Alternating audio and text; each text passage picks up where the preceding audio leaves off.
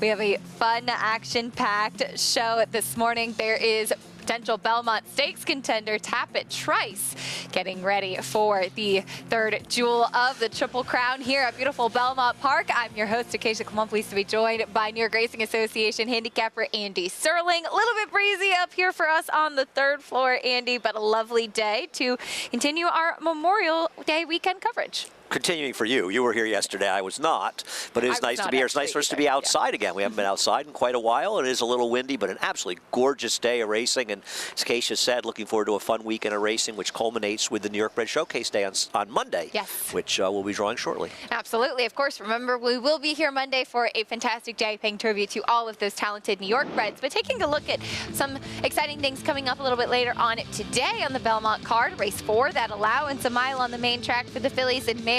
Just one scratch with the one Honey Money to the inside. Taking a look at the 8 to 5 morning line favorite, Know It All Audrey. She has been dynamite since being claimed by Oscar Barrera here. Andy, she's been in remarkable form, including coming off of a win last time out on this wet track at Aqueduct. Well, the interesting thing about this race is that the other 4 contestants were all scratched out of a race here last week when there was a sort of miscommunication, and they come back and now they find Know It All Audrey in here. Now I'm going to try to beat her. I can see why she can win.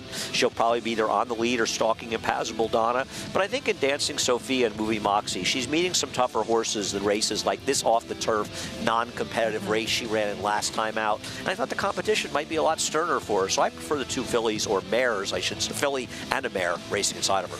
Dancing Sophia, who has won her last 3 races. You have some competitive, tough girls going head-to-head, and ones that are in very good form this afternoon. Over at Churchill Downs in the 8th race today, it's a turf sprint, 5.5 furlongs on the grass for 3-year-olds and upward. 1 scratch at the 7 to the outside. That main track only runner there, but some nice turf sprinters to look forward to as we welcome in for the first time today, Paul LaDuca live with us at Churchill Downs. Paul, looking to that feature a little bit later on.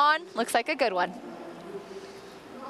Yeah, it really does, and it's kind of cool. Bound and Nowhere still racing at age 9, and Acacia and Andy, this is going to be the first time this horse has not had a layoff line. And what I mean, for a lot of people out there that don't know, he's only run 21 times and he's 9 years old, so he doesn't run very often. So this is the first time he hasn't had a layoff line in 4 years. So I take that as a good sign. And Joel Rosario is in town to ride this Son of the Factor. Cool horse, 9 for 21 lifetime. You know, he does draw a small field of only 6 today in race number 8. Bad Beat Brian, probably his main competition. Lived up to his name too back by taking a bad beat at Keeneland in the Shakertown.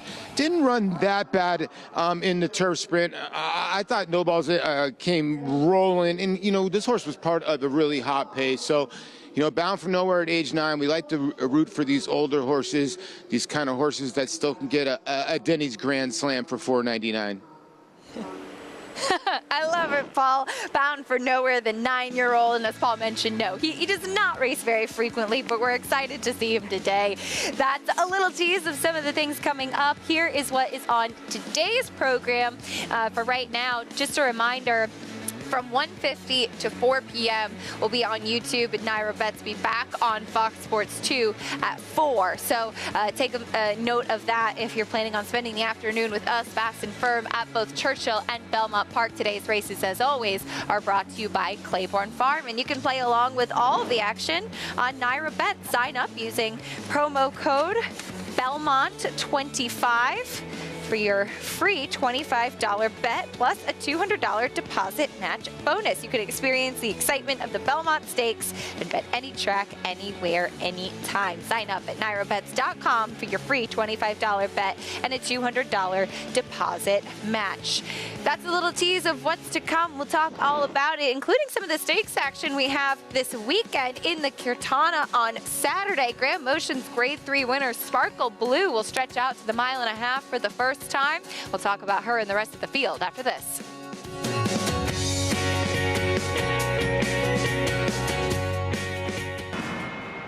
Catholic Boy, a Grade 1 winner on both dirt and turf, including this romp in the Run Happy Travers Stakes. He's so impressive today, the others didn't even have a prayer. This 6-time graded stakes winner was the fastest 3-year-old of his crop over 10 furlongs. At the sales, his first crop yearling sold up to $300,000. Dual surface Grade 1 winner Catholic Boy, standing at Claiborne Farm.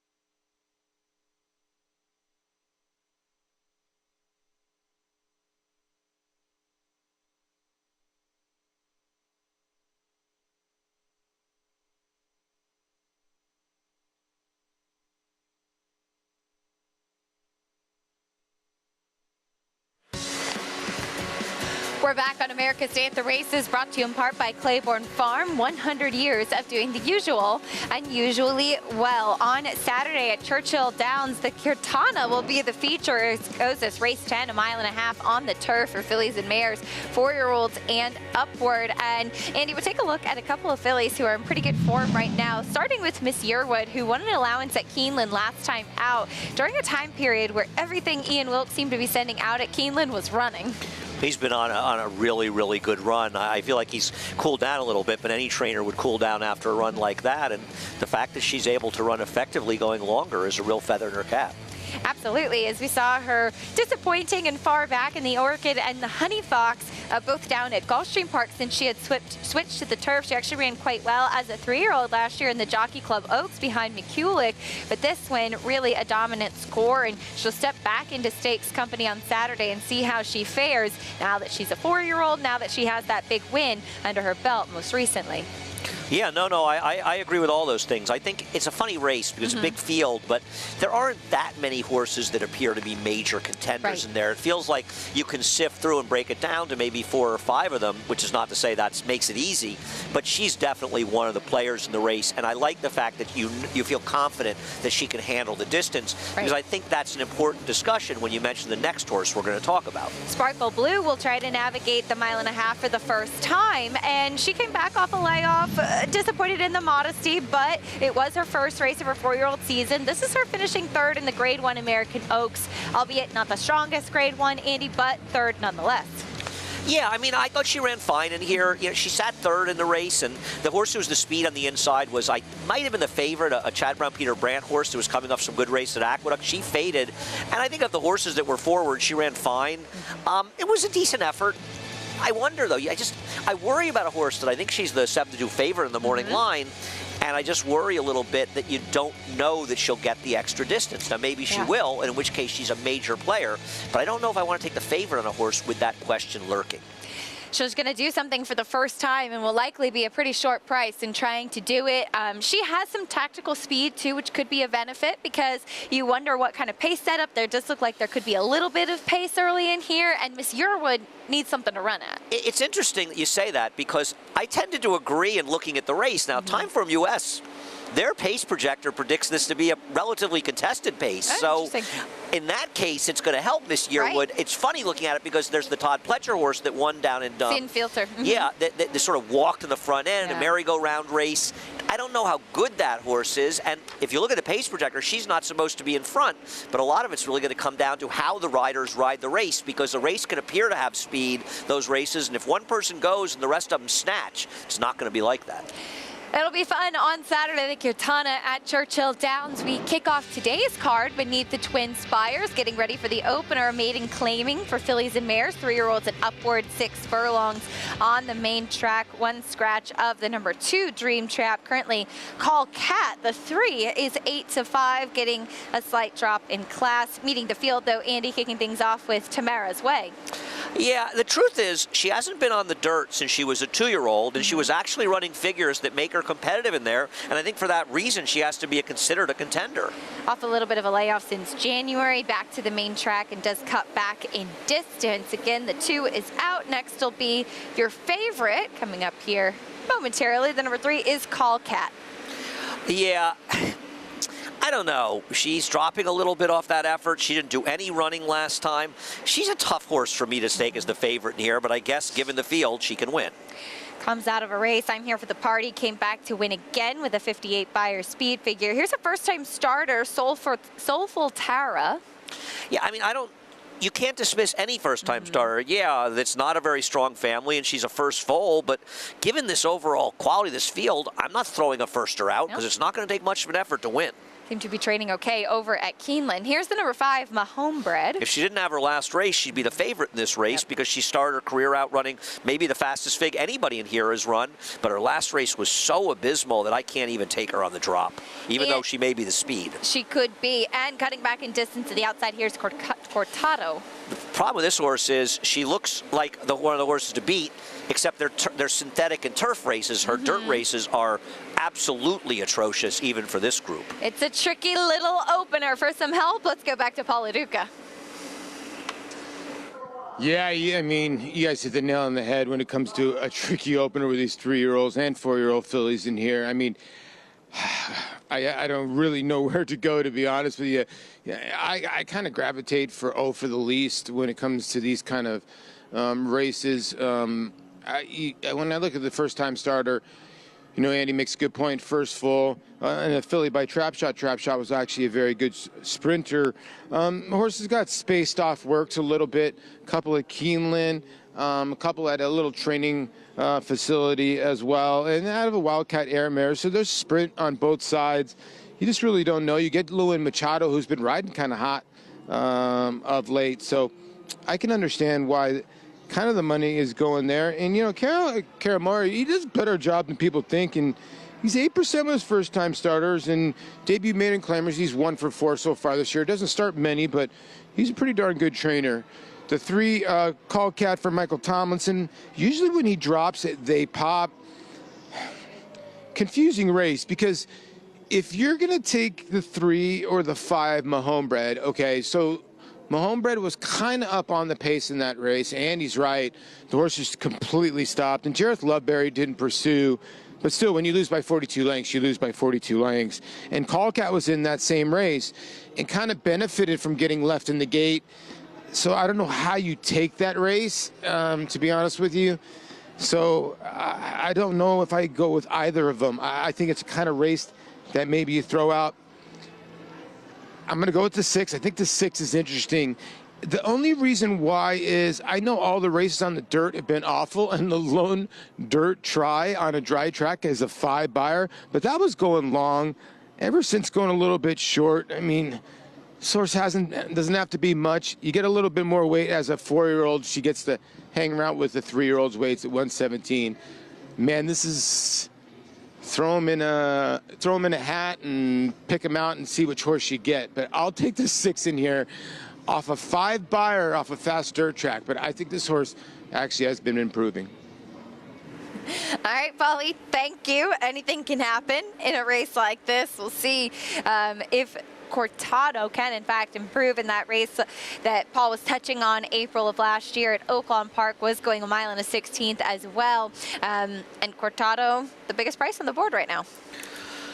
I'm not knocking anybody's picks in this race, especially the longest shot on the board. I just was worried this horse was not a horse that liked the dirt, so I didn't want her, but I'm not going to tell anybody the horse can't win. I would prefer the 1. I think while the 5 can be speed, I just don't like the 5's last race at all. And I think the 1 is a little actually dirtied up by running on synthetic. And if you get back to those races as 2-year-old and she builds on those, she's going to be tough to beat.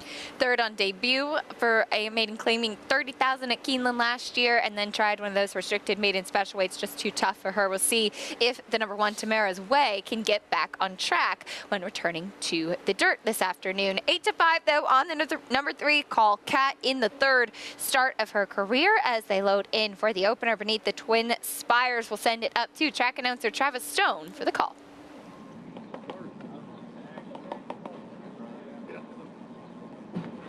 Waiting for Mahombred and Cortado.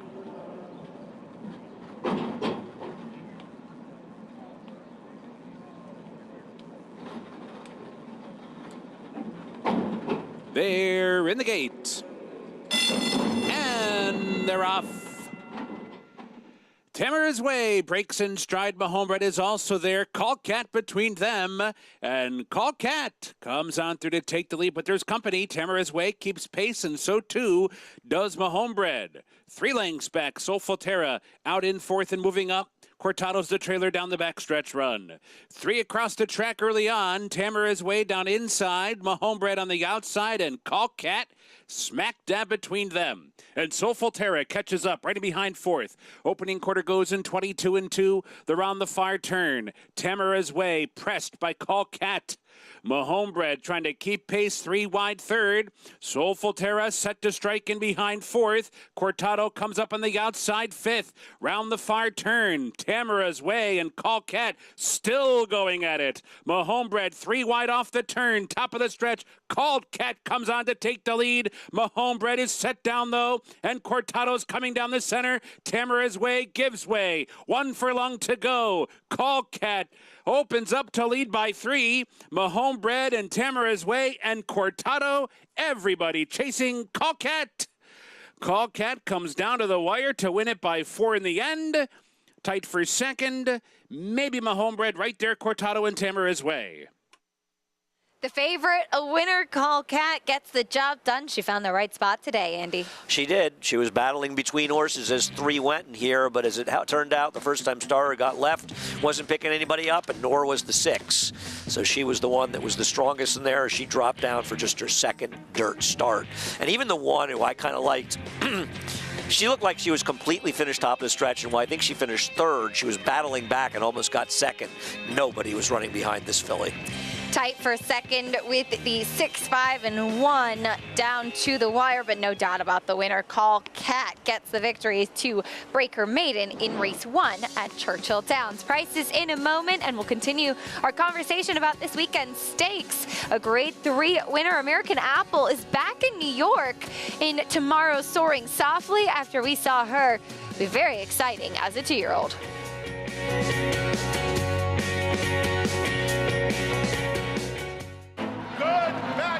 In a good-looking performance, cruises home in the Haskell Invitational. And it's a vintage performance by Vino Rosso in the Breeders' Cup Classic.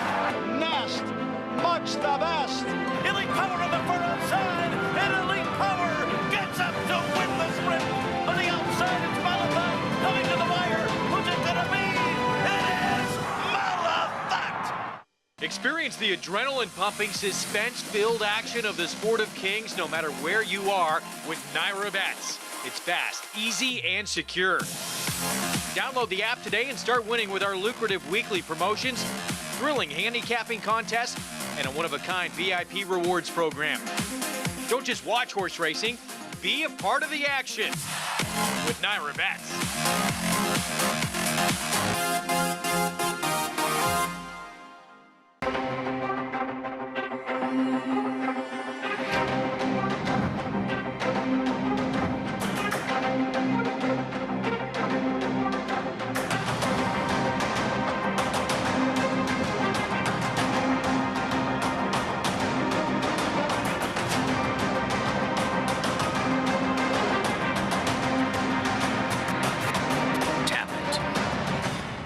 ending at Gainesway.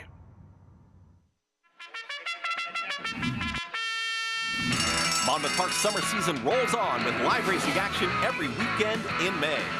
Win early and often with our Win Early Pick 5. First race, 12:40.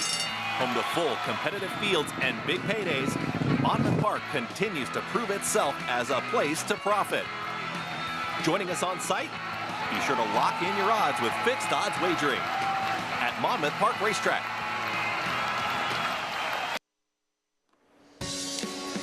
Welcome back to America's Day at the Races on our FS2 coverage, brought to you in part by Naira Bets. You can bet any track, anywhere, anytime. Visit nairabets.com or download the app to get started today. On Saturday at Belmont Park, we have a nice grade 3 sprinting on the turf for the 3-year-old fillies. And taking a look at the namesake for this race, Soaring Softly in the 1999 Flower Bowl for Jimmy Toner and the Phillips. Of course, would go on to win the 1999 Breeders' Cup Filly and Mare Turf. Yeah, the first filly and mare turf actually down at Gulfstream Park that year. And she's just one of many, many good filly and mare turf runners that both the Phillips family had, the Darby Dan horses that Jimmy Toner trained, a lot of them as well. And so we've got a number of stakes named for them and all such good horses. Soaring Softly was really, she had a tremendous record. Yeah. I want to say she was like 11 for 19 or something like that. I'm probably wrong, like but I think it was close. She was so consistent, so talented. She ended her career with that Breeders' Cup Filly and Mare Turf win back in 1999. The Soaring Softly, the race named after her, will go as race 7 on Saturday, 7/8 on the turf. And here's a look at the field. 2 for Christophe Clement, including Love Appeals, who got to sprinting for the first time, I should say, last time out after going to 2 turns, 7.5 furlongs down in Florida. And she really seemed to relish the shorter distance. Senior Prank was very far back that day. She was, but she also rode the inside, which was a place to be. Now, I don't love that Love Appeals spent a lot of the race on the inside. And I think it may have been a big part of the fact that she ran that huge figure. Now, if you want to be optimistic, you say she loved the 2-turn race. She's a better sprinter, even though she stretched out another furlong. She is the horse to beat in here. But there are a lot of unknowns. You've got another Christophe Clement horse that comes out of an interesting maiden race. You've got a Chad Brown horse that was impressive on synthetic. And even the horse outside of her, American Apple, she's a question at 7 furlongs, but she's run well in her races. She has. There's Love Appeals with her win. Joel Rosario will be back in New York tomorrow to reunite with Love Appeals. But as far as the filly right outside her, American Apple, we saw her here in New York as a 2-year-old during the Belmont at the Big A meet in the fall. She won the matron impressively, came back as a 3-year-old, and we last saw her second in the Mamselle last time out. She's a horse that always seems to go off at a big price, Andy. Yeah, well, right, she was at a huge price, and she's reunited with Eric Cancel, who gave her a fabulous ride when she won the matron last year. And I thought she ran well in here. You know, she was wide the whole way, and she just kept on coming.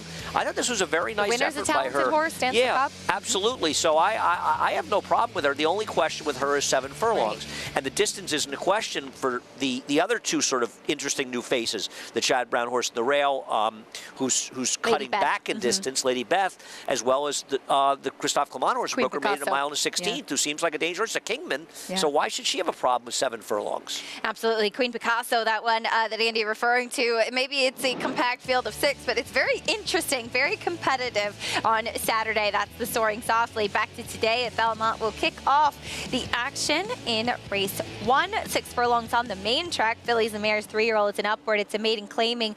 We'll start things off with the number 1, Noble and Greeno. I want to have a chance to talk more about the race she comes out of, the first April 28th, where a number have come out of. I picked her 3rd. She ran okay. She should be speed. Back to the dirt from my girl, Jow. Listen, it's not going to take a Herculean effort to win this race, but her dirt races are not very strong. Here's the 3 Mooney Money out of that same race as the number 1. She's the overwhelming favorite, and if you take her last race at face value, she should be.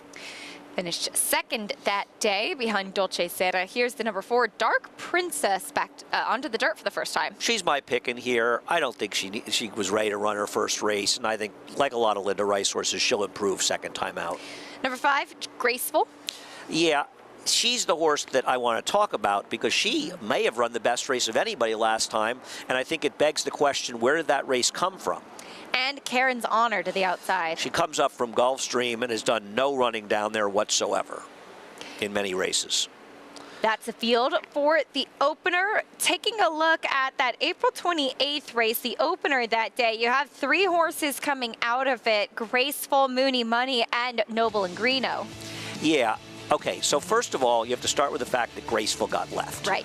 And still managed to finish third, beaten just 3 lengths and only a half length behind Mooney Money. Now, Mooney Money was engaged in the pace, and you look at the number 1, Noble and Green Enough, who the pace took a real toll on her, and Mooney Money was able to hold on fairly well. Now, she was outside of that one, which may have helped her in there. But where did this effort come from Graceful? She had run a 43 buyer in the slop, followed by a 39 buyer, and then a 59, and a 59 with trouble. I'm not knocking the figure. The figure is the accurate figure for the final time. Timeform US and Buyer found it very similar.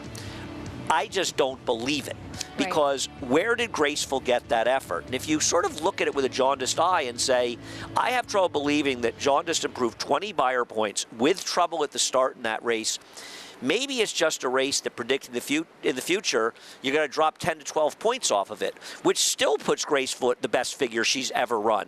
But then you're looking at Mooney Money running a figure in the high 40s, and you're saying to yourself, do I want even money on that? Now, the horse I picked may not be able to put 2 feet in front of each other properly, something I'm familiar with. Having said that, I don't know yet that she can't do it, and Linda Rice has had a good record with her second-time stars improving dramatically. Are you a little concerned with Dark Princess, who actually has a really big turf pedigree, that we don't see her kind of back on the turf and giving another shot to improve in her second start? Based on her first race, the only turf she should be involved with is eating it. Now, maybe Linda's going to the dirt because she's just hoping something will work, and this horse just can't run at all, and that's a real possibility. But I'm going to take 7-2 right now to find out. For more on this field for the opener, let's check in for the first time today. Champion jockey Richard Migliori standing by. Yeah, thanks, Acacia. Absolutely beautiful day here at Belmont Park. Just a light little breeze, slightly tickling the flags in the infield. I think the race comes down to 3 horses right in the middle of the field. The 3, Mooney Money, she makes a lot of sense. She has good speed. She should set up a good stalking trip just off the 1, Noble and Green Enough. And she warmed up beautifully. I'm not going to pick an even money shot. I do think she's the most likely winner. But really warmed up nicely and made a beautiful impression in the paddock as well. The 4, Dark Princess, I think she makes a lot of sense. Looking at her from a physical perspective, I wasn't seeing a turf horse, and she didn't run at all on the turf. She's by McLean's Music. That's saying more dirt to me. And I've seen this move before from Linda Rice. You know, try one maiden allowance in a turf race, basically get a race into them, then put them on the dirt and drop down, and they usually run pretty well. And I think she makes a lot of sense as a stranger here for trainer Barry Schwartz. Horse I'm going to pick is the 5, Graceful. You know, Mitch Friedman does a really good job. You know, you can only make the best out of the horses you have. His horses look good. She's very well turned out. She won me over in the warm-up. She stayed with the pony, but man, she took a massive hold of Eric Can't Sell and the pony person, and it just kind of spoke to me of a horse that is good and aggressive and sharp, and I think that she's going to get a little bit of pace to run at, and I think she can finish, especially if she gets away cleanly from the gate today, guys. All right, Richie, we'll see how it plays out. There is Graceful. Eric Cancel will be aboard once again. Did kind of lunge forward at the break, and she's pretty sharp out there today. And we'll see, Andy. Today we'll be telling to see if she can back up that performance. You know, for the likes of Mooney Money and Noble and Greeno, they were first-time starters in that race. So I feel like Graceful really is kind of your indicator of that, because she had run before and nowhere near as quick as that. That's my problem. Right. I mean, I have no argument with Richie that if you take her just in the surface of the last race, she makes an enormous amount of sense in here. Right. She's 4-1, and I'd certainly rather take her at 4-1 than 4-5 on the 3. Even though the 3 did a little more running. She was engaged in the pace, but nonetheless, she beat a horse by a half length that got badly left. So there's pluses and minuses, but the bottom line is maybe she just suddenly improved. But really? This horse ran some pretty. This horse has been 37-1, 49-1, 13-1. She's been some pretty big prices in races, and I'm not going to just assume that that race was that good, because her race brings the whole race to me into question. Now listen, maybe they'll run a 50 buyer in here, and that'll be good enough to win. So it won't matter that it's 10-point slope, because maybe the 4 can't run at all. Because if the 4 can't run at all, in all likelihood, you know, it's probably 95 to or more percent that somebody, the 1, 3, or 5, are going to win out of that race. The number 4, Dark Princess, just her second start, really did no running in that first race on the turf. She tries the dirt this afternoon, fillied by McLean's Music, and as we often talk about for Linda Rice. And, you know, it's interesting, when you see Linda kind of being aggressively spotting her horses, it often is a vote of confidence in that, and there are moves that pay off. Well, this horse is coming out of an extremely tough maiden race first time out. Now, it felt like they weren't surprised that she didn't run very well. And so I wonder if that race should just be taken at face value as an effort where she lost. I always love these when they lose 38 1/4 lengths. Right. Personally, I thought it was 38 1/2. I thought it was 38 1/2, but I don't want to split hairs. Yes. Who knows? She may just be awful. I mean, she may just not be able to run it all.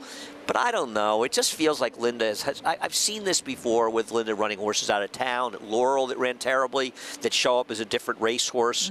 And I'm not sure she's going to have to run better than a 54 buyer to be to win this race. And at 7 to 2, I'm never going to take Mooney at 4 to 5 in here. I get it, but she was 8 to 1 in her first start. You know, it's not like she was bet in there. Dolce Sarah, while she was the favorite and a very logical horse, her PPs were not pretty going into that race. She just run against better horses in her races. 4 to 5 now on Mooney, second-time starter for Rudy Rodriguez. If you've been following along, certainly the kind of cold streak that the barn had been on was a conversation, and things have definitely heated up since coming back over here to Belmont Park. So a good sign for the barn if that's the horse you do prefer, and at a very short price right now. We'll see if she can get the job done in her second start. Graduation day for one of these fillies, the maiden claiming to kick off the afternoon as they load into the gate. We'll send it up to the voice of Belmont Park, John and Brielle, standing by.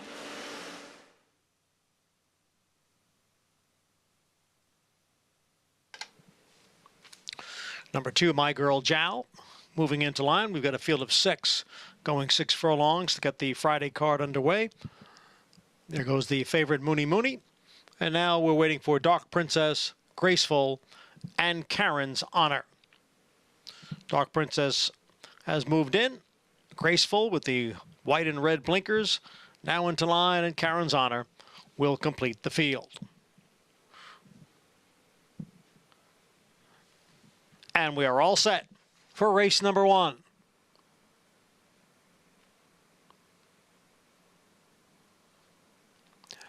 And they're off. Oh, a bobbling beginning there for number 4, Dark Princess. She is the early trailer. It is Mooney and Noble Ingrino. Those two heads apart for the early lead. My Girl Jowl sits just off of them in third, then Graceful in fourth, followed by Karen's Honor, and it's 5 lengths back to Dark Princess. Noble Ingrino leads here 3/4 of a length. Mooney, the odds-on favorite, sits in second. On the far outside, Karen's Honor making a move along with Graceful. Those two going up to challenge, so it's 4 of them across the track for the lead. The quarter one in 23-1. My Girl Jowl not far behind in fifth. And Dark Princess is the trailer. They're coming for the quarter pole. Noble and Ingrino. And Mooney, the two of them heads apart. My Girl Jowl looking to slip through down at the rail, now switches to the outside for the final 1/8 of a mile. It's Mooney narrowly, Noble Ingrino. Then comes My Girl Jowl, Dark Princess, who had that awkward beginning, rallying here on the outside, but it is My Girl Jowl who has the lead as they come on for the finish, and My Girl Jowl has upset the field at 41-1. My Girl Jowl, a big upset indeed. To be fair, Andy, this was her first time in a maiden claiming race on the dirt, but she was able to beat your heavy favorite. A poor beginning for the number 4, Dark Princess. Maybe we can actually show it. There it is. Obviously, Dark Princess would have won this race. It's not even close what she would have won this race by had she not stumbled at the start. And for me as a horse player, when you're going bad, and things like that happen. And Dark Princess, who was a ridiculously unlucky beaten third, would have won, but My Girl Jowl gets it done. And listen, we discussed at length the reasons to be suspicious about that race. Now, as I said, and I still stand by, if the 4 didn't win, the 1, 3, or 5 were hugely likely to win. So there's 1 in 40 to 1. But congratulations, Connections. I'm guessing it's the first win in New York, at least, for this rider. It is a 7-pound bug rider. I'm not familiar where. I don't even know. I don't even know. I guess it's. What's the rider's first name? Sorry. Trying to find. Here we go. No, that's an old program. Well, I've got an old program, We're really too. on top of things around They left us here. all old programs. Elijah. We're very sorry, so I'm Elijah. assuming Elijah, congratulations. It is his, I believe it's his first winner in New York, so I believe congrats so. to him. Yeah. He found the right field, and there were reasons to be suspicious of all the horses coming out of that race. Unfortunately, for me, I bet the horse that should have won. There's no question that Dark Princess would have won this race if she didn't nearly fall down at the start, but that's the way the cookie crumbles.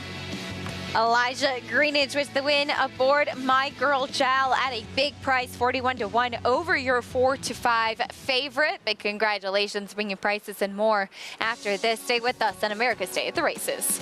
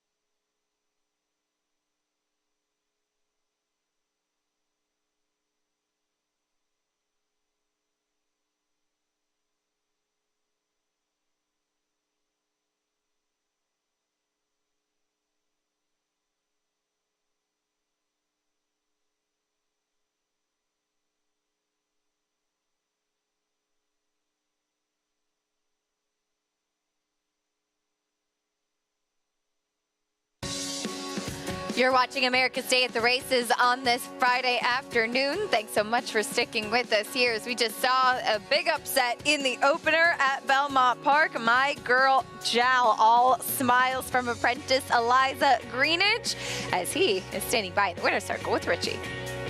Yeah, it's really good to be here with Elijah, who gets your first career victory. Now, you're a 7-pound apprentice, and you explained to me you started out in Barbados as a 7-pound apprentice. Yes, please. Yes, please.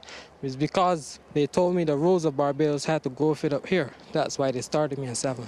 Okay, so this is your 6th career mount here in North America. Yes. And you were in traffic. I mean, what were you thinking? It looked like you had a horse. I had a lot of horse. From about a 3.5, my horse was tugging, but I had no room to go. So I just waited a bit more and came on outside of him. And how does this feel for you to win your first race at Belmont Park? Lovely. I love it. It's fantastic. Hey, guys, you know, there's an initiation. When you win your first race, you get hit with water, shaving cream, all kinds of stuff. So anybody in the room watching, get ready, because this is his first win, whether you realize it or not. 19 years old, Elijah Greenidge. Good job. Thank you. Thank you. Congratulations, Elijah. Very special to have your first career win here at Belmont. Look at how happy the Mig was to throw him under the bus. Oh, yeah. I mean, I hope the Mig gets hit by some ancillary shaving cream or eggs or something, really. He's probably going to go grab a bucket He's and probably start dousing right. If there's him. nothing else there, he's I'm going to sure, start himself. Hopefully we have a camera over there can capture as he heads back to the jocks room. I'm sure they're waiting for him. $84 winner. Big congratulations to Elijah with my girl Jal in the first at Belmont. Back over at Churchill Downs. Time for race 2. 6.5 furlongs on the main track for 3-year-olds and upward. It's a $20,000 claiming race. We'll meet the field kicking things off with the one, Raymond. If you're fans of big drop downs, this is the horse for you. And I will say, Jason Barkley, the trainer, has terrific numbers on 50% drop downs on the dirt in claiming races. Maybe if you're just a fan of somebody named Raymond, too. Ray handle all over this horse. Yeah, Maybe he'll claim the horse. He should really claim the horse. Everybody loves Raymond, right? Yeah. Next will be the number 2, Amani's Eagle. I think Amani's Eagle is one of the horses that can win. I actually is the second likeliest winner. I like the cut back for the horse. You look at the race 2 back, going 7 furlongs was much better than the route last time. And that was against Tougher at Keeneland. 2 starts back when going the 7 furlongs. The next will be the 3, your favorite, Towing. Yeah, I found some very interesting stats on Juan Cano. He is 11.37 off the claim with dirt sprinters, the $6 plus ROI, and 0 for 20 with routers. Wow. I thought he was the speed and the horse to beat. Here's the 4, Aspen Club, cutting back. Feels like he could press the number 3 Towing, but he's not good enough to win. He's 5-1 right now on the board. That gray, Martin Garcia in the saddle. Here's the 5, East of India. It's just very hard to make on his races. They're not fast enough. I'll tell you something. While I make the 3, would say, well, if I had to make a top choice here, and not based on odds, I would pick Towing. But I don't think Amani's Eagle is supposed to be 4-1 and Towing's 3-5. I think they're much closer in their chances to win. We'll see how it does pan out. Towing will make the second start of this year, second off the layoff, and the first one for trainer Juan Cano. For more in this field, let's check in with Paul. Well, I agree with Andy. I think he's got the race dead on, to be honest with you. I mean, when you look at the last race by Towing, you know, Calavecareza dropped this horse in for 10,000. And the horse hadn't run since November and really ran off the screen. And, you know, I know it was a 10,000 on too, but, you know, most of those races stopped the clock in 111, 112, somewhere in that area. This horse stopped the clock in 110 and changed. Now, do I agree with 4-5? No. I was thinking more 6-5, somewhere in that area with Bejarano aboard. And I think, obviously, the horse to beat for Juan Cano. Amani's Eagle, the 2, kind of that horse that's in that middle. So maybe the 6.5 will be okay. You know, the one race at Keeneland, is that an inflated number or not? Because when you really look at it, the 6-year-old horse by American Pharoah ran dead last, but got a great number that day, and is 2 for 20 lifetime. So, and 1 for 10 the last 2 years. I tend to like the 1 a tiny bit more. Raymond, you know, Andy talked about Barkley on the drop, and he's pretty good. This horse 2 back was pretty good at Keeneland. You know, last time out against Floki's Flight, he got just eliminated at the start. He just kind of broke in and then got steadied way out of it, and then Jimmy Graham kind of made a tiny bit of a middle move into a fast pace, and nothing really happened from there. So while I do think the 3 is the most likeliest winner in here, I'm in agreement with Andy. The 4 Aspen Club, I don't know if it's a drop coming out of those restricted bred races, and whether, you know, he can really keep up with Towing early. If he's able to soften up Towing, I prefer Raymond a little bit over Amani's Eagle.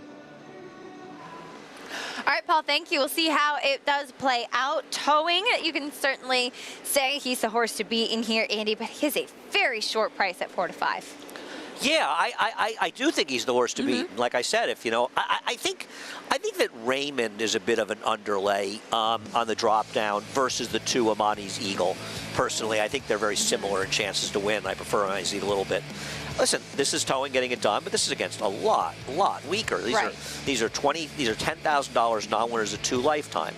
but he is potentially the controlling speed in this race for a trainer who has exceptional numbers off the claim in dirt sprints.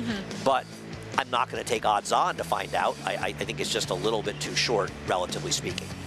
6-year-old by Uncle Mo. We'll see if he can go back-to-back with those wins. And now for the new barn at such a short price, Amani's Eagle 7-2 right now. As we touched on, unlike Towing, who was facing lesser last time, 2 back the last time Amani's Eagle sprinted, he was facing much tougher over at Keeneland in that allowance race when sprinting and got a good buyer speed figure for it. We'll see if he can be a danger in race 2 as they head into the starting gate. Here's Travis Tome.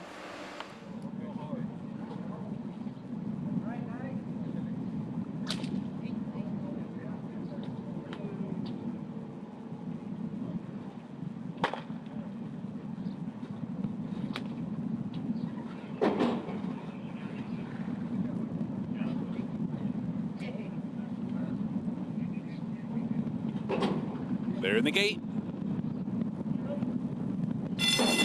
And they're off.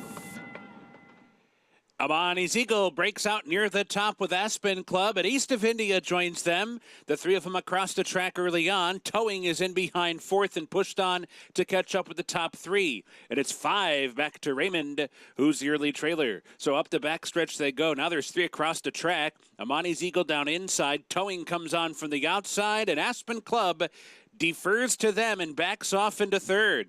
East of India is in the clear fourth, and it's still 4 back to Raymond, the trailer in fifth. So Amani's Eagle and Towing hook up to the far turn run. Their opening quarter was 23 and 1/5 seconds. Amani's Eagle short lead, Towing right there.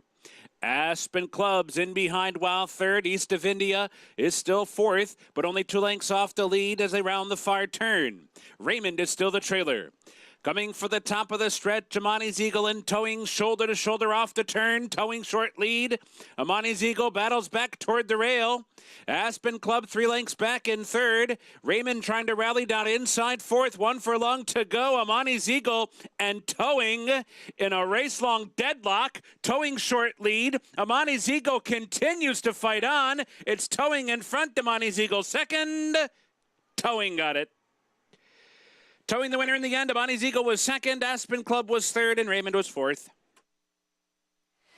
Towing with the win was not the controlling speed as might have been anticipated after he didn't have the best of starts, Andy. Yeah, I mean, even though he was an underlay relative to the 2, at least seemingly before the race, it's hard not to say that he was considerably the best. And while I don't know why they chose to show a head-on of the start when I believe they could actually show the pan of the gate, based on where we saw them relatively close to the start, the 3 probably Towing got left. And for a speed horse to have to rush up, he's obviously compromised. So while I don't think he got left that badly, and we'll never know because there's no pan shot of the start. Oh, I almost fell off my chair. Something going on with the cameras there. I hope Travis Stone was tied on in the booth, or he might have fallen over. I'm assuming this horse was much the best. Towing gets the win, padding those stats for trainer Juan Cano off the claim.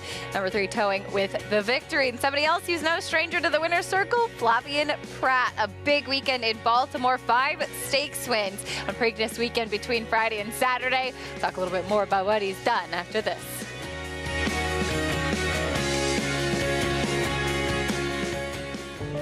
Whatever you use to predict future stallion success, breathe slowly and gaze at the desert's first great championship race. Curlin won it. So did Street Cry, Arrogate, and now, in a time even faster than Arrogate's, Mystic Guide. The cold hard fact is, after this, he was rated the best horse in the world. Mystic Guide, new to Darley.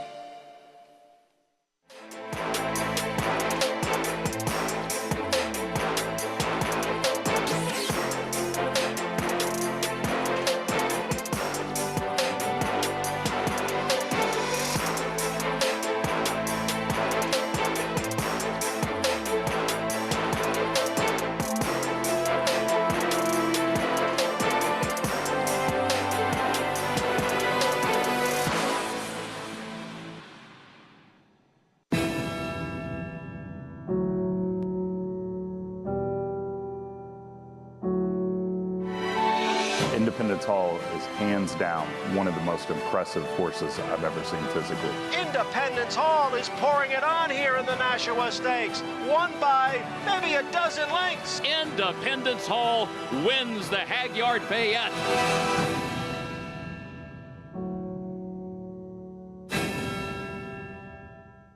Racetrack Television Network brings you every race, from every track, on every screen, every day. With monthly packages starting as low as $5, RTN gives you great value and access to more live HD streaming and race replays than anyone. Visit RTN.tv today to sign up and watch on almost any device, including Roku and Amazon Fire. RTN has packages that start at $5 per month.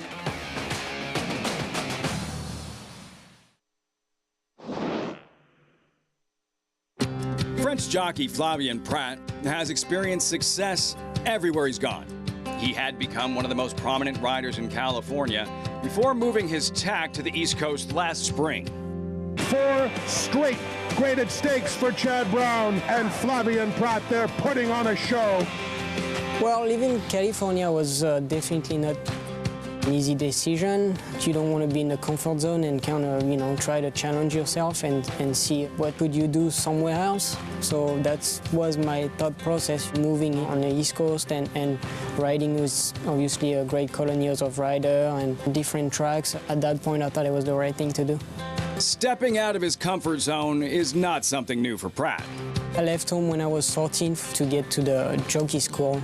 I actually tried to leave when I was 13 and the school didn't accept me because I was too young. I think I cried for a whole day. Never been that sad in my life. In fact, Prat's first introduction to horse racing wasn't with thoroughbreds. I grew up in the harness business with my dad, who's a trainer. Now my brother was working with him. Obviously, when you see your dad, working from 5:30 to 1 p.m. and going back to the barn from 3 to 6, you learn what's hard work, and I just think it's an amazing way to live. In France, it can happen where there's a racetrack where half of the card will be harness and half would be thoroughbred. I love to go on the weekend with my dad and see the thoroughbred and then went a few times to Longchamp with my mom and some friends. So yeah, it's always been in the back of my mind. Drugier, and she will deliver here, coming from off the pace under Flavien Prat. By 2019, Prat had grabbed some of the attention of trainers nationwide, enough to get the call from Hall of Famer Belmont in America's most prestigious race, setting up the biggest moment of his riding career. Obviously, we had seen that he was doing very well in California and was a good rider, and we put him on, and it couldn't have worked out better. What a great trip he worked out for him. He was 3 wide around the last turn, but he was able to avoid the contact that some of the other horses had on the inside of him. We actually did not get bothered. We took a slight little bump coming out of the turn, but really nothing that would have affected us one way or another. Then, of course, 24 minutes later, they hung our number up and made us the winner. Winning the Derby was a strange experience. A lot of mix of emotion because obviously you win the Derby, so it's great, but it's by disqualification. There's always going to be some controversy, and yeah, I didn't cross the line first. And then you have to wait. We had to wait a long time before they decide to put Country House as a winner, so hopefully one day we'll cross the line first. Flavien Prat, there he is aboard Aziza, his mount in this upcoming second race at Belmont Park. He's fresh off of another big weekend full of stakes wins. Andy, it seems everywhere he goes, he picks up more victories. Of course, he was the pilot of Flightline last year, and that was a huge part of his 2022 highlights. I don't think any rider in the country is riding better than Flavien Prat right now. Right now, his riding has been exceptional, especially especially since he went back to Keeneland. Right. And he's coming back east a little bit. I think he's just riding fabulously. We've got we're blessed with a lot of great riders here, but he is clearly one of them. We certainly are. He adds just another deep layer to this very competitive jockey colony. We're glad to have him back in New York. Again, he'll be aboard Aziza 9-2 right now as they head out for the second race at Belmont, meeting the rest of the field. First start of the year for the number 1, Tass. She's the horse to beat. I think the question you have to ask yourself is, I know she's a 7-year-old mare, but coming in for $32,000 off the layoff where she may well be claimed seems a little bit of a questionable drop, but I can understand it. Here is Flavien Prat's mount, Aziza, off the win back in March. Yeah, she'd probably have to get a little faster to compete here, but her races aren't terrible. I mean, if you don't like Tass, I guess you might be able to make a case for her. Stretching out in distance is Strong Odor. Well, I don't love the stretch outs from Mike Maker. This horse ran well at 7.5 furlongs around 2 turns, so I think she can actually handle the distance. Jackie the Joker got onto the turf last time. This is my top choice in the race. She actually held very well in a race where the pace fell apart first time on the turf. I'm going to bet a few dollars on her. And she was 3 wide. She didn't really look comfortable without cover that day. Here's Lucky Peridot. Yeah. You know, I can see why people are playing her. She has that race at a mile 2 back that looks fast enough to compete. It's really a question if you want to go against Tass.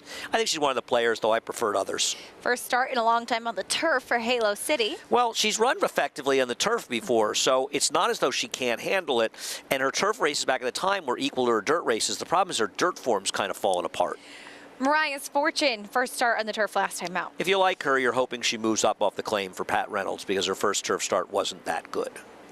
That's the field for race 2 at Belmont Park. And of course, now that the first 2 Jewels of the Triple Crown are through, all eyes are on us here in New York at Belmont Park as we get ready for the Belmont Stakes. Potential Belmont Stakes contender Tappet Trice worked this morning for trainer Todd Fletcher. He was in company with Classic Catch on the inside, a horse that we had seen run in graded stakes here in New York. And Tappet Trice going 5 furlongs in a minute flat, just as easy as can be, Andy. I mean, he's got enough good races that you have to ask yourself what the heck happened in Kentucky, because he ran too badly to be true.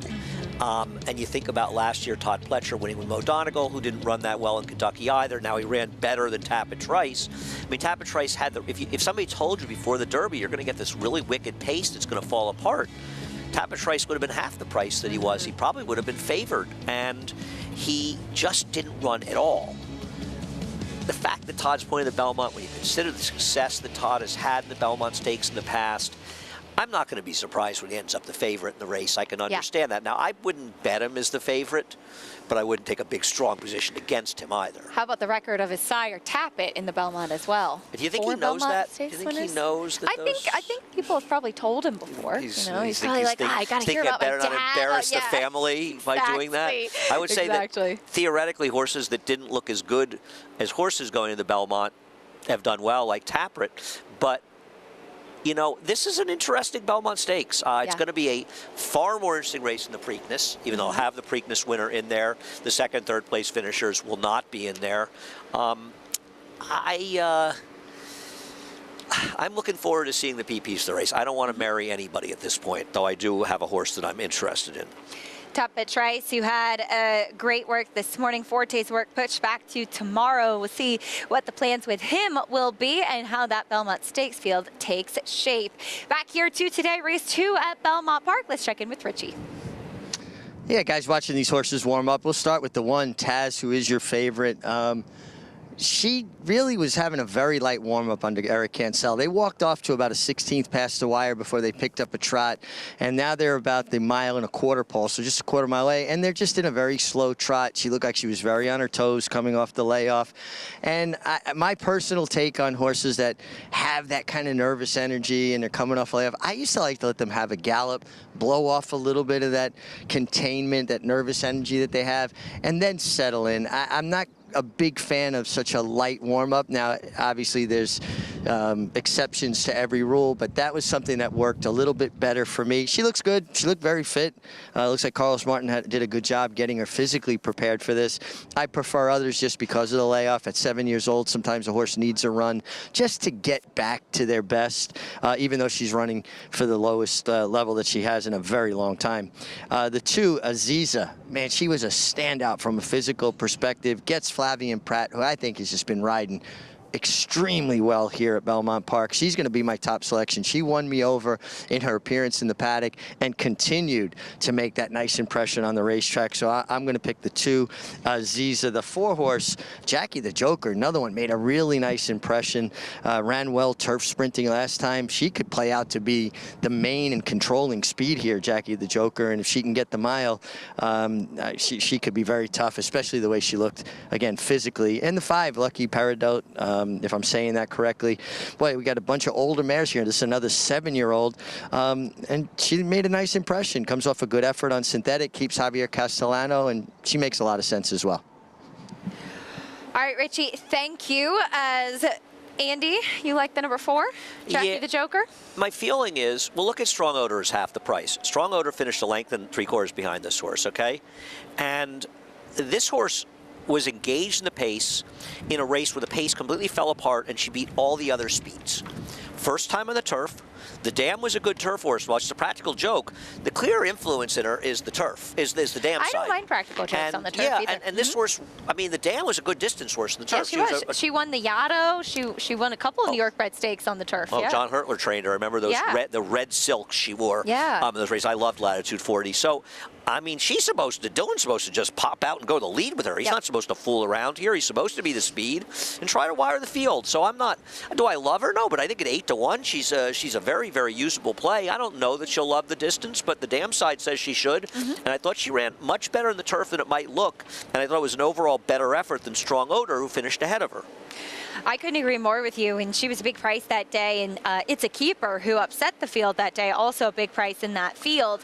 5-2 now on Lucky Peridot, as this one goes back to the turf, and she, I think, is a little bit of the wild card. The question is, how does that Florida turf form transfer over here? She did run previously for $40,000 last summer back at Belmont, and was just beaten. And she's a short price. She was beaten that day by Blue Atlas, who would fit in this race, no doubt about it. But she was in a very high percentage barn that time, and no knock on Peter Walder, but he's not a trainer that's winning as much in New York as he has in some other places, and he's obviously a good trainer. But I mean, I'm not going to be shocked if she wins, but I think for me, her being favored is a knock on the 1. It's a negative the 1, because Tass is supposed to be the favorite here. And it makes me really question. She's stake-faced and she's not favored. So I feel like that's a negative the 1, and I don't think she's that good. I'm happy to, I originally used 1, 3, 4 in my now dead pick 5. They're going to pay me at the you should have won pick 5 window, but I only used 3 and 4 to start a pick 4. There's usually a good line over there, right? Oh, there's a very big line there. Yeah, very big line. I've been in it many times. Interesting race here. Richie had some good things to say about Aziza. The question is for her as well, is how does her Florida form stack up as she comes to face these? I don't know. I don't really get the money for her. I honestly don't. She's one that's going to win. I'm not going to say I'd be shocked, because I think if the 1 doesn't show up, the race becomes much more wide open, but I think she's overbet. Are they going to start betting Flavien Prat? Maybe. A mile on the turf in race 2. Let's see how it plays out. John Imbriel standing by with the call. Set for the start.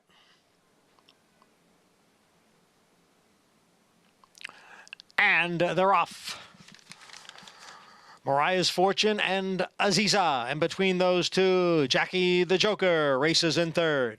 It is Aziza who has the lead. Mariah's Fortune on the outside, pressing the pace in second, just in behind the gray. Strong Odor, and alongside is Jackie the Joker. It's 3 lengths. Back to Tass, who runs in fifth, followed by Lucky Peridot and Halo City. As the field races up the backstretch, it is Aziza through a quarter in 23 and 2. Aziza by a length. Mariah's Fortune is second by a half length. Strong Odor is down at the rail, racing in third. Jackie the Joker is in fourth, 3.5 off the lead now. Tass is fifth, and at the back of the pack, Lucky Peridot and Halo City. They head for the far turn with Aziza still the one to catch. It's Aziza by 3/4 of a length. Mariah's Fortune on the outside in second, getting just a bit closer now. The half mile was run in 47 seconds. Jackie the Joker and Strong Odor, they remain together third and fourth. And Tass is still in fifth, 5 lengths from the lead. The leader is Aziza with Mariah's Fortune on her outside in second as the field heads for home now with Aziza trying to take them wire to wire. Mariah's Fortune is all out. There's Jackie the Joker. Strong Odor is down towards the rail, and Tass is on the extreme outside. It is Aziza who has built a 4-length lead. Tass is now moving into second. Aziza and Flavien Prat trying to hang in there for another 100 yards. Tass giving chase. It is Aziza with a front-running score. Tass was second. Mariah's Fortune third. Aziza, we just talked about how well Flavien Prat is riding, and when some of the other potential speed horses in this race were not in the front, he said, okay, I'll take it, and he was able to go gate to wire with Aziza. Now, the number 1 Tass leapt up at the break a little bit, and then she ended up coming from off of it, and the 4, Andy, Jackie the Joker, just really didn't have any sense of urgency at the start. She broke maybe a step slow, but Dylan Davis, at least when I printed these PPs, had 49 mounts in the meet, and he had 3 wins in 28 seconds and thirds. That's the sign of a rider who's not riding well. And if you're not intent on sending horses like Jackie the Joker to lead, then that's why you're not winning races. But that's why Flavien Prat is winning, because he senses the fact he's a very good speed rider, that riders are unaggressive around here. We saw him do that last year, and this is a horse who's probably the 5th fastest horse in the race early, but with the 1 getting left, she was the 4th fastest horse. But that doesn't bother Flavien because he's intent on going. Right. And other people around here don't seem to have any intention of using speed on speed horses. So while I don't think Jackie the Joker would have won, he gave her no chance by rating her, and Flavien Prat gave Aziza her very best chance because he went to the lead, because nobody around here thinks horses actually win on the front end, apparently. Being aggressive paid off, taking advantage there. Flavien Prat picks up the victory with Aziza to make her 2nd win in a row. This one for trainer Michelle Hemingway. Bring you prices and more live racing after this. Stay with us on America's Day at the Races.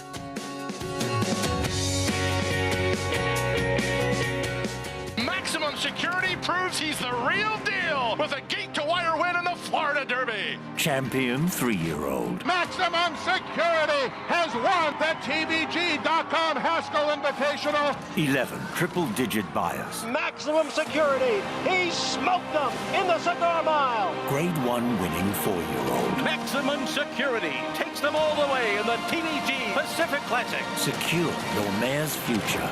Maximum Security.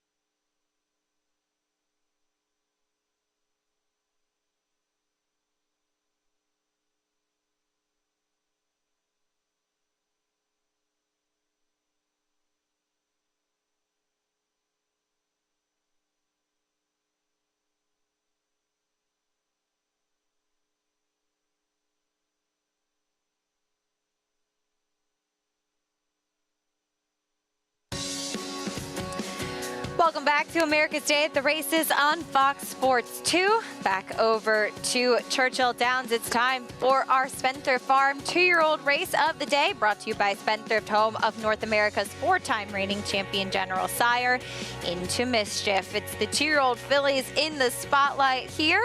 There's a look at the field right now. Sharp Tune, first-time starter for Steve Asmussen, currently 8-5. Let's check in with Paula Duca.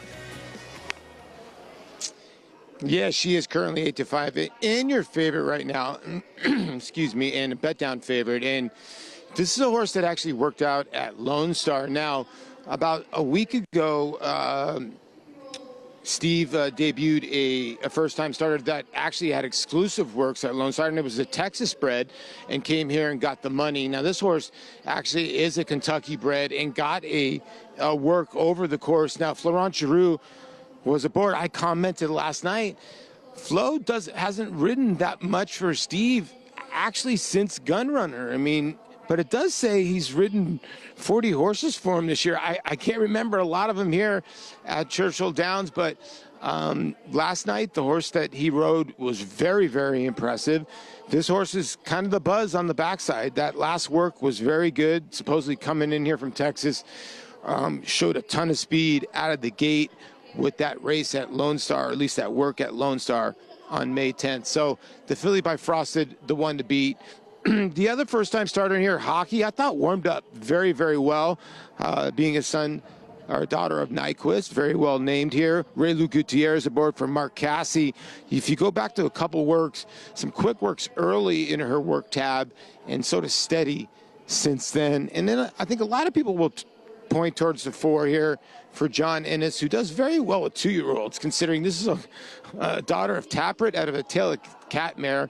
Probably wants to go around 2 turns, maybe on the turf, maybe a mile and a quarter. I mean, but this horse did run okay. You get Louis Saez aboard, so I don't know if the money is because of Louis or, you know, of the horse's last race. Tyler Hurd won the last race. He's kind of a jockey that actually rode okay at Turfway Park and brought in some long shots.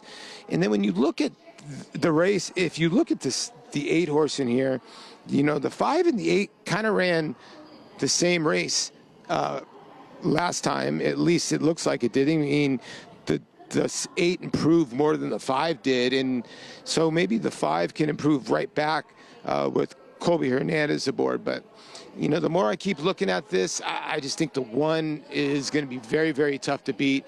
I do think the Mark Casse charge will make a good account of herself. But I'm not in love with the 4. I think that this is Louis Saez money more than anything more. A fair point, Paul, and a good one, too. Louis Saez aboard Intermittent Fast, this one who did debut at Keeneland. Not the toughest competition that day, but was chasing. And it really felt like the rider, who I'm not familiar with, just had trouble handling the horse. And you imagine a stronger rider like Louis Saez should help this horse, and she can improve second time out. The problem is she seems to be coming out of a very weak race.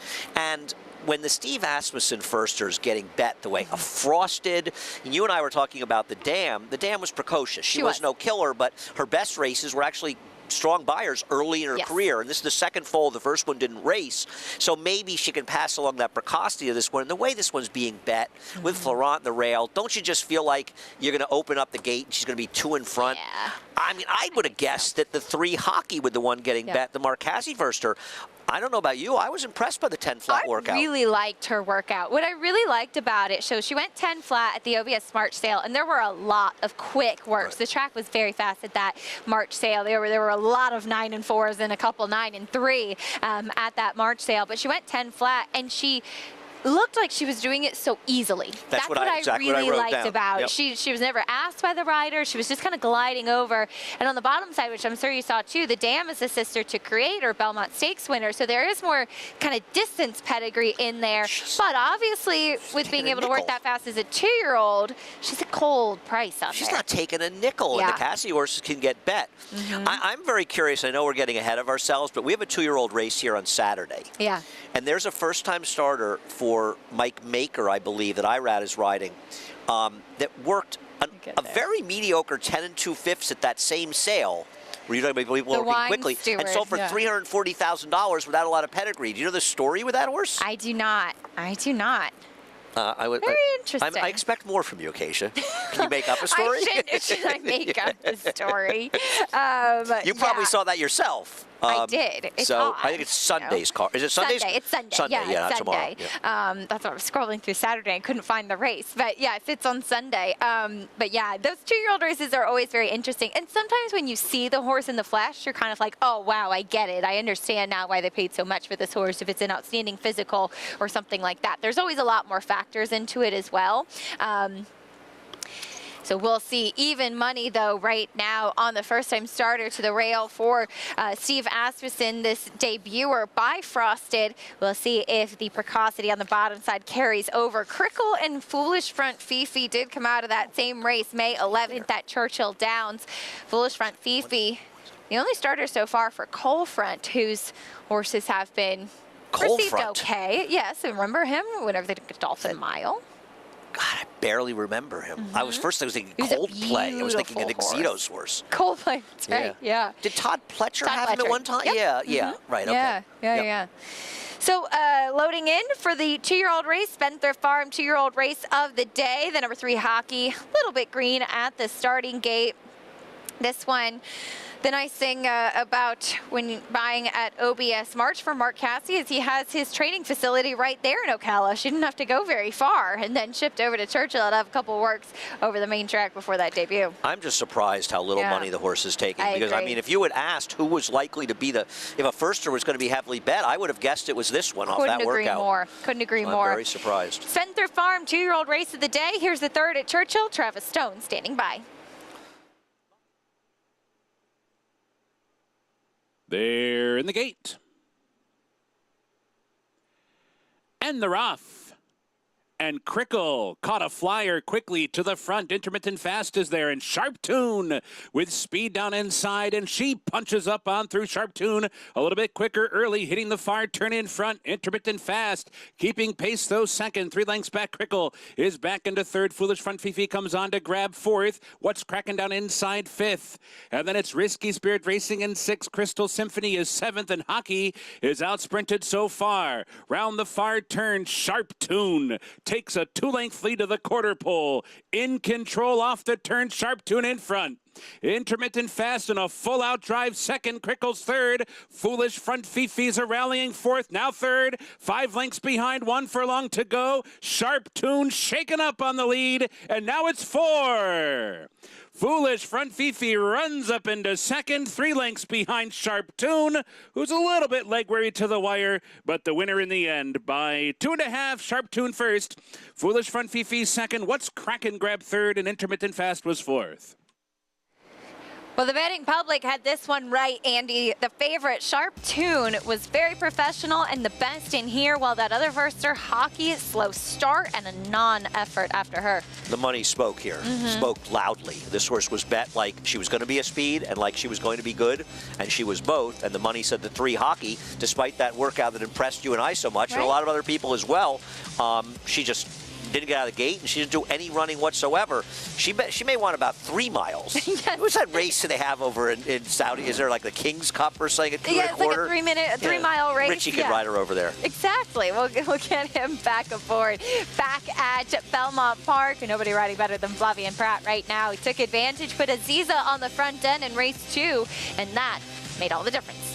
Yeah, I mean, that's what you have to love about Flavien Prat. He is not afraid to go to the front in races with horses that are not necessarily speeds. And around here, riders are afraid to go to the front with horses that actually have speed. So it's a real advantage for Flavien Prat, and he's taking full advantage of it. We're saying goodbye to our viewers on FS2. America's Day at the Races will continue. You can watch on Naira Bets or on the Naira YouTube channel. Hope that you'll stay with us. We'll be back on Bally Sports, SoCal and San Diego at 2 p.m. and back on FS2 at 4 o'clock. Check your local listings. Stay with us on America's Day at the Races. Continues on YouTube and Naira Bets after this.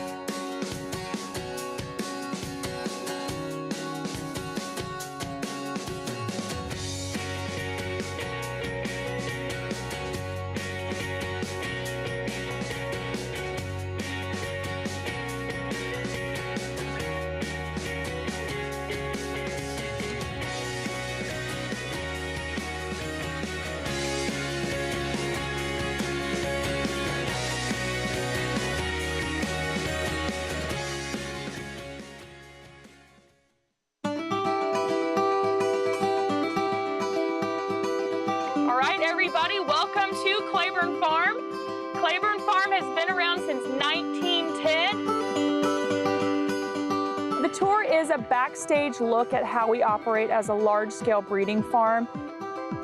These are parts of the farm that have always been off limits to the public. You know, you would only see these barns and these horses up close if you worked out here.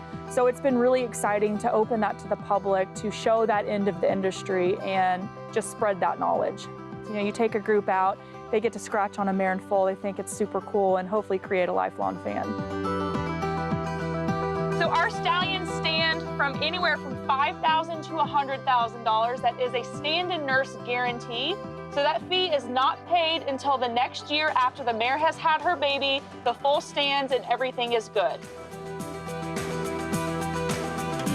We have conceived 22 Kentucky Derby winners, 19 Preakness winners, 22 Belmont winners, and 29 Breeders' Cup winners. In addition to that, 6 of the 13 Triple Crown winners have been conceived in our breeding shed.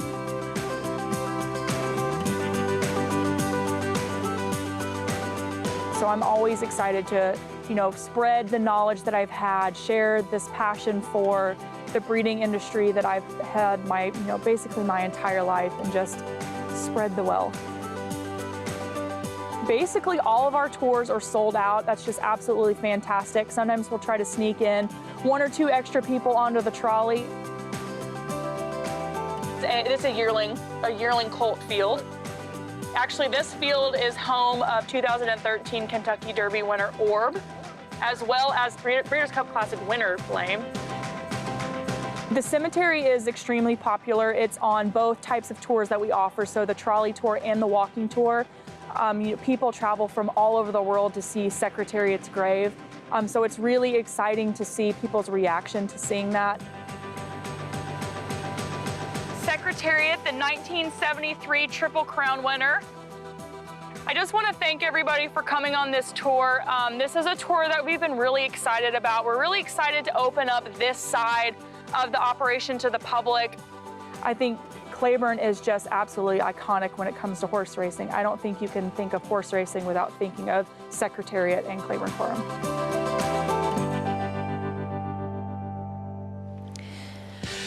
Claiborne Farm, 100 years of doing the usual, unusually well. Our program, as always, brought to you by Claiborne Farm. You're watching America's Day at the Races. Thanks for sticking with us. If you're watching on YouTube or Naira Bets, we have a good one coming up at Belmont Park next. A very interesting race, this third, going a mile and a 16th on the inner turf in this allowance for fillies and mares. The entry, no surprise, 1 to 9. Let's go down to Richie for more. Yeah, Keisha, we'll talk about that entry first. The one Chili Flag ran well at Gulfstream. I feel like Chad Brown's horses run better when they get out of Gulfstream. The turf course is just so different. And I actually talked to Chad about that.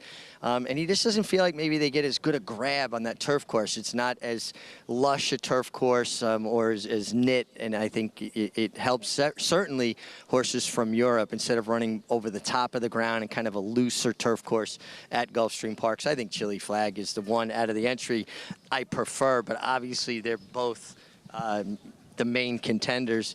The 1A, Beau Cachet, making a nice impression. I like the way she's acting. You know, there's always a little bit of a period where they have to settle in and kind of acclimate to things. And she looks like she's got a really good head on her shoulders, very clear-eyed. She got on her toes now.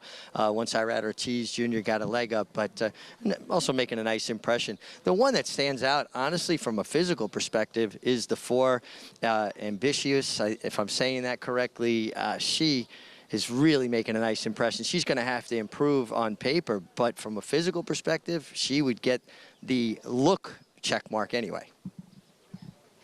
All right, Richie, thank you. The entry 1 to 9, Beau Cachet, along with Chili Flag, both of them French breds who started their careers over in France. As far as Chili Flag does go, Andy, she has one race already stateside. That was down at Gulfstream Park, and she never looked completely comfortable to me in that race, which is not abnormal for a filly making her U.S. debut. Jose Ortiz, who rode her that day, really kind of had to work on her throughout. I agree. There was nothing impressive about her race at all. I mean, Wonka, who she beat, is an okay Belmont horse who's like a high 70s to 80 buyer horse. She ran her typical race. The winner, Love in the Air, came back and finished third behind Market Segmentation, who came back and impressively won her Beaugay. But in that race, she was the speed, and it was a slow-paced race that made Market Segmentation look worse than she actually is, and maybe made Love in the Air look better than she is. The truth is that neither half of this entry is particularly compelling on their own. It's the field that they're facing in here. I mean, you've got Union Dolly, who beat lower-level horses last time out. And I think Ambitious, the 4, who's 7-1, is not impossible if you're looking for an upsetter. Because I don't know about you. I thought the 1A, whose name I'll leave to you, I don't think the horses she was facing in those graded stakes in France are really that good for the quality of the race. The winner of that last race, the Group 3 in Deauville that she ran against, won a Group 2 and then did run in the Prix de l'Opera. We'll meet the field, though, starting... Barely. Right, I agree. But here's the number 1, Chili Flag. Yeah, I'm wondering who they're betting, right? I mean, if we could actually, one, I would guess. If we could get rid of entries that do no good for anybody, and horse players want to bet on the horse they prefer, I'm wondering which one would be the favorite. There's Beauté Cachée, translates to Hidden Beauty. Here's the number 2, Union Dolly. I'm banking on Hidden Beauty in general in life. She ran well last time for Ray Handel, but as Ray said to me, things get a lot tougher when we get over to Belmont. That is very true. Here's the number 4. Grand Motion always told me it was Ambitious.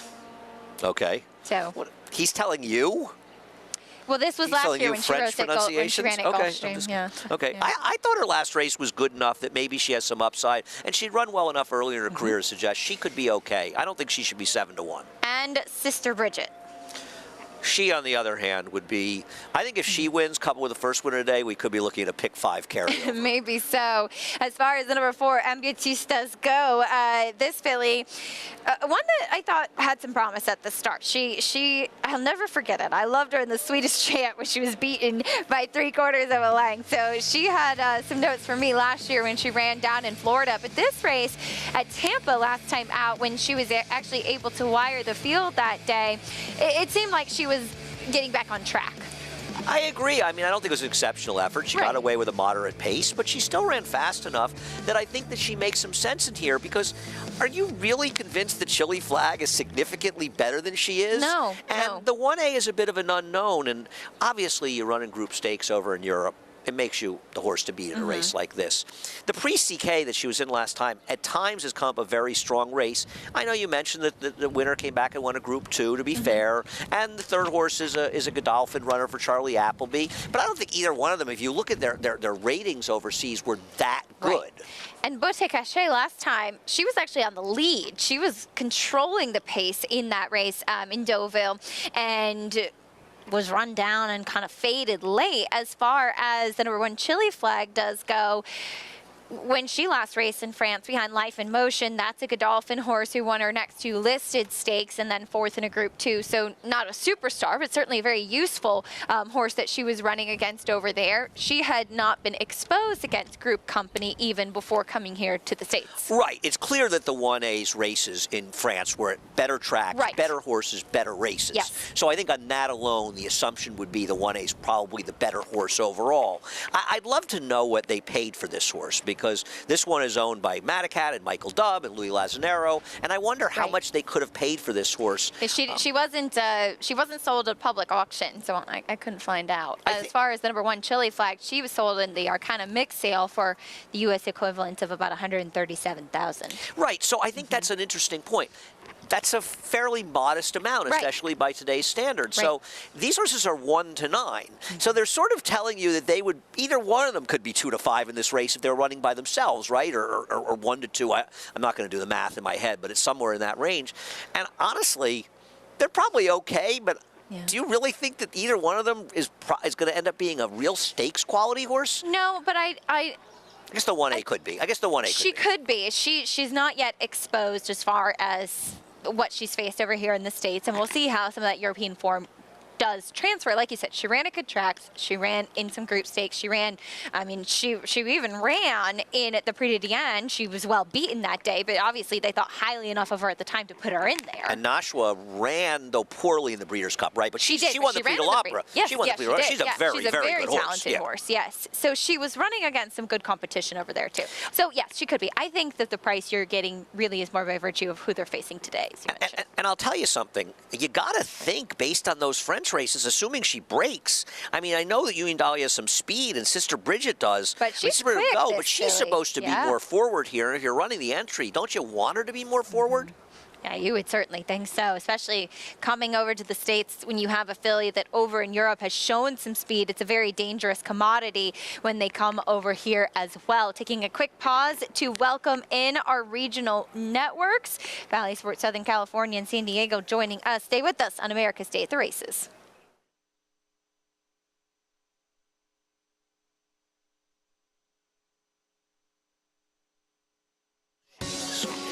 You're watching America's Day at the Races. If you're just tuning in on Valley Sports, we're very glad to have you with us. Acacia, come on in. Andy Serling here with you. Richard Migliore and Paul Duca joining us today as well. Andy, we're getting ready for this third race at Belmont today. And this one is on the inner turf, and you have an entry that's a very short price favorite. We were just having the conversation about whether or not these two horses are really that good in the grand scheme of things, but maybe they've just really found a spot where they can rise above. Right. I think the 1 to 5 price is more indicative of the field they're meeting than necessarily their talent. You see Chad Brown, you see these turf fillies, both of them Europeans, and the success he's had in the past, but he's had a lot of better horses than these. And I think you and I were kind of settling on the 1A as probably the more likely of the two to be talented if one of them goes on to win stakes or be competitive in stakes. We'll see how they fare today. For more in this entry, though, let's go back to Richard Migliore, trackside. Yeah, ultimately, Andy, you may be correct in that assessment, but I prefer the one today, Chili Flag. She has a race in North America. I do think Chad's horses run better away from Gulfstream, and she just impressed me more from a physical perspective out of the two. And again, to be fair, with nothing to compare it to, it's the first time I ever laid eyes on the 1A Bateau Caché. And I'm going to go back to the 4 horse. I really don't think I can't pick against the entry. I think I'm going to prefer the 1 over the 1A. But the 4 continued to impress me on the racetrack. Graham Motion's barn has been really going well. You get Manny Franco. I just think there's a lot to like here at 7 to 1. And if there's going to be an upset, that's the one I tap to upset the apple cart, if in fact that there's any sort of an upset here. All right, Richie, thank you. See how it plays out in this third race. The number 4, Ambitus, a filly who seemed to have a little bit of upside. She is a very generous price, though, over the entry is 1 to 5. You know what I'm curious about, Acacia? I need to look. Which is the shorter exacta, the 1-2 or the 1-4? I'm not going to be surprised. I'm going to look right now, and I'll bet you that the 1-4 is the shorter exacta. No, the 1-2 is $2 for $1. I mean, it could be as much as $5.60, $5.80, right. and the 1-4 is $3 for $1. So Union Dolly, yeah. I kind of like that. I like that too. Yeah. Union Dolly, she ran a good figure last time out. She is stepping into tougher competition. It seems she kind of has to get around the entry, and you wonder what kind of class does she bring to this, but she's in good form right now. You have to give her that. No, I agree, and it's funny you say this because I was actually talking to Ray Handel the other day, and he was just saying, it's been a great year for him, but it gets a lot tougher when you get over to Belmont, and this is a perfect example of that. Very competitive races. The third, the entry is a very short price. They're loading in for the third race at Belmont Park. Johnny I standing by.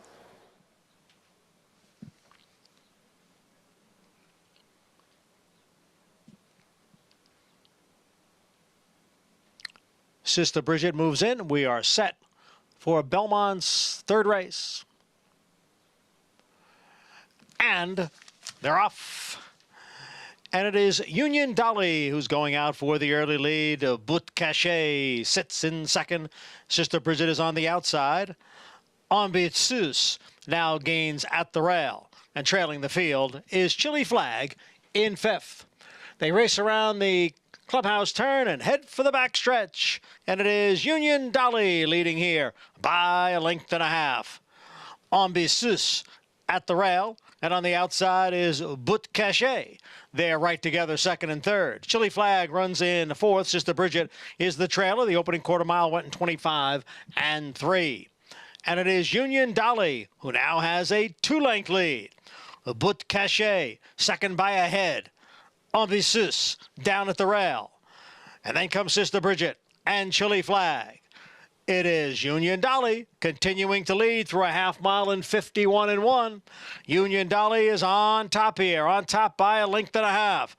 Ambitious at the rail. But Cachet on the outside. And at the back are Chili Flag and Sister Bridget. It is Union Dolly, the one to catch. The leader here by a length and a half. But Cachet in second. Ambitious is running in third. And then on the outside, it is a Chili Flag as the field comes into the stretch. It is Union Dolly challenged here on the outside by But Cachet. It is Union Dolly and But Cachet. They are right together coming through the stretch here. But Cachet on the outside. Union Dolly digs down on the inside. And the two of them will fight it out to the finish. And it is it's very tight. Was it But Cachet or was it Union Dolly? Who was the winner? John Membrial with the French accent. Was it But Cachet or was it Union Dolly? Union Dolly was the one that was on the lead, going every step of the way, and that French-bred filly trying to run her down on the outside. I think Union Dolly turned her head a little in the stretch, and she looked at the 1A and said, "Weren't you supposed to be better than this?" And she said, "Nah, not really."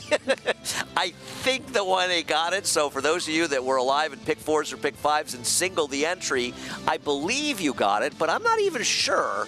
Yes, you got it. She got the best of the bob. She got the bob, but it was not an easy one, and the 1 couldn't gain, and they allowed the 1A, the 2 to just walk on the front end. Right. Why wasn't Sister Bridget somewhere involved in the pace? Did they I rate don't her? know. And with the blinkers on, it was very odd. And especially as we talked about, But Cachet had shown a lot of speed over in Europe as well. And she was rating and just allowing Union Dolly to get comfortable on the front end. And I know that maybe Union Dolly was running in lower level races earlier this year and at the end of last year, but she's in good form right now. I wouldn't want to leave her alone on the front end. I tell you, if you needed the 2 to be alive, I feel bad for you. I do too. That was a tough beat. This was not winning like a 1 to 5 shot should. And the other half of the entry was nowhere. And I know it was a slow pace, but they actually lost ground versus the leaders at the end. So this was an entry of 2 horses that neither one of them were that strong, but in this case, just good enough to get it done.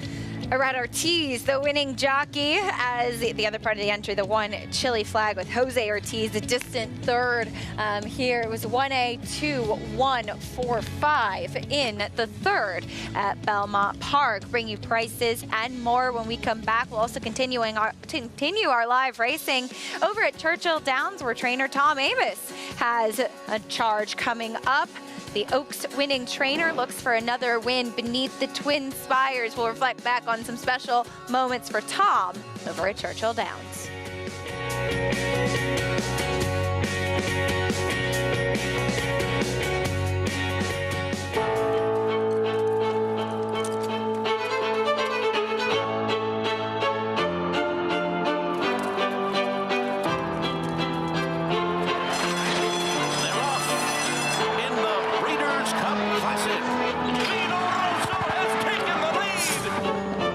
And it's a vintage performance by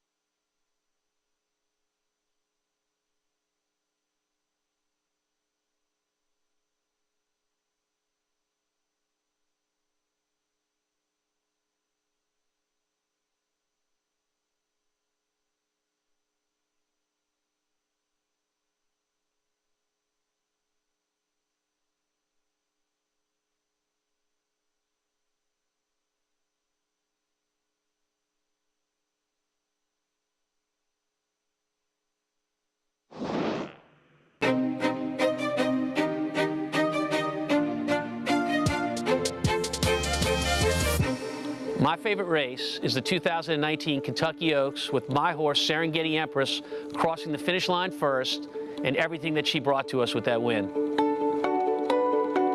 I don't know what it's like to actually be an athlete in a major event, but I think that walkover is about as close a feeling as you can get to it, because you just feel electric inside. They're off in the Kentucky Oaks. I really wasn't watching her out of the gate because a horse had stumbled and lost its rider. And I immediately turned to that horse to make sure she was okay. And then I turned my attention back to Serengeti Empress, who was making the lead going to the first turn and saving ground from the 13 hole. That was the plan. So everything to this point is going great. My wife had turned to me and said, 46 and change, that is too quick for a half mile. And I turned and I said, not for my horse, it's not. Turning for home, I thought she cut the corner great. She's going to take a challenge right here. And I'm like, uh-oh. But when Serengeti sees this filly out of the corner of her eye, she re-brakes, takes off, and it's right about here where I realize I'm going to win the Kentucky Oaks. As they come down to the line, Serengeti Empress has taken the Kentucky Oaks. I remember raising my hands like this, and then one of my friends patted me on the back, and I lost my balance. And I fell into my daughter, and I fell into my wife, and we hit the floor. And everybody piled on like it was like we just won the World Series. I must have thought about a million things at the same time, but the most overwhelming thought in my head was my parents. And I always hoped I could do something in their lifetime that would make them proud, a signature race, and this was it for me. I mean, how do you describe something that just makes everything in the world seem great? I don't know what's in the future for Tom Amoss Racing Stable, what big races might be out there, but for me, this will be the one, and she'll be the one. I'll never, ever forget her.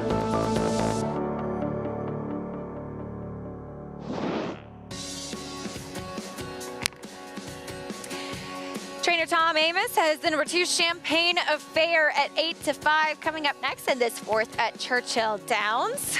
Andy's got a bottle of champagne under the desk over there to celebrate later. We've been drinking the whole show. Isn't it obvious? Exactly. Just assumed it was a given. 8-5 on this one. First off, the claim for Tom. You know, I think you have to hope that she gets back to her good races for Tom. And obviously in this field she fits. But isn't Bluegrass Anna the speed? But I worry about her getting 7 furlongs coming in from Indiana where she's going 5 and 5.5. I think she's very unreliable in the distance, even though she's loose. Especially with April's No Fool is out of the race as far as Bluegrass Anna is concerned. Taking a look at a recent start for her, this was 2 starts back when she got the win. Her $5,000 claiming race, so she is stepping up. She stepped up to face that starter company at Indiana last time, and she ran in fine second, comparable by her speed figure towards what she did when she won this race here. Can she bring that speed to a little bit tougher and to go the 7/8? Yeah, I think she's probably fool's gold.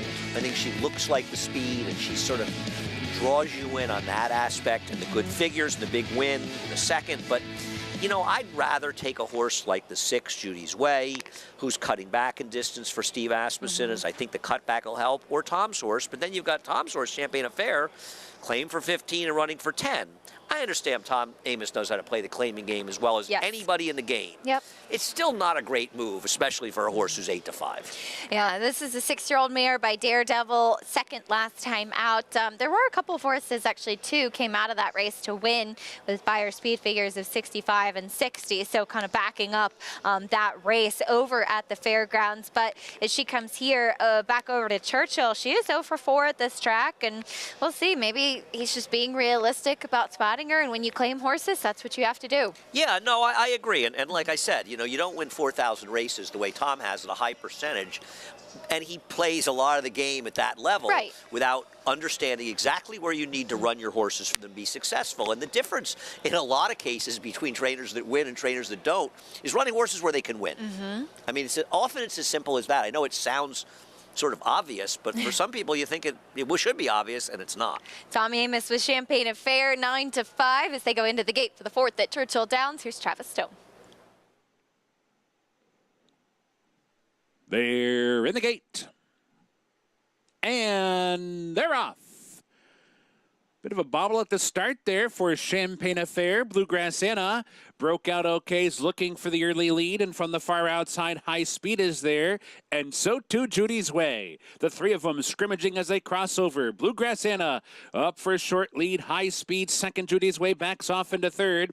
Champagne Affairs advancing toward the inside fourth. Super Tail of Houdini drops back to trail the field in fifth. So down the backstretch, Bluegrass Anna over to the inside, showing the way. High Speed in the clear. Judy's Way between them. Champagne Affair races up on the leader's heels. Fourth and toward the rail, in a bit tight as they hit the far turn.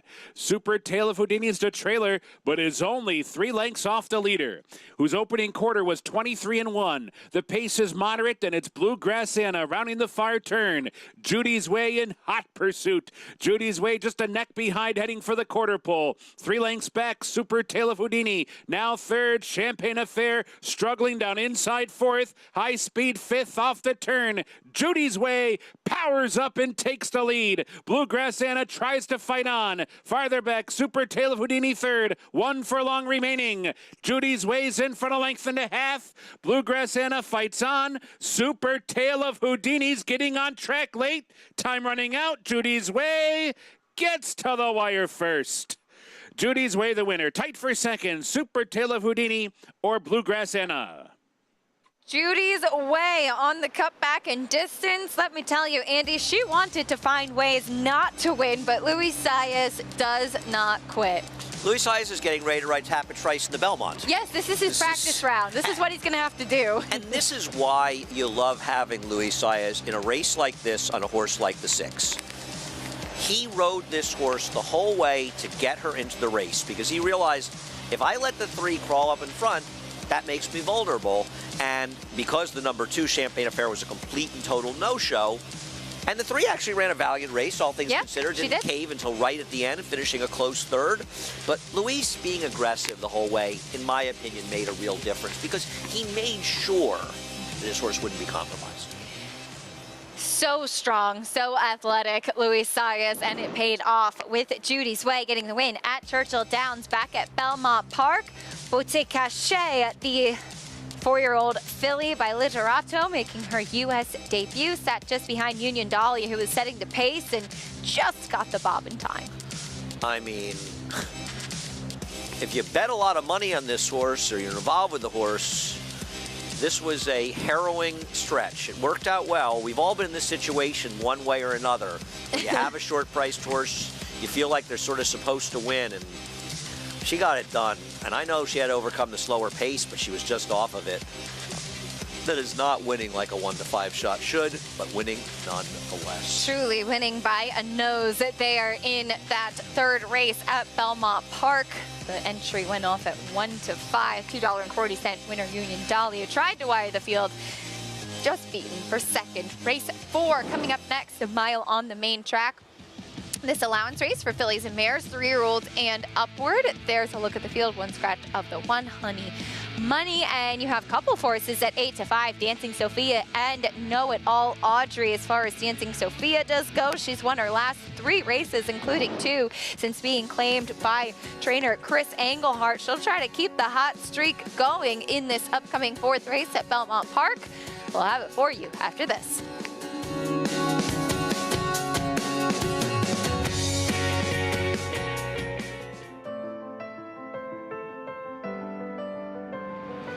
It's a domineering display by the ultra-talented McKinsey. McKinsey Preservationist Vino Rosso and Yoshida. McKinsey's in front. McKinsey, they've done it. McKinsey has it by 2.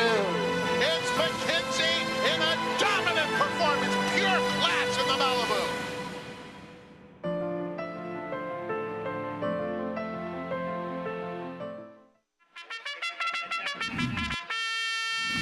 Monmouth Park's summer season rolls on with live racing action every weekend in May. Win early and often with our Win Early Pick 5. First race, 12:40. Home to full competitive fields and big paydays, Monmouth Park continues to prove itself as a place to profit. Joining us on site? Be sure to lock in your odds with fixed odds wagering at Monmouth Park Racetrack.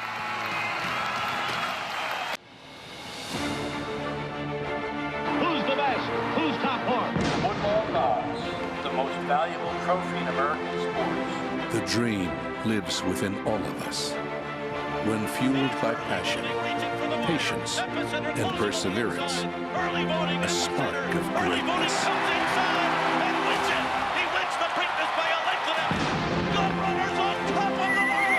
Come, dream with us at Three Chimneys. On a perfect day, there is no finer place in all of sports. Nerves, excitement, and anticipation. Than beautiful, truly stunning.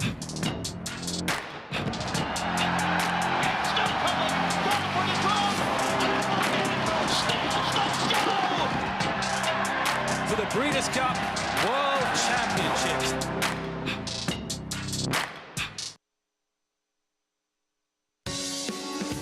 We're back on America's Day at the Races, brought to you by Naira Bets. You can bet any track, anywhere, anytime, and get a $15 bonus today just by playing with Naira Bets. Bet $75 each at Belmont Park and Santa Anita Park today, and you can earn a $15 bonus. Win or lose, all you have to do is opt in on NairaBets.com. Race 4 at Belmont Park coming up next. That mile allowance race for the fillies and mares, and we've got a couple of horses taking some money in Dancing Sophia and Know It All Audrey, both of whom are in very good form right now as we welcome in for the first time today Maggie Wolfendale here with us. Maggie, you've got some fillies that are on a hot streak, and we'll see if they can keep it going today. Yes, two horses that are proverbially dueling on the tote board. Now, Acacia, this was that race which unfortunately we saw several horses that was carded last week and several horses not receive Lasix on time, so it resulted in a match race. Those two horses will not play today, although Honey Money re-entered scratched, and Pharaoh's Heart was the victor. But we do see a new face in the mix, and that is Know It All Audrey. And between the two favorites, I gotta say, I much prefer Know It All Audrey. But let's talk about others in this field. And we'll begin with Movie Moxie, who I really liked in that race that was originally carded last week, because it just felt as though she was going to get a optimal setup in that there was speed out in front of her. Last time out, she was compromised by being down on a dead rail and was wired by Hot Fudge that day, in which, yeah, like I said, Pharaoh's Heart came back to win the match race, but did post an 83 buyer. You know, Richie and I talk a lot about ticking both boxes. When we like a horse on paper and then you come down and you lay eyes on him and you put a big old check mark in the physical box. I can't quite say that about Movie Moxie today. I've just seen her look a bit better, carry a bit more conditioning and flesh, and she's one that will at times blow the brake. And she just seems a little internally nervous. So I'm not full in, but I still like her here on form, as we'll check in with one that I don't really like on form, that I don't really see dynamics playing out in her favor, but she looks better than ever, and that's number 3, Impossible Donna, who, like I said, she's compromised here because she has speed, but she's drawn to the inside. She's not as quick as Know It All Audrey, I think. And furthermore, I actually do think she's better with a target. I think she's better kind of posted up towards the outside with something to aim at. But relative to what she looked like over the winter, she looks 10 times better. Her coat is resplendent in here. It's just kind of come in and blossomed into that summer sheen that you like to see. She looks really fit, really strong. Like I said, Acacia, not one I was expecting to like, but now that I'm down in the paddock, I do like Impossible Donna. And she's a nice price too, Maggie. Thank you. 6-1 on Impossible Donna, who tried to wire the field, finished behind Know It All Audrey last time out, but Maggie's seeing some progression from the winter at Aqueduct to today when we're back at Belmont Park. Well, yeah, I mean, I get it.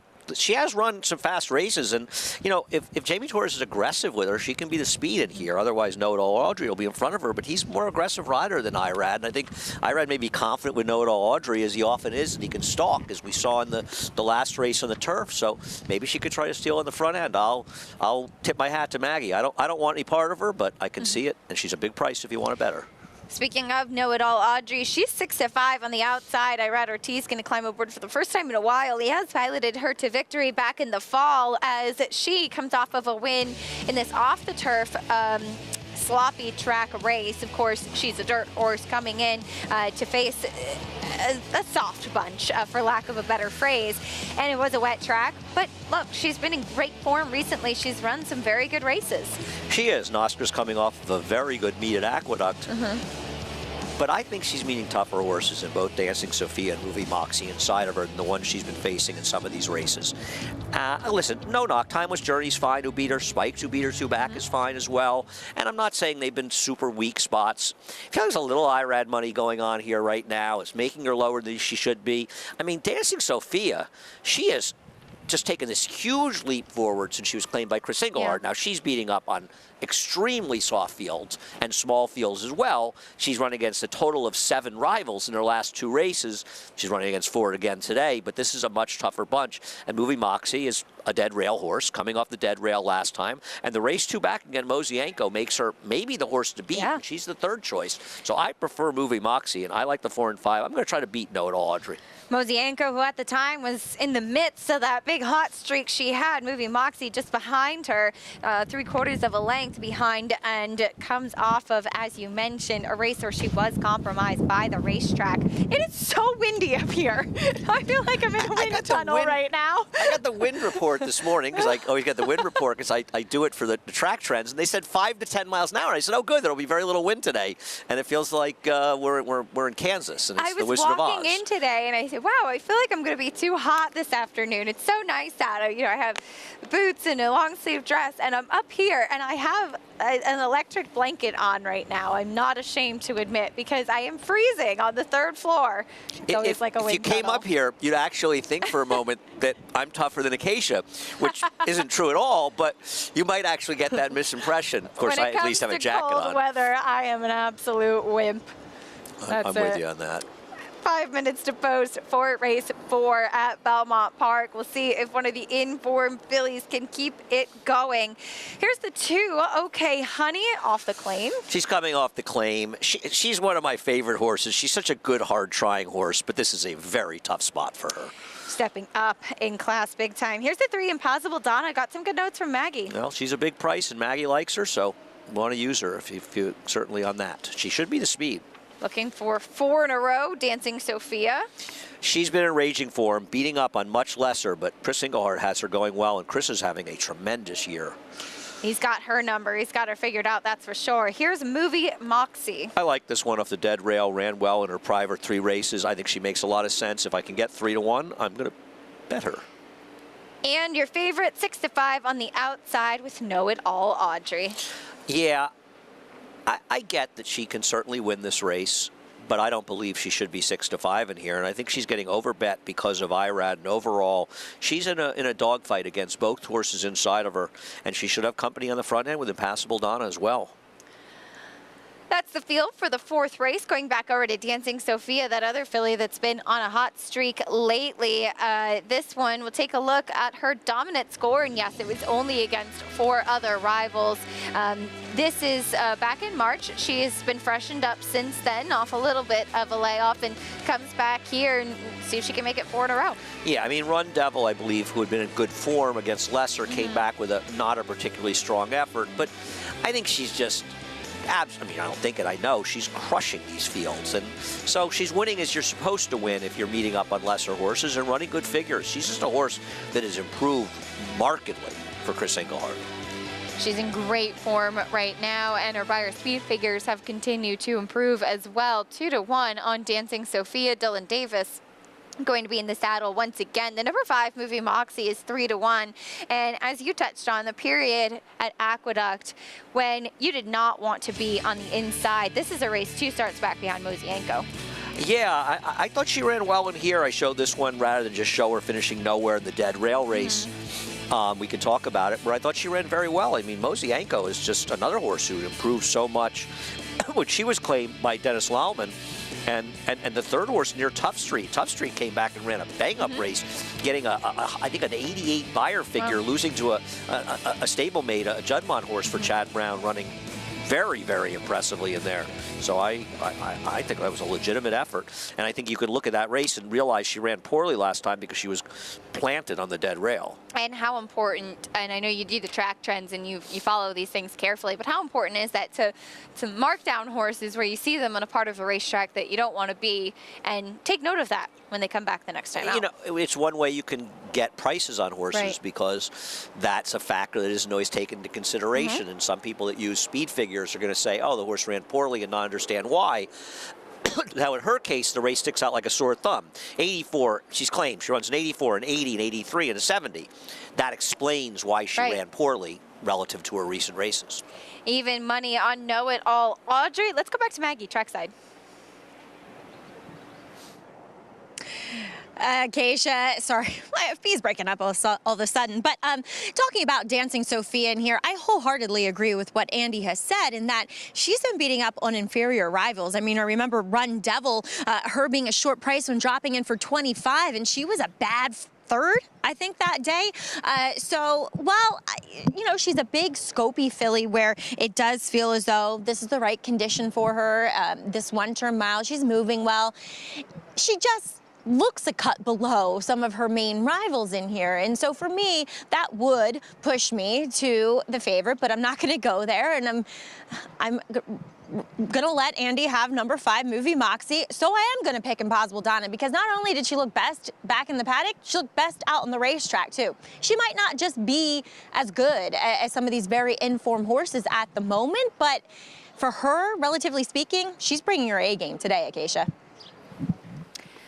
All right, Maggie, thank you. Best of luck. 7-1 on the number 3, Impossible Donna. She's sharp out there on the track. Jamie Torres doing a good job sitting in his seat with her. Impossible Donna coming out of a try in the Biagio's Rose last time out.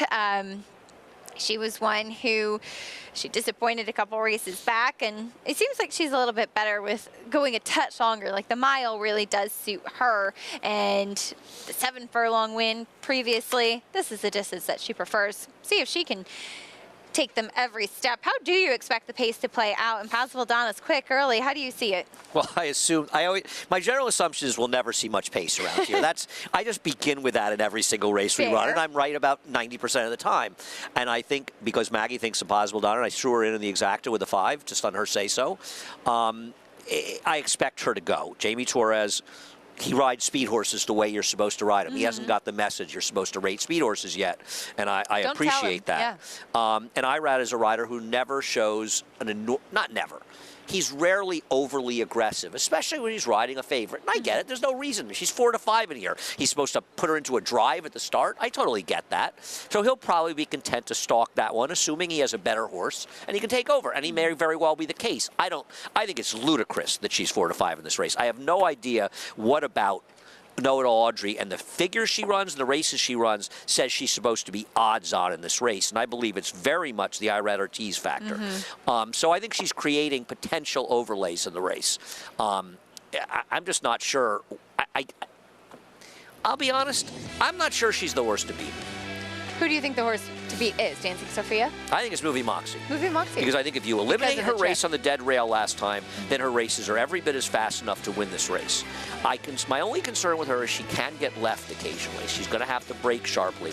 But I think the Movie Moxie's a very generous 3-1. But I'm also on a bad run, so take that for what it's worth. We'll see how it plays out. Memorial Day weekend. Of course, we have exciting Big Apple Showcase Day coming up on Monday. As far as Movie Moxie goes, let's check in again with Maggie. So, as Andy said, she is one that will occasionally get left. She did not get an overly energetic warm-up from Jose Ortiz. He really kept her with a pony and didn't do much with her. And with horses that do tend to have problems getting out of the gate, I would love to see just a little bit more energy, get that blood flowing to make sure that they get that push that they need when leaving the stalls. So, like I said, just would have loved to see a bit more energy or a little bit more of an energetic warm-up from Movie Moxie, guys. Yeah, bit disconcerting with that. Maggie, thank you. We'll see if she's able to break a little bit better today. That has been a bit of her Achilles heel in the past. Movie Moxie. 4th race coming up from Belmont Park. John and Brielle has the call.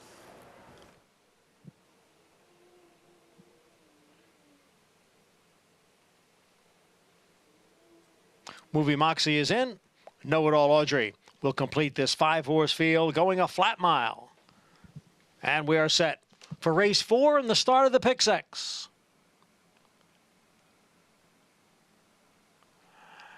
And they're off.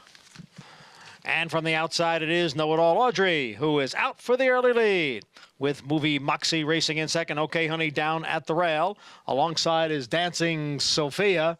and it is a big break. Back to Impossible Donna. Impossible Donna is being eased and is out of the race. Here's Know It All Audrey with the lead by 3/4 of a length. Movie Moxie on the outside is racing in second. Okay, Honey, long shot down at the rail, and alongside is a Dancing Sophia. Know It All Audrey maintaining the lead here through a quarter in 23 and 4. Movie Moxie remains in second. And then it's Okay, Honey, and Dancing Sophia. They head for the turn. Know It All Audrey on the inside and Movie Moxie on the outside. Now the two of them are heads apart. The half won in 48 and 1/5 seconds. And then it is Dancing Sophia in third. Okay, Honey is in fourth. Know It All Audrey holding on to a narrow lead. Know It All Audrey by a neck. Movie Moxie on the outside. A break of 3. Back to Dancing Sophia. And 3 more to Okay, Honey. The field is at the top of the stretch. It's Movie Moxie on the outside. Know It All Audrey on the inside. As they pass the 3/16 pole, Movie Moxie has taken the lead. Know It All Audrey now in second. And Dancing Sophia is third. It is Movie Moxie leading here by almost 4 lengths. Dancing Sophia has taken second. Movie Moxie, much the best winner here. Dancing Sophia second. Know It All Audrey faded to third. Movie Moxie with the win. Unfortunately, we did see Jamie Torres pull up the number 3 Impossible Donna early in the race. We'll provide updates as we have them. But Movie Moxie, Andy, you talked about the trip she had last time and how that was significant to explain up her performance, and she came back as the winner today. Right. Let me say I hope Impossible Donna is okay. So that's the most important thing at this point. But listen, she broke very, very well, and I give Jose a lot of credit. He rode her like he felt, like I did. She was the best horse. Yeah. He said, I'm not going to lose because I'm going to be overconfident here. I'm going to put her right in the race. And that's the problem a little bit.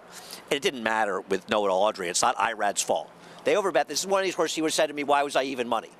But you go that slowly, you let the other horse in the race. So I don't think it mattered at all. But in this case, it really helped Movie Moxie, who was much the best.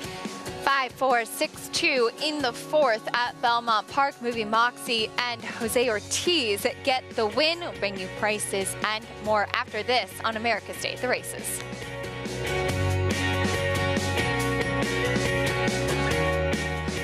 The Best 2-Year-Old by legendary sire Quality Road. Hit back, $1.5 million. Very, very impressive debut. Cantering home could not have been more impressive. Coast to coast in the American Pharaoh. He's the real deal. Undefeated and unchallenged at 2. He's just too good. He wins the Breeders' Cup Juvenile. Corniche, the newest champion to Coolmore, America.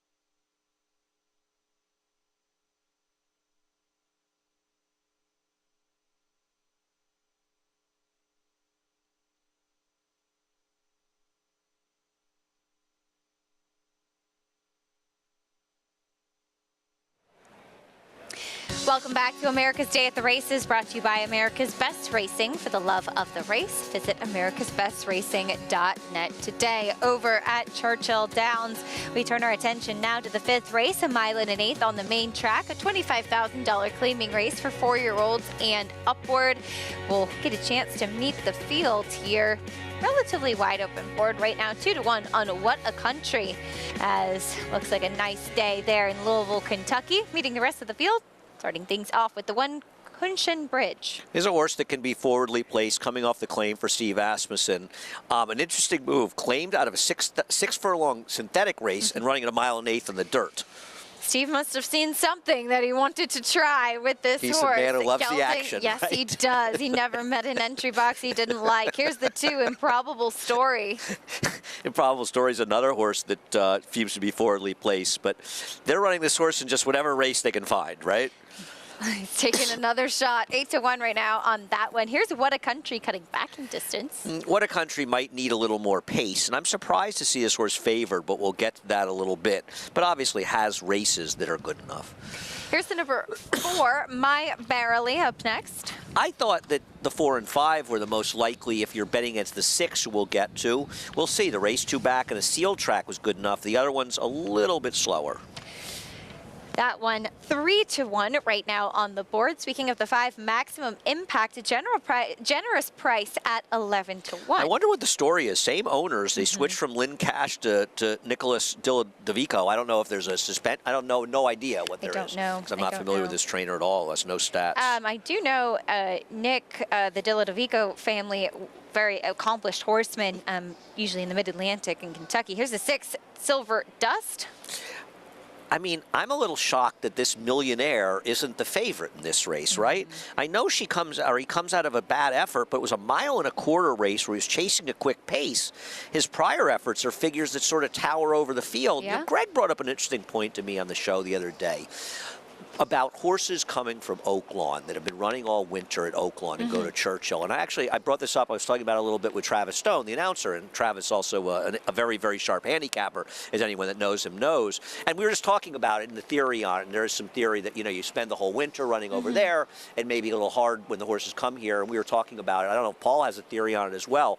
And I wonder if maybe sometimes people are shying a little away from the Oaklawn horses, and that's why a horse. Didn't you think this horse would be favored here? Silver Dust, yeah, absolutely, on the drop-in class, just given what that 9-year-old has been facing. Well, let's get his opinion. Paul LaDuca. Paul, any thoughts on how those horses coming from the winter at Oaklawn Fair coming over to Churchill? You know, it's been a tough call all meet. It really has. You know, I've talked to some trainers. I've talked to Lindsay Schultz. She felt like she got her horses out of there a little bit earlier. You know, with the rain, they had the most rains in over 145 years there. So the racetrack at Oaklawn was so many different ways. It was good. It was sloppy.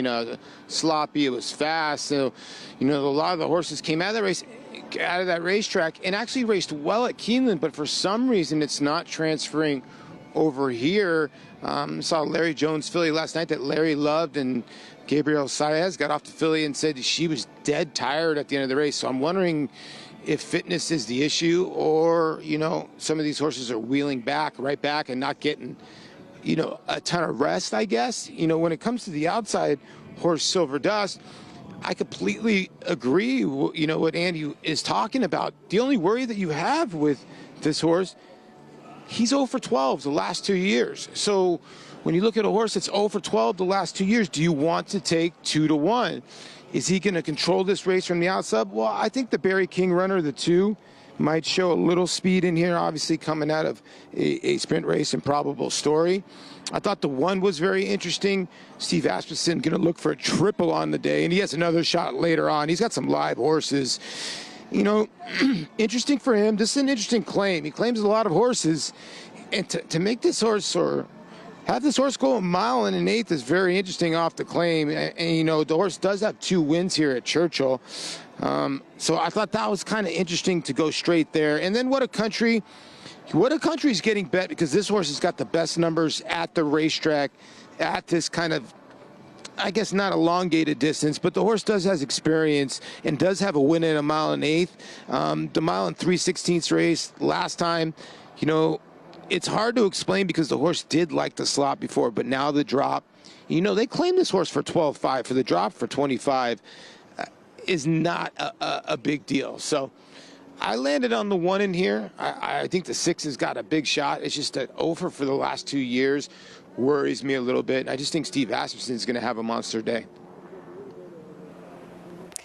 Paul, thank you. Steve Asmussen already had that nice 2-year-old who was bet like she could run, and run she did. Cushion Bridge, as you mentioned, Andy, ran on the synthetic going 6 furlongs last time, and now on the dirt going 9 furlongs. Well, that horse is going to beat me here. I don't know who I want. I got to take. I always feel like these Lynn Cash horses can win when they're sort of don't make any sense. I'm going to bet a couple of dollars at 14 to 1 on the 5. All right. I know overall the horse seems a little slow and probably is, but I'm going to bet a couple dollars on that one. Biggest price on the board. Nothing wrong with that. You've got 3 horses right now at 5 to 2. Race 5 coming up next from Churchill Downs. Travis Stone has the call. Silver Dust.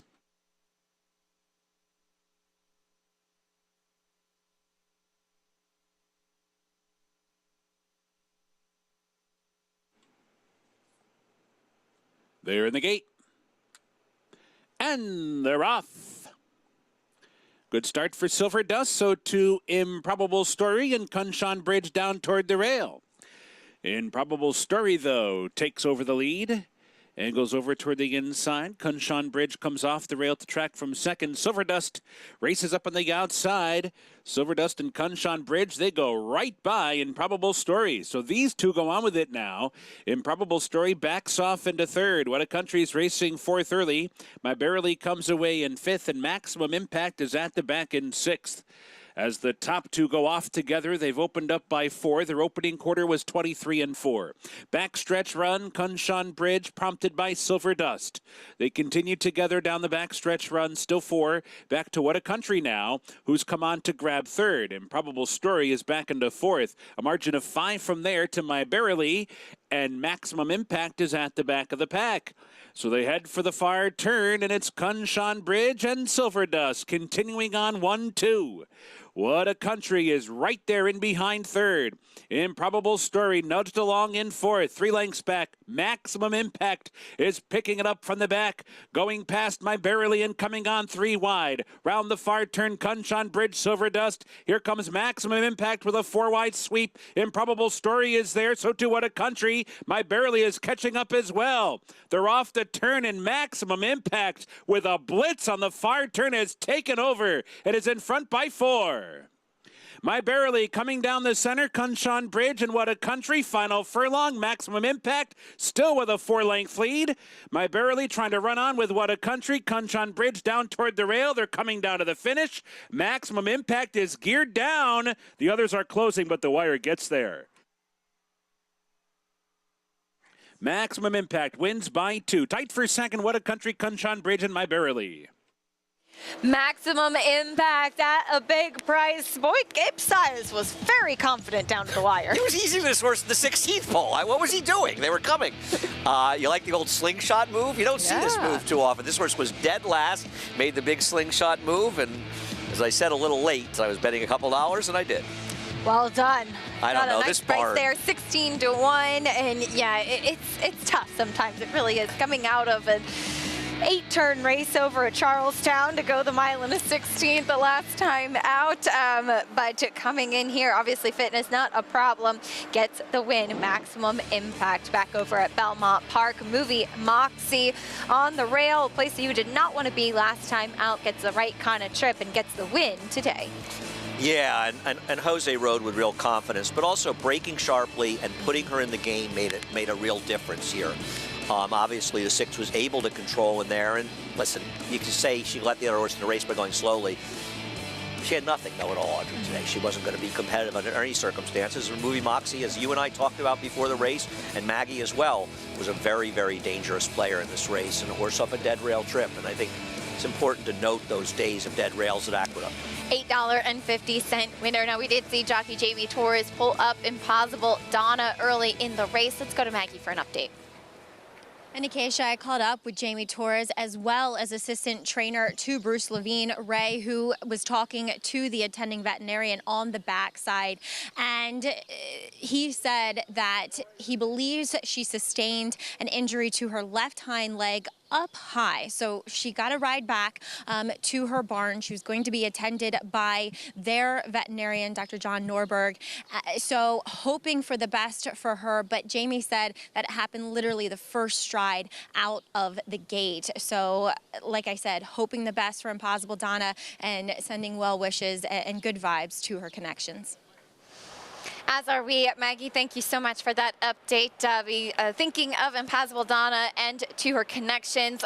Tough note to go out on, but again, thinking the best for her, and time for me to say farewell on the set. At least you went out with a winner. Thanks. You're gonna stay. Oh, you're staying. I'm sticking around for a half an hour. Greg is going to join me for a while, and you'll be in the paddock later. I thought you were leaving Maybe with I'll come me. see you on my way out. All right, sounds good. Greg Wolf coming up on the desk to take you the rest of the way here on America's Day at the races. Stay with us as trainer Belmont. Some news released this week. We'll be taking over training of last year's Kentucky Derby winner Rich Strike. He's looking to keep the good times going. Good magic in a good-looking performance. Cruises home in the Haskell Invitational. And it's a vintage performance by Vino Rosso in the Breeders' Cup Classic. Nest, much the best. Elite Power on the far outside, and Elite Power gets up to win the sprint. On the outside, it's Malabat coming to the wire. Who's it gonna be? It is Malabat. Experience the adrenaline-pumping, suspense-filled action of the Sport of Kings no matter where you are with Naira Bets. It's fast, easy, and secure. Download the app today and start winning with our lucrative weekly promotions, thrilling handicapping contests, and a one-of-a-kind VIP rewards program. Don't just watch horse racing, be a part of the action with Naira Bets.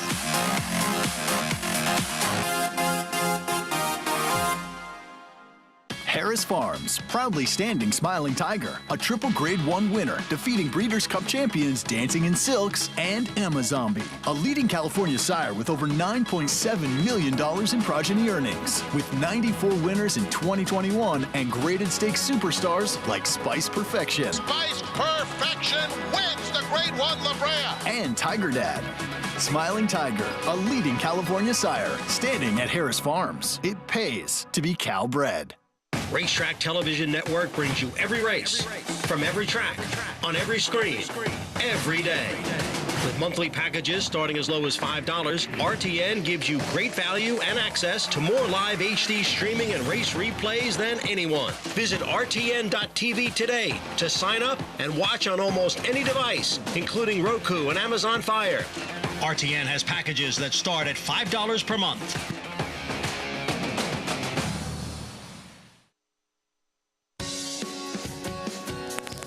Welcome back, and thanks for joining us here on America's Day at the races. Horses in the paddock for today's fifth race, as it is a claiming 30 non-2 life going the mile on the turf. And we do see Mike Maker sending in one that looks to be, well, likely the post-time favorite, and Panner Ash, as he was coming off a bit of a layoff last time we saw him at Gulfstream. And what I gathered from that replay is that he's a big, kind of stuffy type that probably needed the race off the bench because, two, he just kind of ran evenly throughout. Now, the second place finisher in there, Wicked Finn, would come back with an 82 buyer, and really it was probably a field that was a touch better than what he is facing here today. And furthermore, he was picked up for $60,000 in the Horses of Racing Age sale at Keeneland last year, so being entered for the 50 isn't really that negative drop whatsoever. He looks fit, really well muscled, makes an excellent impression here in the paddock as the favorite. Number 4, Paratus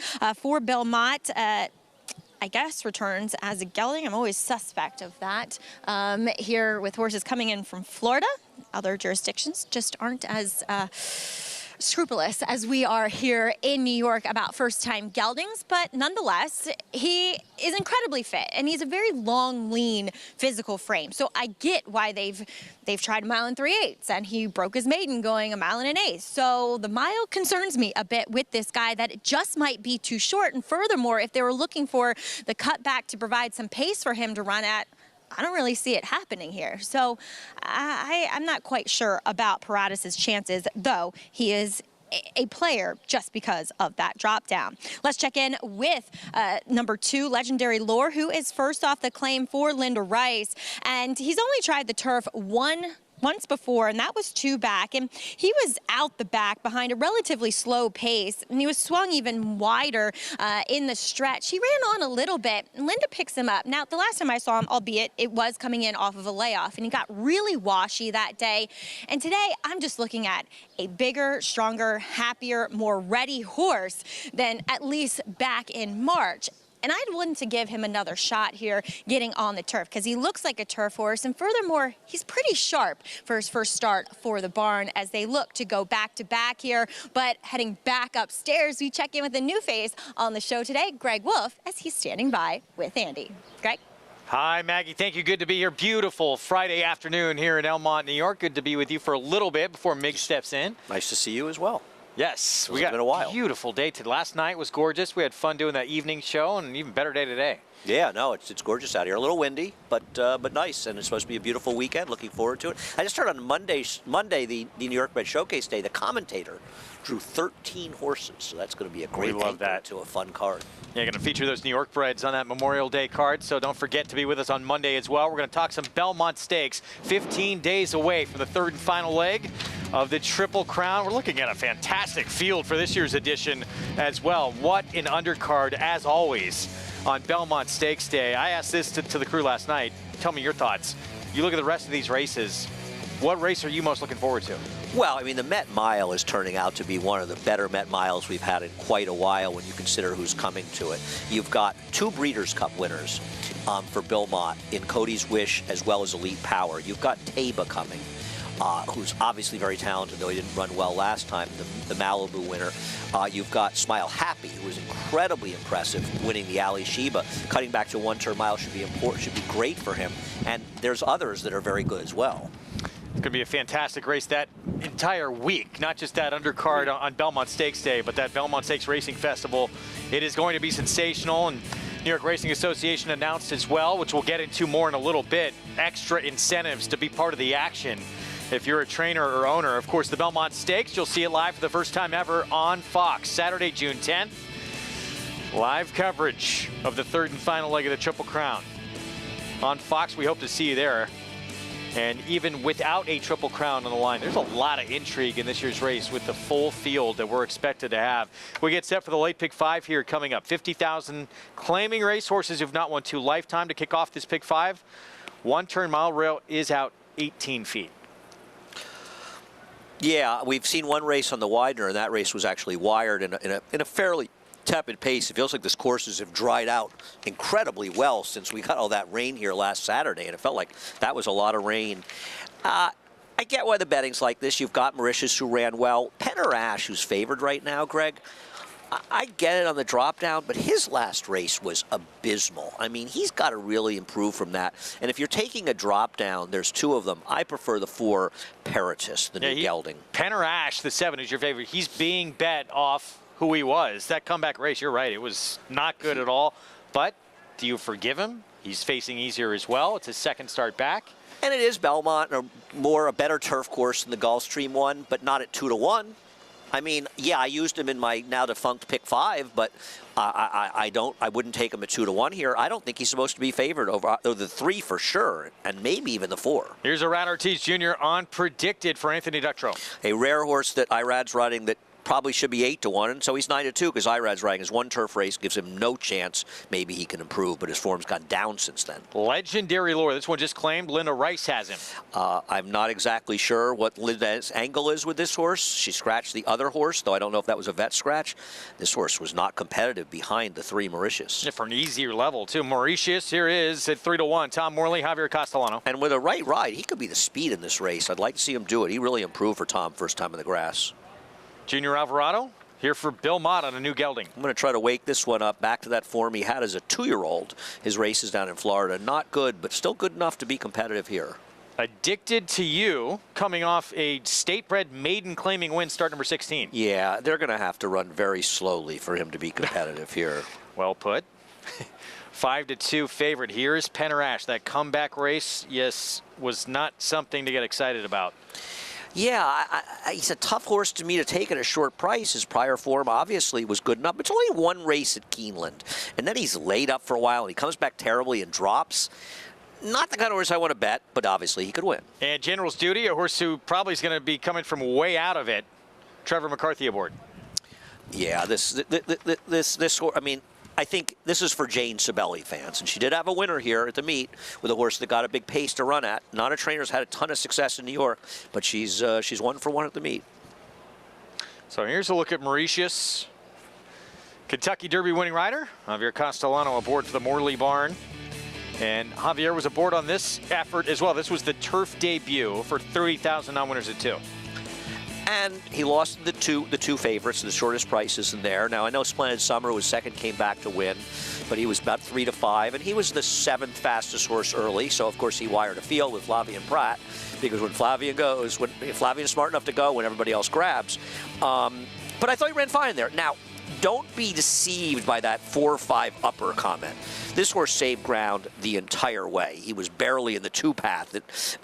He was never really outside the 2 path. So he really did save a lot of ground in there. But I still think he ran well enough, and he's the one who comes in the race off the best race, right? I mean, were those, you look at it, were those pretty slow fractions too he was able to try and close into? Yeah, but the race did come apart a little bit, right? I think it was just the nature of the race. The amazing thing here is that predicted is 4 to 1, and it just shows you the power of IRAD. And there's people willing to bet horses that IRAD rides regardless of what their form shows. I mean, he was in great form on the dirt when he ran that 68 Beyer and was uncontentious in a maiden race, breaking from the rail on a good rail, and now he's been in sort of abysmal form. Even though he won his last race, these are slow races. He was 3 to 5, and he's 4 to 1. I mean, isn't he supposed to be 10 to 1 here? If you liked him, Greg, would you bet him at 4 to 1? Should not be 4 to 1, but yeah, that is, and we see it all the time. That is the power of this rider, Irad Ortiz Jr. He's only had that one try on the turf, and it was a turf course that, had a little give in it that day. It was a straight maiden race. So, yeah, definitely give him another shot, but 4 to 1 is awfully short. Let's go to Maggie for more. Yeah, Greg, you said it. It was a course that had given it, and it was a tough field. I mean, look at Howe Street and Bay Street Money. They've developed into nice runners, but you could see from the break that predicted was not handling. Now, maybe he decides to handle a very firm course that we have over here at Belmont, but physically, I can't say that he looks like a turf horse either. I mean, going through the pedigree, look, Tappa can get any kind of runner, but the only sibling that was actually better on the turf was by Warfront, who is a much more positive influence on the top side, too. So I didn't really get it with him, and you guys are right. I mean, it's just the power of IRAD with predicted, but we'll probably get him into the winner's circle. Do want to note that I was talking about Paratus being a new gelding. And typically, when horses are off for an extended period of time for an issue, maybe you geld them. But I forgot who owns this horse. And Godolphin only gelds horses when they're ready to offer them for a tag. And so, yes, he truly is a new gelding, Greg. The reason that Godolphin gelds them when they offer for a tag, which I'm sure Maggie knows as well, is I think they got burned on a horse that they lost claiming, and the horse came back and may have won a Grade 1. I think it was Lotke, a horse that you and I covered on that Fox Racing series back in the day, our first show. Okay. He won that Gulfstream Park turf race. And it may have been another horse, but I think it was him, and I think they said, we're never going to lose a horse unless we've gelded it. Back in the day when Godolphin used to run most frequently in America as Darley, and only the very, very top horses and Europeans were Godolphin. They had a third stable. Name is South Elkhorn, and that's when they ran the claimers. When they ran a horse for a tag, it went to South Elkhorn stable. But they consolidated them all to Godolphin. After Bernardini ran the Darley Silks, I think that the Sheik wanted him to be in Godolphin because he was so good. And I believe after that, they all became Godolphin. No more Darley. Mm-hmm. The Darley's the breeding operation, but no more Darley horses running. I could have that wrong, but I don't think so. Getting set to break from the gate. It's still Penner-Ash, the one to beat in here. And those first 3 starts of the career, deservedly so. Dropped down in class here. Second start of his 4-year-old campaign. There he is, Manny Franco, and those 3 Diamonds Farm Silks. Curlin Colt trying to get his second win on the lawn. Valid was the horse. Valded was the horse. She's right. It wasn't Galaka, but even though it happened. Godolphin horse. Yeah, Galaka may have been gelded, but it was Valid. She's right. That they gelded, that they didn't geld. Thank you, Maggie. Thanks, Mag. 4 steps in. Junior Alvarado on the Godolphin runner, Paratus. Good luck in the pick 5. It begins here. Let's go upstairs. John Imbrial to kick us off. General's Duty goes in nicely. We're set for race number 5.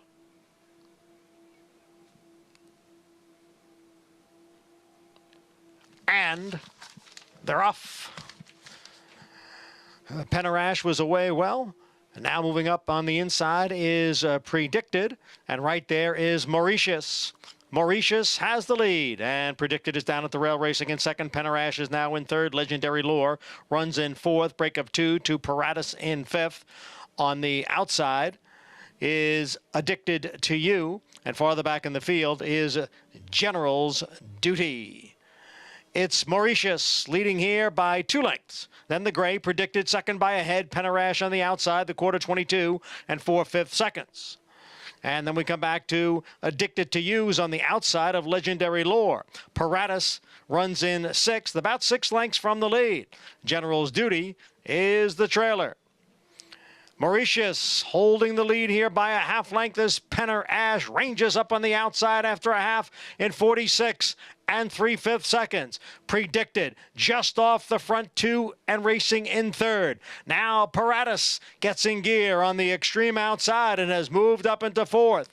Down at the rail is Legendary Lore. Then it's Addicted to You and General's Duty off the turn into the stretch. Here's Penner-Ash on the outside now to take the lead from Mauritius. It's Penner-Ash, Mauritius fighting right back again on the inside. Mauritius and Penner-Ash. Legendary Lore is third and gaining ground with a 16th to the finish. It's Penner-Ash, Mauritius, and Legendary Lore. Penner-Ash to win it, 3/4 of a length.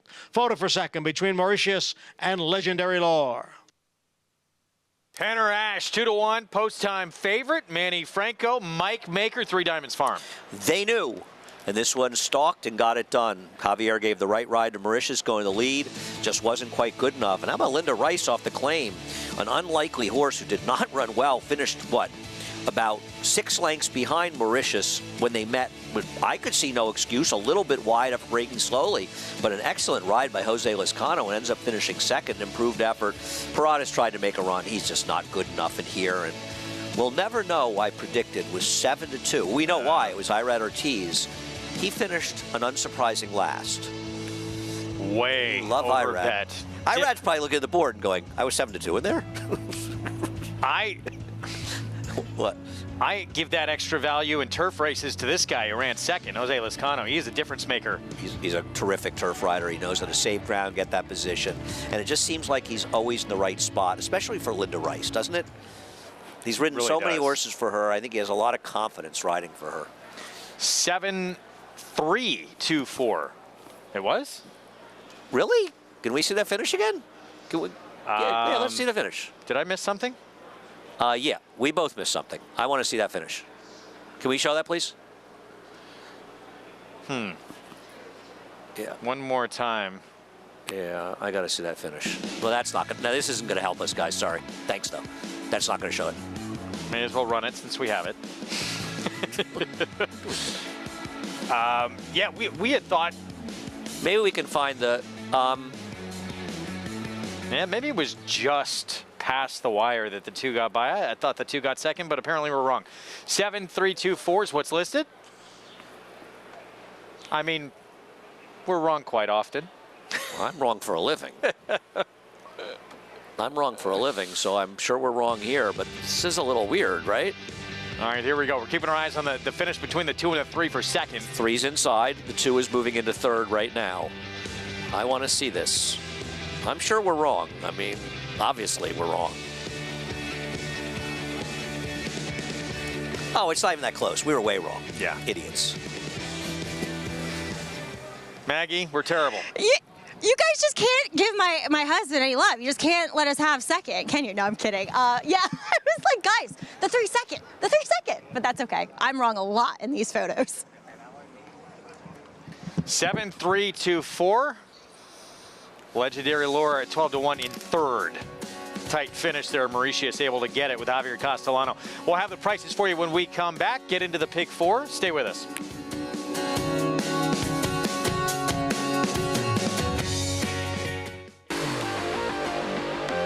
Class and athleticism. What we're seeing from Audible across the board are very athletic shapes, They've been good sized, great walkers. strong, muscular bodies, looked like they would have speed and quickness and precocity. They look like they'd be early enough, but they have the feel to me of a 2-turn horse. Which is really what you want to see from a freshman stallion.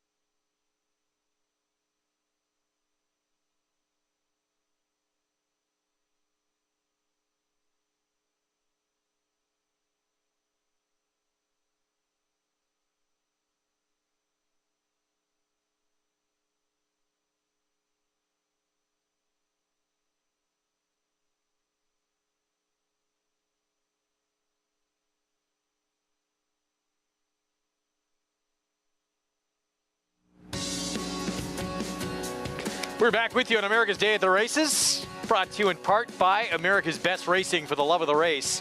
Visit americasbestracing.net today. Penner Ash, the favorite, with Manny Franco, wins at 2-1. Yeah, gets the nice stalking trip from my friends at Three Diamonds. My miniature golf partner, Kirk Wyckoff, and Penner Ash was best. Manny, things keep rolling along well for Manny. 7-3-2 finish. Early pick 5, 3,559 3/4. And I told you my theory, didn't I? I did last week, and you thought I was crazy. Well, favorite starts off the late pick 5 about 90% of the time. An $85 horse won the first leg of the pick 5. That was the first leg. The early pick 5. Late pick 5. Okay, it's only the late. So the early can be anything. It's just the late. Late pick 5. Okay, all right. Okay. 6th at Churchill. 30 maiden claiming race. Superman's father's in here. I just realized that. Yes, Jarrell. Now a horse. 1-turn mile. Tollgate Canyon. A gelding getting Lasix.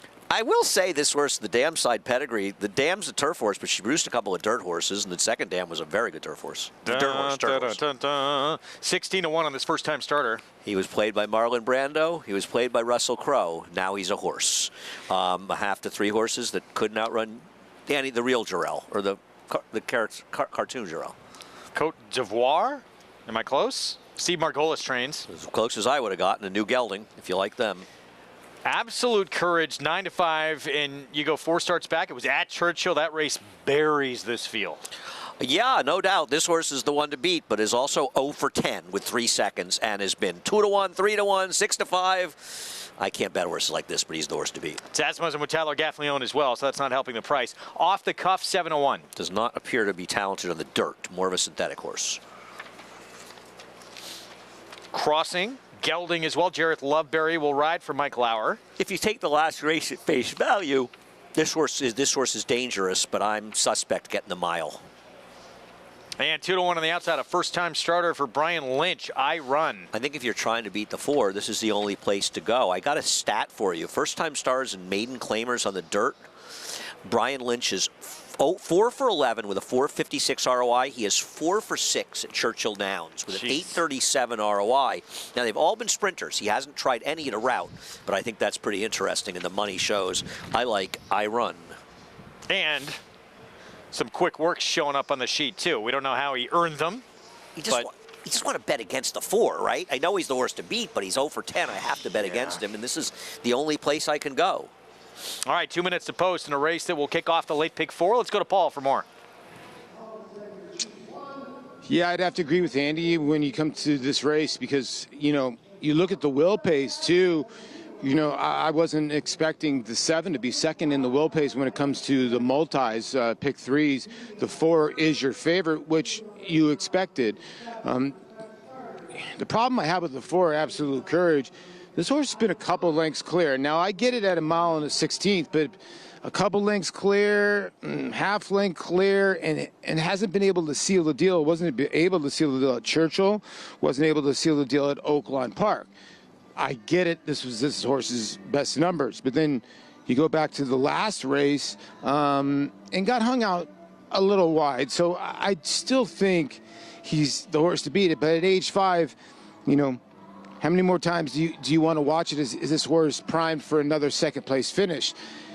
You know, the mystery horse is the one, Tollgate Canyon. I mean, getting Lasix dirt for the first time. Main special weight to main claiming. Actually, Joe Sharp is not that good at that move, about 5%. This horse, like I said, gets Lasix. A son of Varigate, you do draw Luis Saez, which is, I would think, very, very positive. I just don't know how to read the horse. Do you read the horse off the works? And you listen, the outside horse I run, when Brian Lynch's horses get bet, it's Declan Cannon or it's Julien Leperoux, and they usually run well. This horse has been working very, very well. And, you know, they only paid $15,000 for him, so putting this horse in a $30,000 spot for maiden is, you know, right up this horse's alley. The worry would be the mile. I mean, the true mile. Obviously, this horse has been working well in the morning, so I would think this horse will show a little bit of speed. We'll just see if he can carry his speed all the way you know, to a mile, because, you know, the 4 does have the bottom on this field coming out of longer races.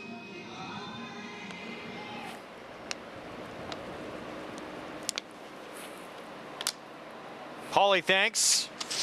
So he's become the 8-5 favorite. He mentioned the purchase price on this horse. So that horse, first-time starter, $15,000. Or, yeah, the 5-year-old, the 4, $800,000 at auction. And he's only made about $70,000 back in 10 career starts. Well, still looking for his first win. It shows you what a tough game it can be. And it also shows that paying a lot of money for young horses is no guarantee of success. And I find sort of an interesting segue on that. You think about, I mean, I know he didn't run in the Derby, and we're looking forward to him running the Belmont Stakes, but I think you still have to consider Forte, if not the leader of the division, one of the leaders of the division. And, you know, Mike Rapoli and Vinny Viola own him. They spent a lot of money to buy horses. What do he cost? $110,000, $130,000. So it shows that, you know, if you look over time, a lot of big price horses have done well, but you can also find bargains and horses that are very, very good. It's that way, you know, NBA, MLB, same way. You can't buy championships. It's happened, but a lot of times it does not work and it backfires. But even more so in this sport, it is very, very hard. Look at the New York You cannot Mets. buy your way to a Kentucky Derby. Look at the New York Mets. I mean, how much money have they spent? And right now they're struggling to be 500. They're a decidedly mediocre team. Maybe they turn around, but you're right. Spending money in sports is not even close to a guarantee of success. Now, obviously, you buy those horses and you buy enough horses, you hope to get some good horses, and it's an idea, but it just shows you, and $800,000 for that horse in 15. I agree with Paulie. The problem with the 7 is the mile. You have to worry a little bit about the distance. Yeah, now, tough to win going around a ground in your debut. Yeah, that's who I would pick, because I have to pick against the 4, but at 9-5, I'm not going to bet that horse.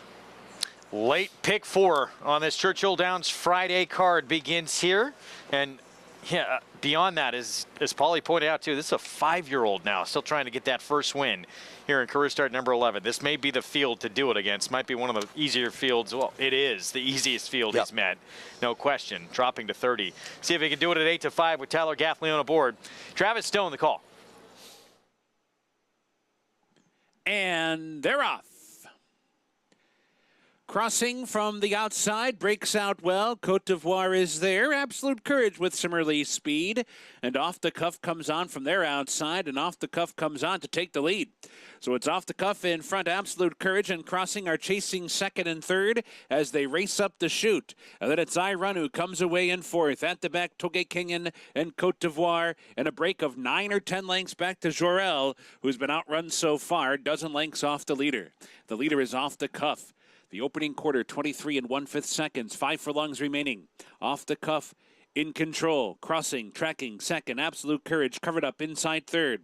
I Run in the clear fourth, within striking range though. Just 3 lengths off the lead as they hit the halfway point. 3 more lengths back. Toge Kenyon, followed by Cote d'Ivoire. And far, far behind is Jorel. The opening half mile, swift, 46 2/5 seconds, demanding pace, far turned run. And it's still Off the Cuff in front.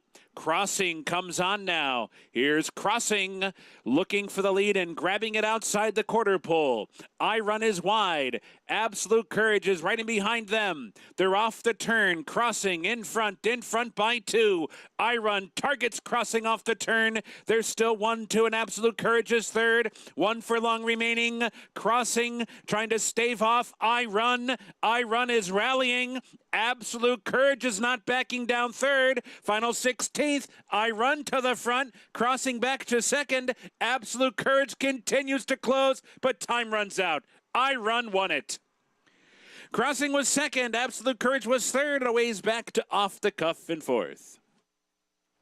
First time starter does handle the mile in the debut. Big late run from the favorite, but runs out of ground. Absolute Courage. Declan Cannon, Brian Lynch, good friends with this first-time starter. So Brian Lynch is now 5 for 7 at Churchill Downs with his first-time starters on the dirt in maiden claiming races. But the ROI is going to go down, Greg, because this one's not even going to pay $6. So he improved his percentage and cut down his ROI. That's the way it works sometimes. Tough game. 7.64 finish. And a short price on this first-time starter. Yeah, 2-1, we're told.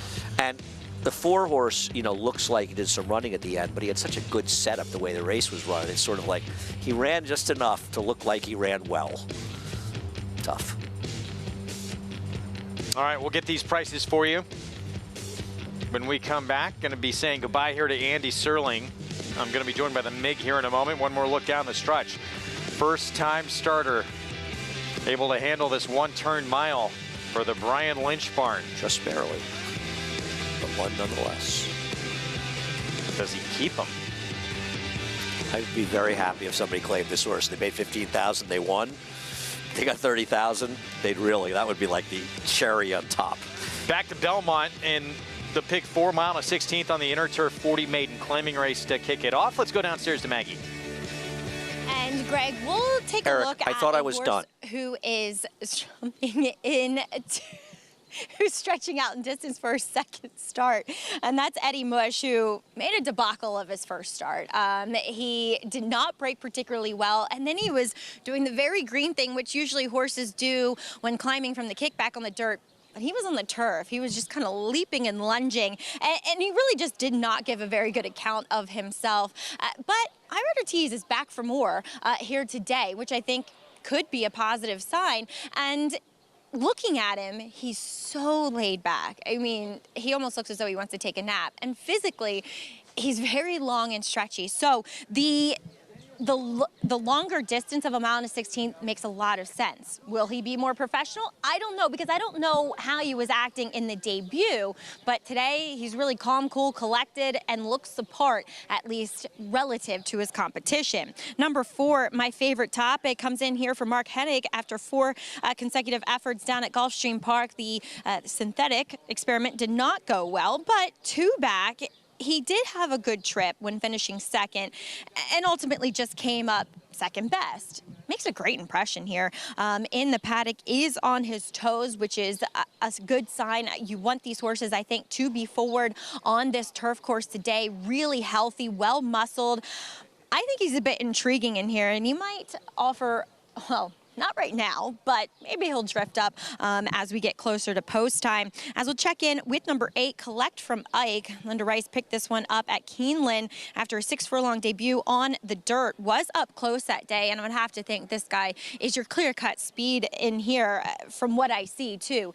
He doesn't look like he wants to go further. He is small. He's maybe 15 hands, and he's compact, and he's really built downhill, and I don't see turf. Nonetheless, a mile and a 16th here on the turf. So I like him. I would just like him if this was 6 furlongs on the dirt, preferably here, as we'll see what shakes out with this guy trying the turf. Generous price, though, at 7-1, Greg. All right, Maggie, thank you. You see Linda Rice, man who'll be riding for coming up on Collect from Mike, Jose Ortiz, turf debut for the 8. Ahead, going to take a break. We'll be back with the post parade next.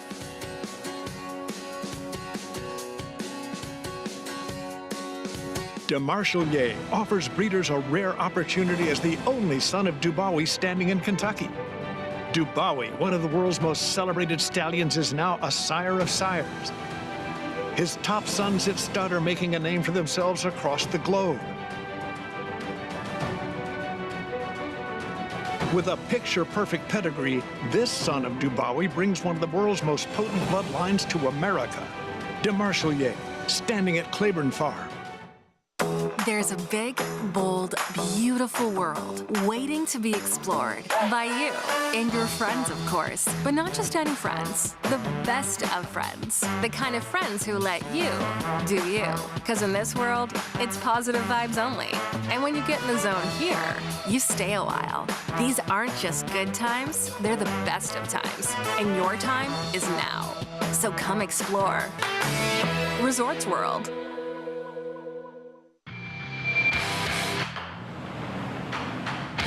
It's Rock Your World in command. Medina Spirit making no progress.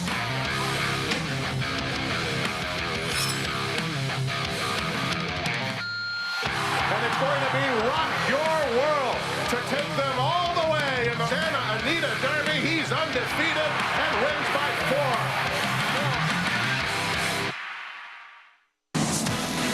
4. It's America's original sport, and no one covers it better than americasbestracing.net. From the sport to the lifestyle, the best races, horses, and destination venues, cocktails, gambling, fashion, and more. americasbestracing.net is a sport for you.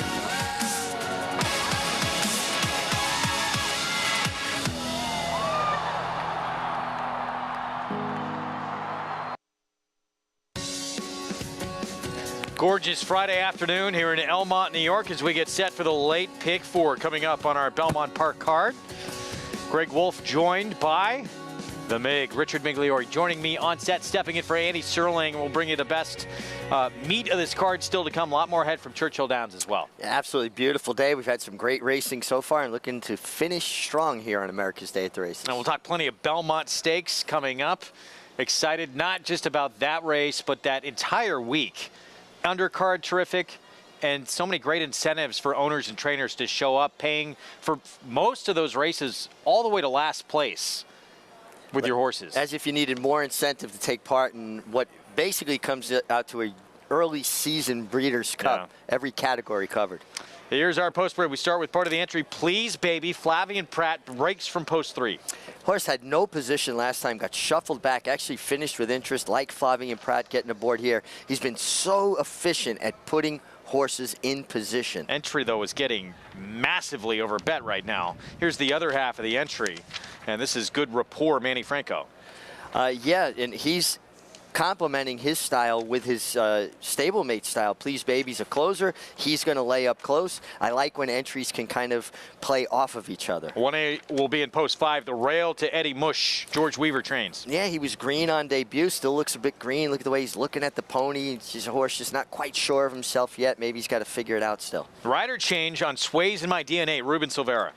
Yeah, you get Ruben Silvera, a horse that actually ran okay last time. I didn't think that was a terrible race at a huge price. Well, this is the one that was prancing and absolutely on his toes. Looked fantastic. I thought a big player, too, just the races he's run. My favorite topic. Yeah, he's kept some pretty good company. He's run some pretty good races on the turf.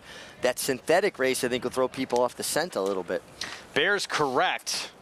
0 for 13 and 0 for 5 on the lawn. Yeah, he's had a lot of chances and just feels like he's never run a race fast enough to be competitive here.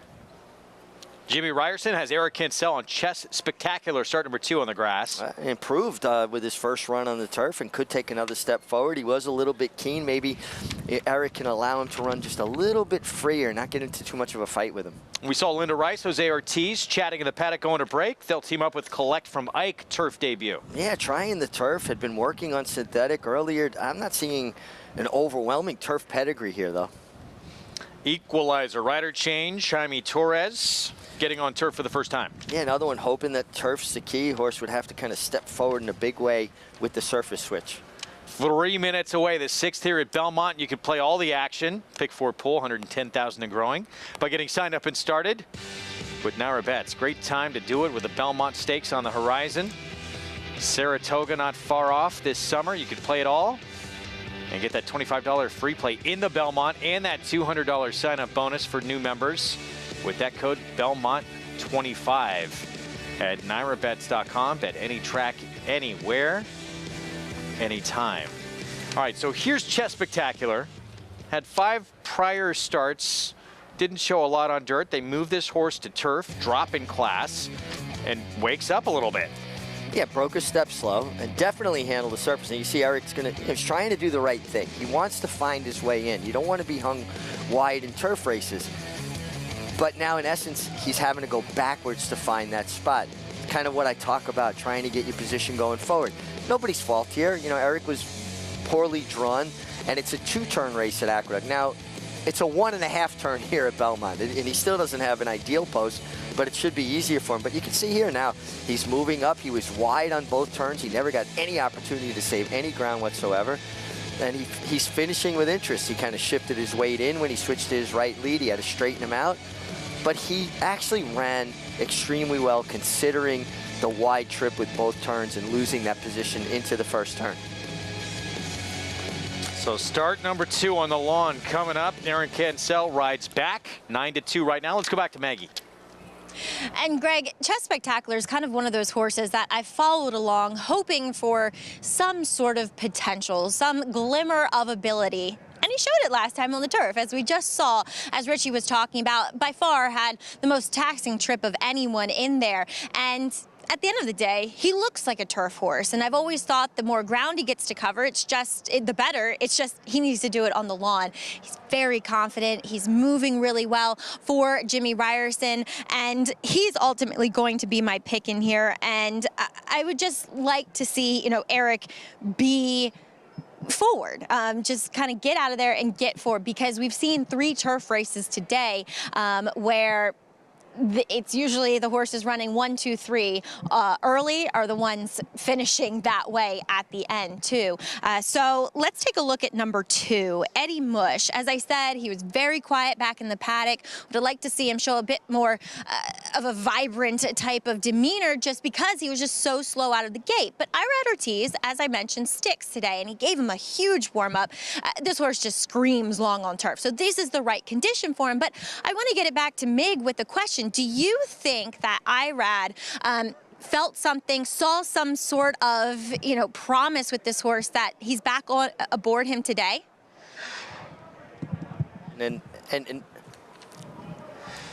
I think it's a great question, Maggie, and a rider like Irad Ortiz has options. Now, you're always going to try to ride for your customers, and George Weaver is a customer, but it would be easy off of that effort for his agent to say, you know what, we can do something else, George. I hope you understand. The fact that he stays put makes me believe he did feel that this horse showed some ability somewhere in the context of that race. We're going to go back and look at the beginning of that last race on May 14th.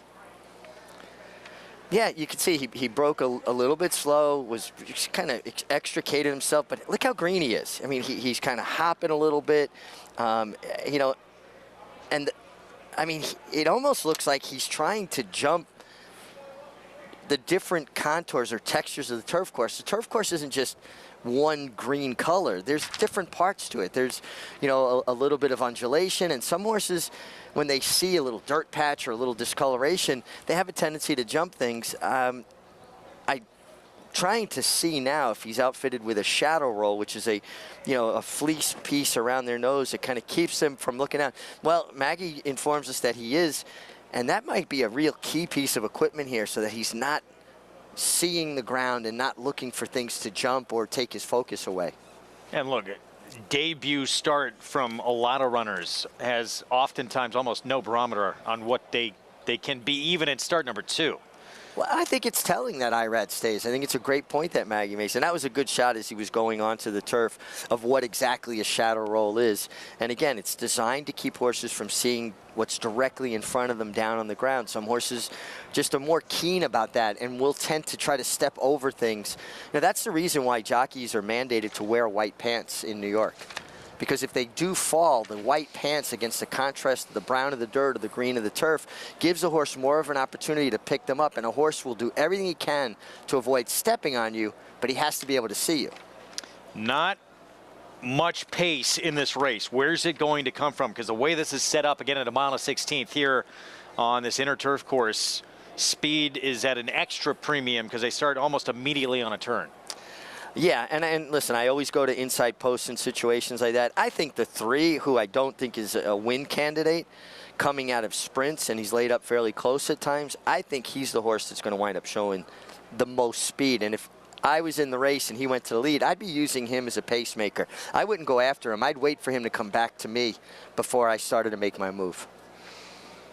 This entry has continued to take a ton of money despite really having it's the class drop. Certainly, you're getting 2 for 1, maybe even more of it.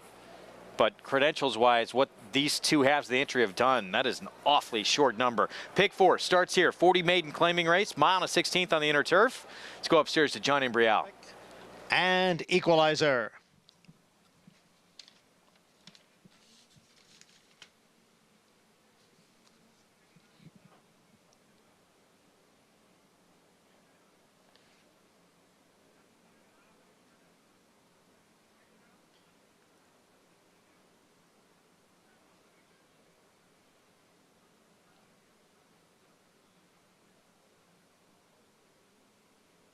Equalizer now the last to move in. And he completes the field. We're set for race number 6.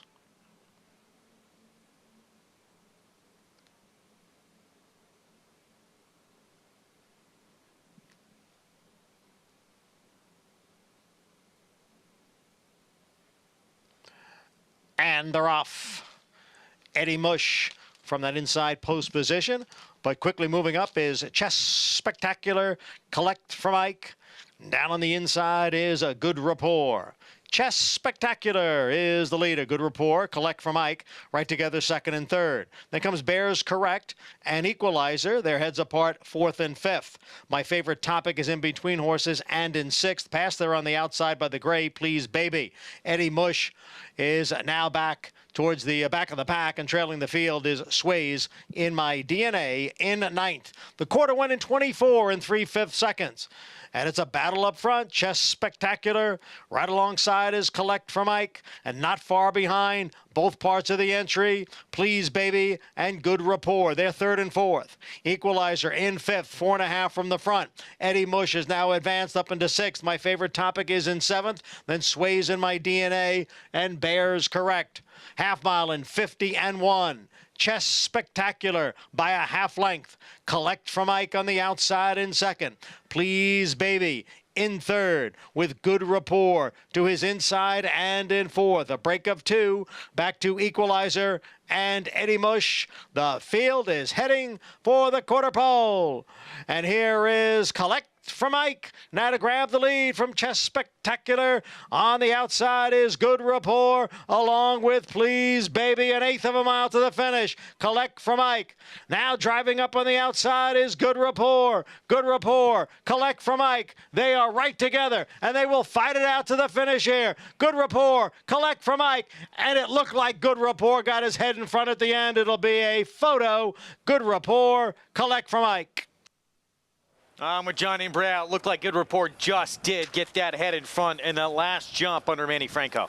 Yeah, Manny Franco's so strong in the finish, and he really worked out a really good trip here with Good Rapport sitting in the pocket. His stablemate, the one Please Baby, did not break well, and then kind of ran off a little bit, got up into the game a little bit sooner. That first-time turfer. Collect from Ike ran huge, but appears that Good Rapport got his head in front where it counted. Incredible the job they do at the jockey school in Puerto Rico.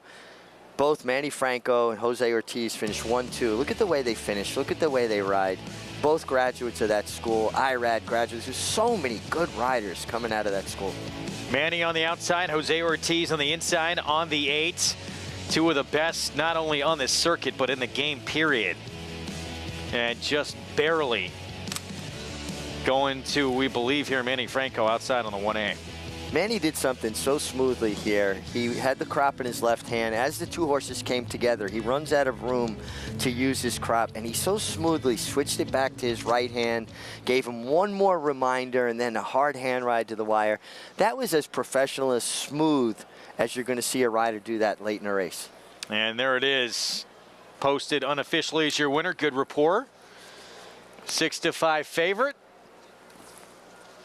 Kicks off this pick 4 sequence here. 1A, 8, 1, 7. Prices when we come back. We'll talk the 7th as well, sprinting on the dirt when we return.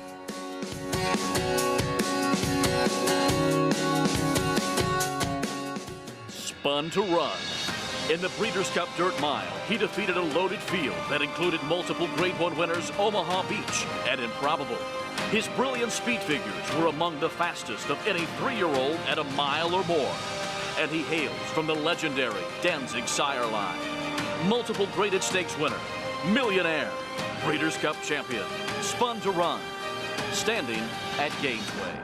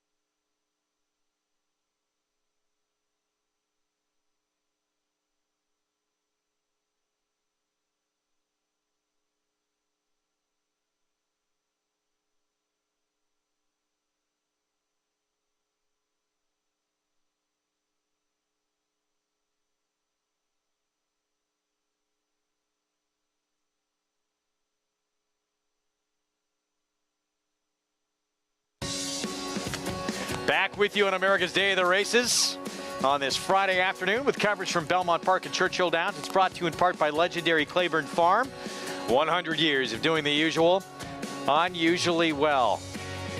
Beautiful country, some of the game's all-time greats growing up on that farm. We're underway in the pick 4, good rapport, Manny Franco. And this 3-year-old just out dueling Jose Ortiz and Collect from Ike. Yeah, and Jose Ortiz just had a beautiful trip under Collect from Ike, and just sitting offside of the 7 Chess Spectacular, who looked like he was trying to get out with Eric Cancel. Made it difficult, a little bit difficult for him to ride. But here comes Good Rapport, who set that inside-out turf trip that you want. You want to sit inside, save all that ground, covered up. Your horse goes to sleep, basically. He's not pulling, he's switched off, so you have all this energy to finish with. And horses finish on the turf, and strong handling for many. Weird little hop from Collect from Ike, too, at one point when they kind of got next to each other. He jumped back to his left lead, and sometimes when a horse is digging in, Greg, so hard, they're trying to find something else to keep their head in front, and I think that's why he jumped back to his left lead, kind of out of desperation. Entry 1-3 here. 1A, 8-1, 1-8-7 for your trifecta as we set up the 7th here. So getting back to dirt, 6 furlong sprint, $16,000 claiming race, and no more talk. It's a 12-time winner, 9-year-old. Now at David Jacobson, second off the claim, is one over 430,000 in his career. You like horses that show up, and this horse shows up pretty much every time. 40 starts from 82. He's been 1, 2, 3. The one to beat, Rat Ortiz Jr. will be aboard. We get back to Churchill Downs. 6 furlong sprint here, $40,000 claiming race. And we'll start things off at the post parade with All Eyes West, just claimed by the Juan Cano barn. All Eyes West, he came from out west, was claimed for 25, moves up to 40, and I think he lands in a pretty tough spot here. Claimed off of one of the best claiming trainers in the game, Robertino Diodoro. Here's the 2 Fitzpatrick blinkers on.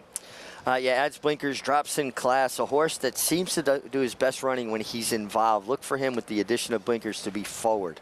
Devil's Tower, he's favored. He was on a roll until he got beat at Keeneland last start. He had won 3 in a row at Oaklawn. Yeah, really good form at Oaklawn. He has won at Churchill Downs, so I don't think he needs to carry his racetrack with him. Another one that likes to be involved early. Gulfstream Way, 9-2. Jareth Loveberry on a horse who's coming out of a stakes race at Churchill. Yeah, restricted stake, the Knicks go. Turning back in distance, and I like him better going 3/4. I think he gets outfooted a little bit here. And to face a good one, too. Last time he sprinted, Sheriff Bianco, we know in the New York circuit. Legal Deal, Eddie Keneally just claimed. Yeah, good run last time, rallying from off the pace, had to alter course, but also moving up into that $40,000 level. Ricardo Santana Jr., as you see, off, lost in limbo. So there's Ricardo. And waiting to see what's going to happen here. Will he hop back aboard? It looks like he's getting an leg up from the other outrider. So lost in limbo, had lost his rider there momentarily, and looks like he's being a little bit difficult. Anytime you're going to get a leg up on a horse, particularly with a pony, and they keep turning their hind end towards you, you run out of room between him and the pony. Did you do it on your own? Did you need a leg up? I could do it on my own. As I got older, I would prefer to wait for the leg up. 12-1 Emerald Express on the outside, Randy Morse trains. Slow early in a race that I'm not seeing a tremendous amount of speed side, none. 2 minutes to post here in the 7th. Let's go to Paul. Yeah, guys, I was trying to look over there, and Ricardo Santana was leaning towards the rail. It looked like lost in limbo, just sort of bucked him off. He didn't get too far away, and we were wondering, I think the state vet has looked over, and as of right now, he is not a scratch. He's a big long shot in here, but could be the pace in here. So, him obviously being worked up, I would think he's going to be going to the front end with Ricardo aboard for Michael Lauer. Listen, the 3 in here, Devil's Tower, was on an absolute roll, like you guys said, at Oaklawn Park. And people will think, okay, well, 5 races were won on a sloppy racetrack. This horse is a slop monster. But if you look at the career record, he's 10 for 22 lifetime. He's kind of a Ricky Bobby horse. He's either first or last. And if he gets the right setup, he should be right here. Chris Hartman was here to saddle the horse. And, the race at Keeneland, he kind of got behind the 8 ball and was 4 or 5 wide and didn't have much to do. So he's definitely the one to beat in here.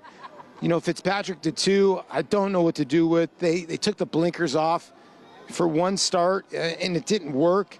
The horse didn't break well. Now the blinkers go back on. You know, and if you're looking for any other horses here, Legal Deal, the 5, I thought had some trouble in his last start. He's a 9-time winner, so at 6 years old, I thought he had a very good chance. So many chances in here, and I even think the 7-2 for Randy Morse and Corey Lannery, a horse that can maybe come from way out of it, and does have a win here at Churchill Downs. So, like I said, the 3 is the horse to beat, Devil's Tower. I don't know if I trust. All right, Paulie, thank you. Yeah, we'll see some of these horses. Look, Devil's Tower, you see some of these horses at Oaklawn struggle. Churchill, at least Devil's Tower has already won here a couple of times. Yeah, he does have a couple of wins there. I'm a little interested in the 6, Lost in Limbo. I agree with Paul. I think he plays out to be the main speed in here. You saw Ricardo when he remounted, he was with his crop kind of knocking off the sand that he picked up from, you know, walking on the racetrack. And you want to do that, Greg, because you'll slip out of the stirrups. You get that sand underneath, it makes it very slippery. You know, you tend to scrape the bottom of your boots so that they're a little rougher, so that you don't slip out of the irons. Jockey only puts their toe in the irons. They don't put their whole foot in. It's not like riding equestrian. So you saw him kind of knock that dirt off, and I think he's going to control. And at 10-1, I think he's very interesting. Yeah, big number on that 6, the 7-year-old by Into Mischief. Let's go back to Paulie. This is what you need to do, like I used to do. Just carry a little pine tar in my back pocket, you know, for the pitchers as well. You just put the pine tar in the back pocket, put it on your boot. Oh, did I just say that? I apologize. Paulie would never. I think the statute of limitations is up, though. That's fine. I like it. I love it. Hey, you want to see some great ball playing, go to YouTube and put up some of Paul's highlights. If you want to look at pine tar, go look at George Brett. 2-1 favorite, the 2-horse Devil's Tower, 10 for 22 lifetime. We talked about those 3 in a row before he just got beat at Keeneland. He was favored in that race as well. This horse knows how to get that nose in front. Can he do it again here under Francisco Arrieta? 7th from Churchill. Let's go to Travis Stone. They're in the gate. And they're off. And Devil's Tower breaks out on top. Legal Deal is there. So too Gulfstream Way. Lost in Limbo. On the far outside is Up Close too. So down the back stretch they go. Devil's Tower up for an arrow lead. Gulfstream Way is right there pressing second. All Eyes West comes on toward the inside third. Fitzpatrick pulls Tyler Gaffleon up into 4th. Lost in Limbo's on the outside 5th. Legal Deal shuffled back into 6th. The early trailer, Emerald Express. Far turn, Gulfstream Way takes it to Devil's Tower. And their opening quarter was 21-4. They round the far turn and they've opened up now. They've opened up by 2. Fitzpatrick comes on 3 wide. Lost in Limbo 4 wide. All Eyes West down inside 5th. Emerald Express has moved up a spot to within 4 lengths of the lead. Off the turn into the stretch, Gulfstream Way in between, Devil's Tower down inside. Fitzpatrick pounces and grabs the lead right outside the 8th pole. Emerald Express continues to advance. All Eyes West down toward the inside. Final 16th, Fitzpatrick in front. Emerald Express now second, closing in quickly. Here comes Emerald Express after Fitzpatrick. Might have got there. It's tight on the wire. Emerald Express or Fitzpatrick. Gulfstream Way was 3rd. Dead tight finish. Did Emerald Express, the 7 under Corey Lannery, just get by the 2 and those white blinkers at the wire? Nose in front there, looked like he did. Yeah, it looks like the 7 Emerald Express. Corey Lannery got off to an uncharacteristically slow start at the Churchill Downs meeting. Rode a tremendous race yesterday, got through on the rail and won, now comes up the inside again, inside the runner-up actually, and a rider that always looks to fight the inside and rides like the one yesterday, rides like this. That's how you break out of a slump, get people's attention, say, hey, look, I didn't forget how to ride, I just needed some stock underneath. Stepping up in class as well, and this horse wins at 14-1. Got knocked around a little bit too, just out of the gate. It did get buffeted about leaving the starting gate, but he was patient, took his time. And here he comes with the last run. It looked like the 2-horse Fitzpatrick was on his way to victory under Tyler Gaffalione, and then it was all of a sudden got desperate late, got nailed on the money. Corey Lanery, another win. Has got to be a very deflating feeling. It's the worst feeling. The smaller the margin of defeat, the larger amount of second guessing you do. You know, you get beat ahead. What could I have done to make up that 12 inches? Is it tough to turn the page? It is, but you have to learn how to do it. Every race is a new opportunity. Even if you won, you can't rest on your laurels. It's another race coming up. Prices from this one when we come back. We'll get into the 7th from Belmont as well. We're 14 minutes away from that 6-furlong sprint. Big upset at Churchill Downs with Emerald Express.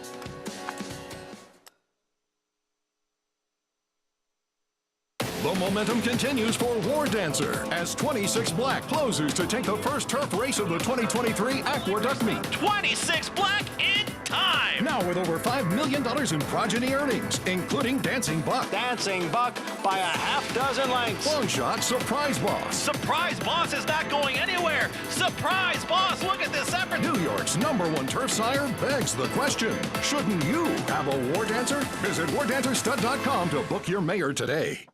RaceLens is the most in-depth product in horse racing, with unique features found nowhere else. True odds, predictive analysis, and pace projection. RaceLens. It will change the way you follow horse racing and take your game to the next level. The Cross Country Pick 5 combines the best racing from New York with top races from around the country in one bet.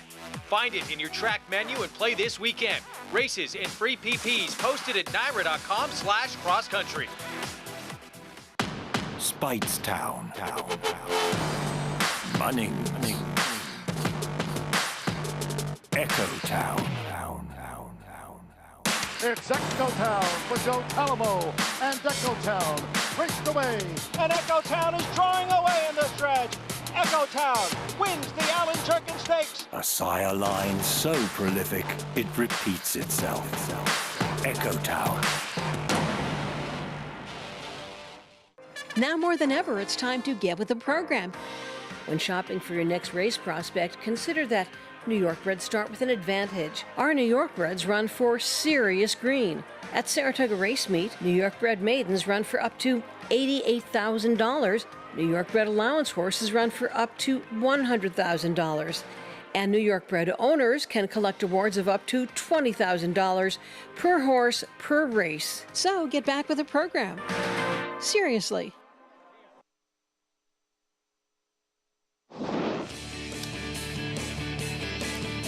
You're watching America's Day at the Races. Good to have you with us on this Friday afternoon. It's brought to you in part where you can play it all at NYRA Bets. Bet any track, anywhere, anytime. Go to NYRABets.com.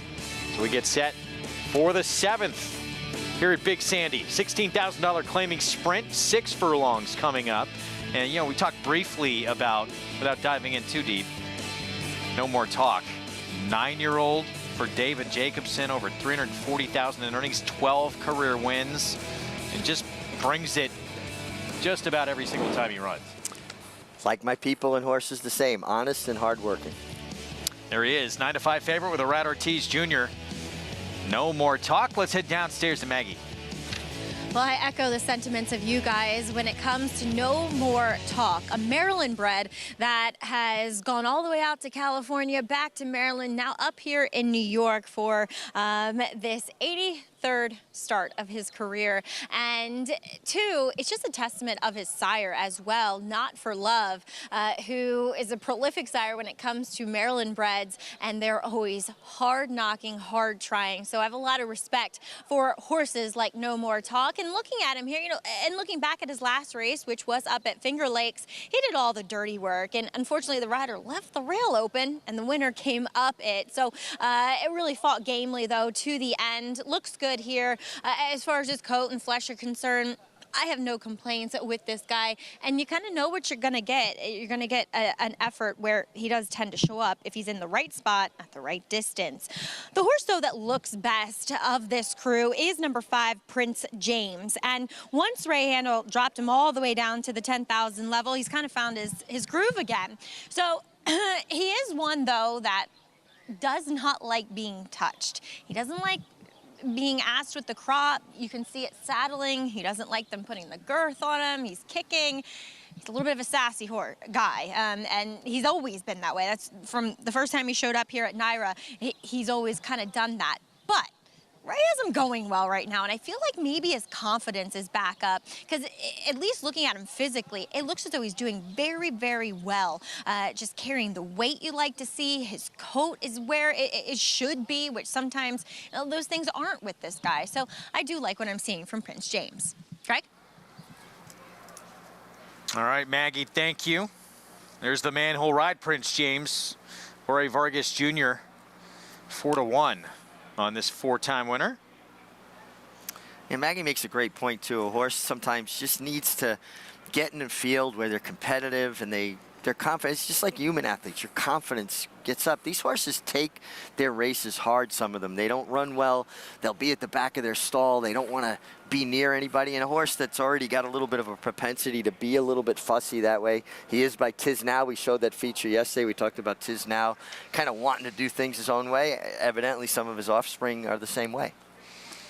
There's a look at Jose Lezcano. He was out for about a month, broken wrist. Great to see him back. It was last week he came back. I'm just so impressed, and I have so much respect for Jose Lezcano. You know, he was told that he might need surgery. He could be out 3 or 4 months. Came back in about a month, and he came back good, and he's riding well. And it's a very hard thing to do. I mean, not only is he overcoming the physical, impediment from getting, injured, but also you got to put that out of your mind. And it takes a very strong personality. He's got a warrior's mentality. I'm very, very impressed with that. Terrific, terrific rider.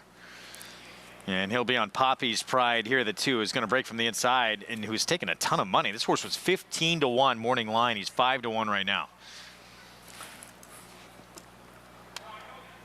Getting back to, he's moving back up to 16, but he's been in pretty decent form. And you get Jose Lezcano, who's riding well. Yeah.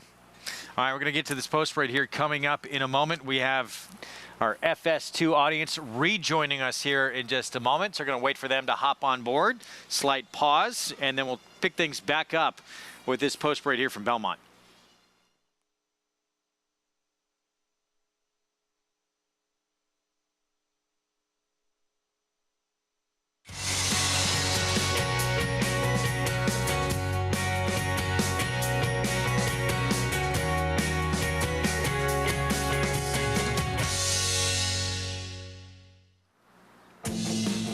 Great to have you with us on this Friday afternoon. Welcome back to those on FS2. You're watching America's Day at the Races live coverage from Belmont Park, Churchill Downs. It's brought to you in part by America's Best Racing. For the love of the race, visit americasbestracing.net today. Greg Wolf, Richard Migliori getting set for the 7th at Belmont coming up. 6 furlongs on the main track. $16,000 claiming race, so they're all for sale for that price. An 8-5 favorite, a 9-year-old veteran who loves to win. No more talk. We're going to start, though, with the remaining half of the entry here, Winning Drive. Yeah, horse that was claimed for 20, ran well 2 back for 10, now sliding back down, getting in for 16. One's going to break from post 5. The rail is going to go to the 2 here, Poppy's Pride. Yeah, any one of his starts 3 or 4 back would make him very competitive here. His last 2 races, not quite sure what went wrong there. Majestic Tiger, Jose Ortiz for Gustavo Rodriguez. Getting down to the $16,000 level. Last time he ran for 14, he won by 5. Very impressive. He's been facing much tougher recently. 9-2, striking speed. Dylan Davis, Charlie Baker. This is who I like, making his second start for Charlie Baker. He gets back down to the $16,000 level where he was successful at 2 back. 4-1 here, Prince James, Ray Handel trains. Definitely elevated in my eyes. High marks from Maggie from a physical, appearance. And I put more stock in that in lower level races, how horses look. Here's the favorite, No More Talk, and Irad Ortiz Jr. Ultra consistent, horse that shows up every time, gets a good outside draw, and has natural speed. Irad Ortiz should be able to kind of control things from the outside. And, Maggie was talking about this earlier, too. This horse has logged some miles. Penn National, Colonial, based in Maryland for quite a long time. Aqueduct, upstate to Finger Lakes, all over the place. And runs well seemingly wherever he goes. Yeah, you got to respect that. Horses that just show up, and it doesn't matter where they run, they put their head down, do their job.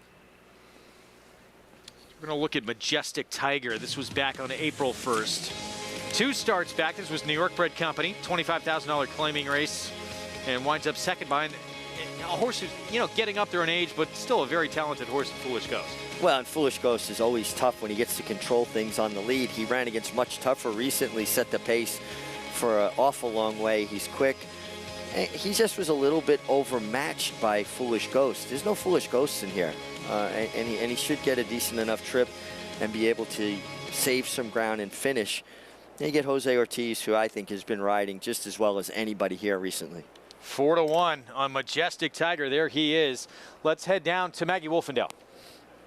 And Greg, looking at the horse you were just talking about, number 3 in here, Majestic Tiger, he graduated 4 back from that condition claiming race, bottom for the non-3 life. But he did earn a big figure, so rightfully so. They tried some tougher company, and he ran respectably 2 back in that state bred 25, as you guys were just talking about. But when you graduate from the non-3, the logical step is to find the lower rung if you were playing in that arena as well. So this is it for him. He's moving well out there. He's always a horse that's very healthy, always makes a good physical impression. It just feels like this is the right spot for him. I just couldn't really stomach taking 3-2 on No More Talk. I respect him. I'm not going to be surprised when he wins, but I just couldn't get over how well number 5, Prince James, appeared. Greg? Maggie, thanks. Yeah, earlier, for those who weren't watching on our FS2 coverage, Prince James really caught Maggie's eye. That's still the case with the 5 at 9-2. Been running well at a lower level. His last race I thought was very good, would make him very competitive here. And I elevate horses that Maggie likes on looks in general, but even more so, Greg, in lower level races. I think it takes on greater importance. Most horses look really good in better races. They just do. It's a fact. But when Maggie says a horse is carrying good weight, their coat is good, I think it carries a lot more weight in lower level races like this. Perfect world, you like them on paper, and then you like them even more after you look at them. Then, yes, it's all systems That's the go. double check mark. Absolutely. 2 minutes away here from the 7th, coming up at Belmont Park. I want to remind everyone, get signed up, started, play along with Naira Bets. Go to nairabets.com. You get a $25 free play in the Belmont Stakes, just 15 days away. Coming quick. $200 sign-up bonus as well with that code, Belmont25. Again, at nairabets.com. What an incredible celebration of our sport. The whole Belmont week is.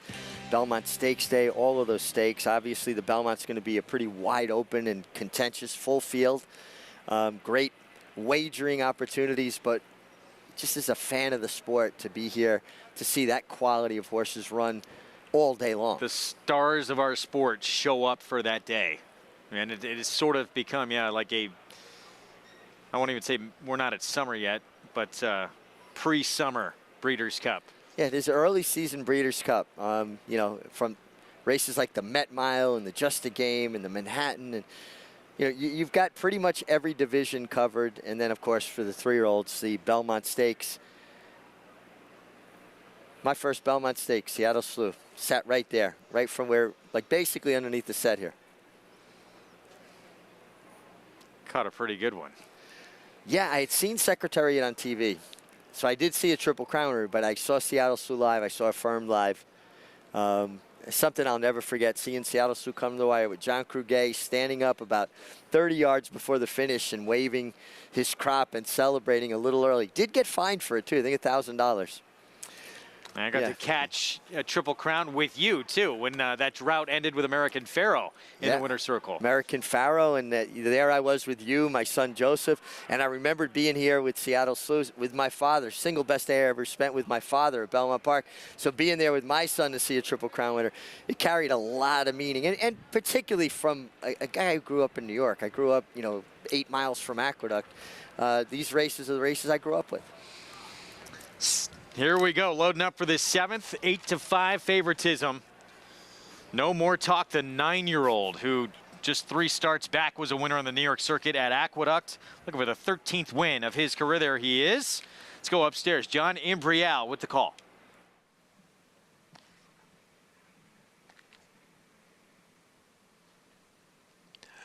And they're off. Prince James broke well. Poppy's Pride hustled out for the lead. Striking Speed is racing in second now with Prince James back in third, and right alongside is No More Talk. 2.5 lengths to Majestic Tiger. Winning Drive is the early trailer in sixth. It is Poppy's Pride who leads here by 3/4 of a length. Striking Speed now moving right alongside after a quarter in 22 and 2. Striking Speed showing a quick burst there on the outside to take over the lead from Poppy's Pride. No More Talk is third, just 2.5 lengths from the lead. Prince James is in fourth, and then Majestic Tiger. Farther back is Winning Drive. They're coming for the quarter pole, and it is Striking Speed with the lead. Poppy's Pride trying to get back in it again on the inside with No More Talk on the outside. The half went in 45 and 4/5 seconds. Striking Speed. No More Talk on the outside. Poppy's Pride down at the rail. Prince James is in fourth with a 16th to the finish. Here is No More Talk. Prince James now gaining on the outside, but they're coming for the finish with No More Talk in front. No More Talk the winner. Prince James was second, and Striking Speed finished third. No More Talk, 9 years old and still going strong. That's his 13th win in 83 career starts. Love these kind of horses. Now basically $450,000 in lifetime earnings. He followed the move of the 4 Striking Speed, tipped out under Irad Ortiz, drew off under strong handling from him. Nice call from Maggie with the 5 Prince James, who ran extremely well, rallied to be second, just second best to your favorite. Maggie talked about it, No More Talk. No surprise that he's going to win, but she thought the 5 Prince James would outrun his odds, and he certainly did that. He did everything but win. No More Talk, 9 years old, the victory. Irad Ortiz Jr. aboard for that win. 7-5-4 finish here in the 7th from Belmont. We'll set up the 8th. When we come back, Price is on the way as well.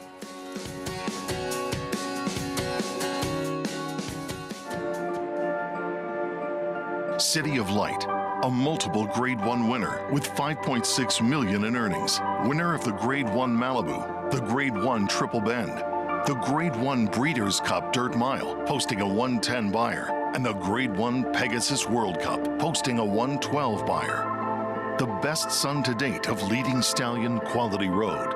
City of Light stands to continue his sire's legacy at Lane's End.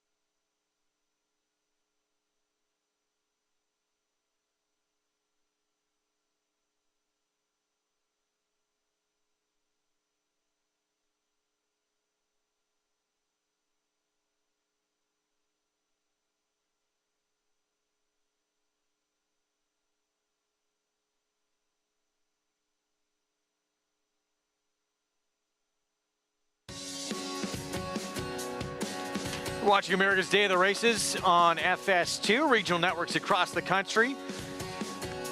On gorgeous Friday afternoon here in Elmont, New York. Arad Ortiz Jr., no more talk. David Jacobson, the trainer, second off the claim. And again, 13th career win for this 9-year-old. Hard working, honest, shows up. Got a beautiful trip from that outside post under Irad Ortiz, was able to follow striking speed. Seems like a lot of the riders on the dirt are purposely putting their horses out 4-5 path, maybe feeling like the inside is not the place to be. Certainly No More Talk rallied wide. Prince James came out after saving ground and finished well. And your favorite over Prince James, $13.80 for a buck. Take a look at the late pick 5, how it's played out to this point. It has been extremely foreign full. Favorite has won all 3 of these first 3 legs with 2 to come, but it only takes 1. As we've seen so often in this late pick 5. Race 8 next, mile back on the grass. New York Breds, allowance optional claiming field. What love looks like, taking a ton of money here for Todd Pletcher with Manny Franco.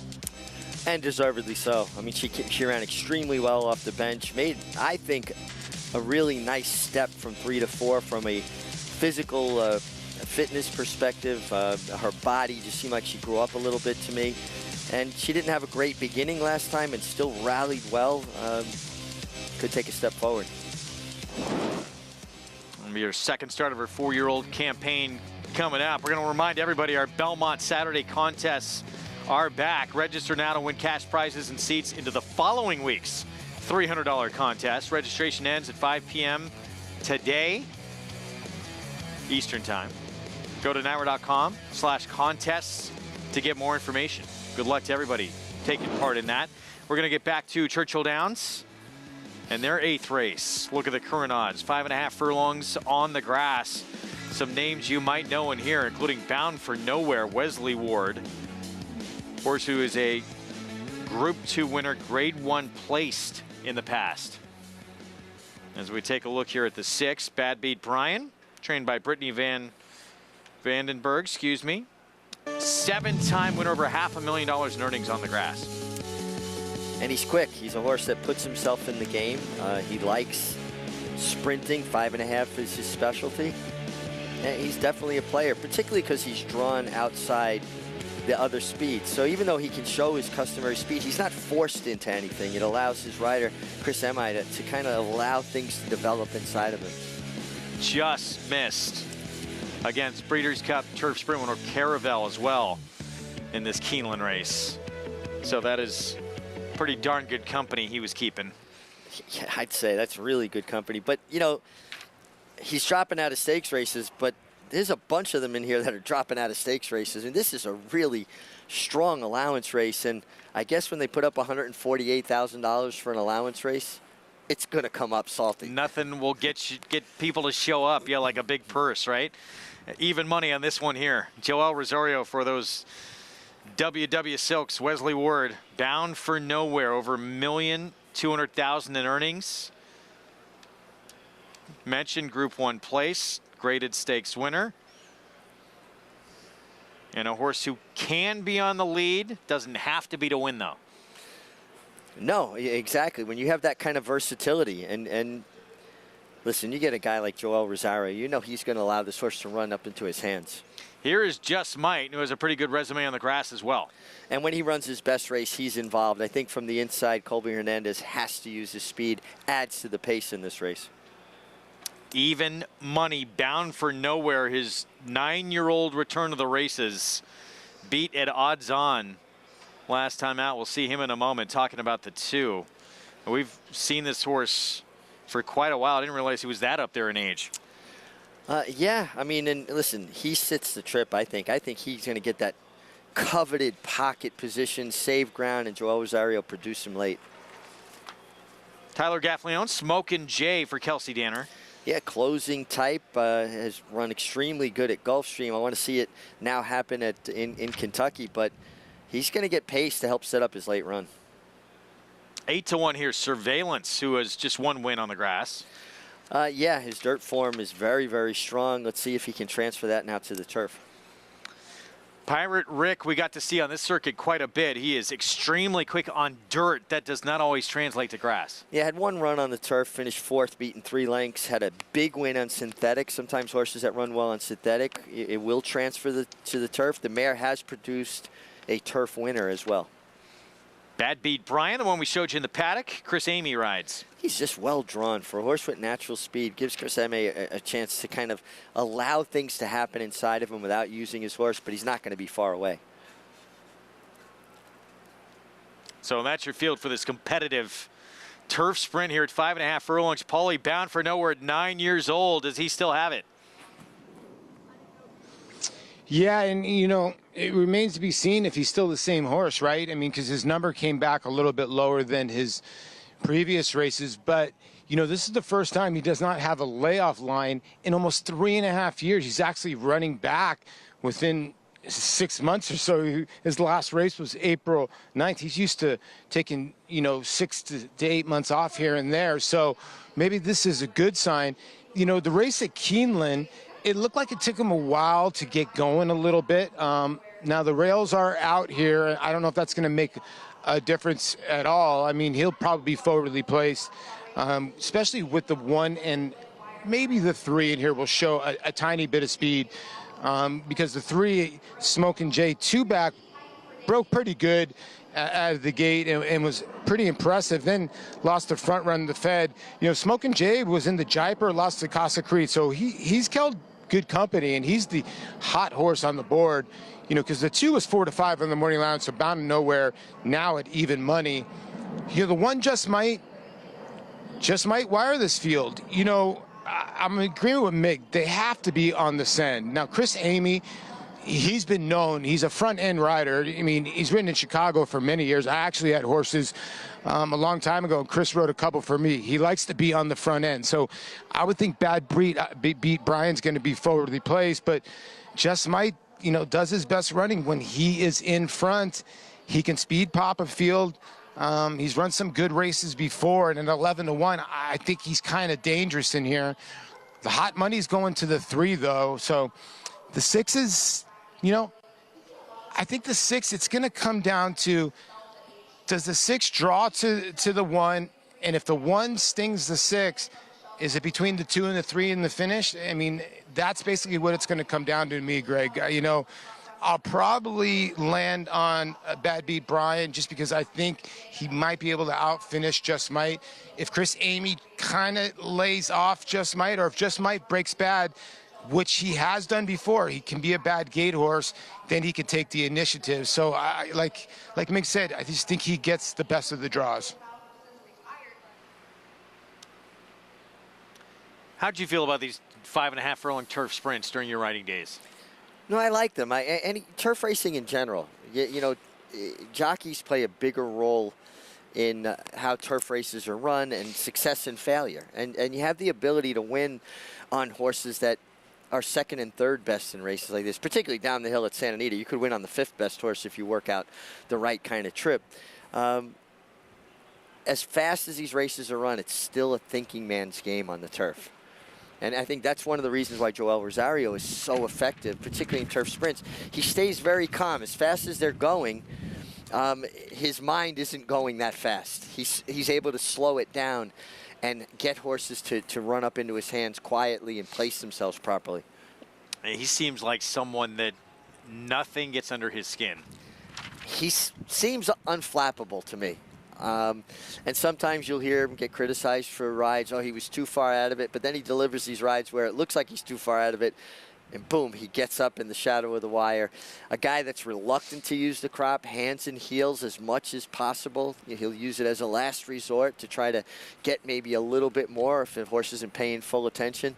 I think he's going to sit a real good trip here. 4 to 5 might be a bit short.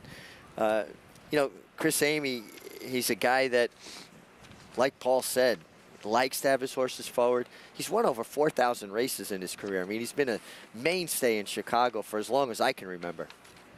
That's on Bad Beat Brian, the 6, who's 5 to 2 second choice right now. A couple of elder statesmen. I mean, most of these are, but certainly Bound for Nowhere the 2 and Bad Beat Brian are, 9-year-old and a 6-year-old. As we take a look here at Smokin' Jay. Tyler Gaffalione will be aboard, being told the 5 coming out of the race. Pirate Rick, who will not try the lawn for the second time in his career. And I think that removes some of the pace in here. I think, Pirate Rick was going to be part of the pace and show some speed here. Changes the dynamic a little. Now it really does come down to the one Just Might and Bad Beat Brian as far as who makes the lead here. Be interesting. I guess they'll play the break and see. I think there's more urgency from Colby Hernandez on the one Just Might breaking from the rail. I like the 3 a little bit, Smokin' Jay. He's also well drawn with Tyler Gaffalione just outside of the 2, Bound for Nowhere. And when you're on a big favorite like this, a 3-5 shot, Bound for Nowhere, Joel Rosario, you've got an X on your back. Everybody knows you're the horse to beat. And in a small field, it's easier to key on a favorite. So everybody's going to be trying to make his life as difficult as possible. Short price on a horse who disappointed at a very short price last time out in his 9-year-old return. So it's fair to ask that question. Is he the same horse? Does he deserve to be this short a number? It's not scared the public away at all. I think it's very valid questions, but also at 9 years old, sometimes a horse just needs a run mentally to get his mind back in the game. And physically, just from a fitness standpoint, I know as I got older, Greg, more injuries I sustained. Coming back from those injuries was harder. Just getting fitter was harder. Wound up having to hire a personal trainer later in my career when I'd be coming back from an injury. Maybe the motivation wasn't the same, to do it on my own. I needed someone to push me a little bit. And it's not like he ran terrible. And there it is. Pirate Rick is coming out. So officially a scratch comes off the board. Did run second. It was off several months, laid up. So maybe he will benefit from that. And that's the belief of the public right now at that very, very short price. But I think, you look at where Just Might is, the one. I think he's quicker than an outside horse. The fact that he has the rail, too, they got to go with him. It always simplified things for me. If I was inside and had speed, well, my plan is apparent. I'm going to go unless someone's just faster than me, and then I'll adjust. But you got to come out running. See how aggressive Colby Hernandez is. If he can take command, there he is on the 1, 8-1 on this 7-year-old who's won over $456,000 on the lawn in his career. He's been pretty adept on dirt too. It's just shy of $1 million in earnings. This is a really solid race. And again, you put up a $148,000 purse. I remember the feature at Aqueduct would be a $50,000 purse. A stake would be $50,000. Then you got allowance races over nearly $150,000. It's crazy. Times have changed. Here we go. 5.5 furlong turf sprint in this feature at Churchill Downs. Bound for Nowhere, the 9-year-old, the 2. For Wesley Ward, the odds-on favorite. Let's go to Travis Stone.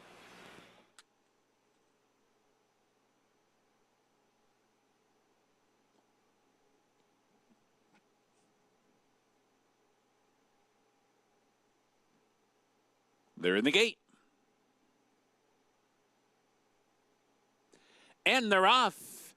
And Bad Beat Brian broke well from the far outside. Just Might is sent through toward the inside to challenge. And these two go 1-2. Bound for Nowhere comes away racing in third. Surveillance is fourth and Smokin' Jay's fifth. Up the backstretch. Just Might on through to the front. Just Might the leader. Bad Beat Brian sticks right with Just Might. And these two head to head for the far turn run. 2.5 lengths back. Bound for Nowhere coasting along while third. Now just 3 lengths behind on the far turn. And then it's Surveillance and Smokin' Jay. So round the turn, it's Just Might in front of Bad Beat Brian. They're still 2.5 to 3 lengths clear of Bound for Nowhere, who's trying to close in as they come off the turn. Then it's Smokin' Jay and Surveillance off the turn. Just Might and Bad Beat Brian continue. Bound for Nowhere set down. Smokin' Jay's rallying on the outside of Bound for Nowhere. In the meantime, Bad Beat Brian has taken the lead. It's Bad Beat Brian in front. Just Might, Smokin' Jay, Bound for Nowhere. Bad Beat Brian got it.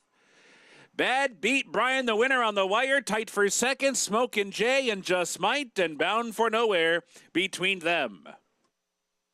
Brian, Chris Amy made Just Might work early to get to the front.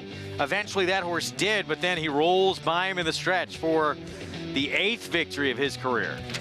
It's just a beautiful way to use that post position your advantage. Bad Beat Brian broke very, very sharply under Chris Amey, but he allowed the one to rush up. He sat there with a long hold, saved horse, had something left, kicked on, and I think that's just a prime example when you have a horse with natural speed and that outside post. You're not forced into anything, and you can allow a horse like Just Might to rush up and control the race from the outside. Nice rally from the 3. Smokin' Jay was far back but rallied well. And now I think you can ask the question and have some maybe reservations about the 2 Bound for Nowhere, maybe not being quite the same at 9 years old. We're going to see that time again. I know it's a new turf course. I believe that is a new course record. It is. So 101.53. 2 ticks faster than has ever been run on the turf at Churchill, going 5.5. Yeah, so obviously this is a very live turf course. You see he's got a neck strap on, and as fast as he breaks from the gate, that's good for the rider, having a little something extra to hold on to. Don't get left behind when one leaves like that. Chris Amey for Brittany Vandenberg. Morisco Brothers Racing, Bad Beat Brian. In the 8th at Churchill, we'll have Belmont next.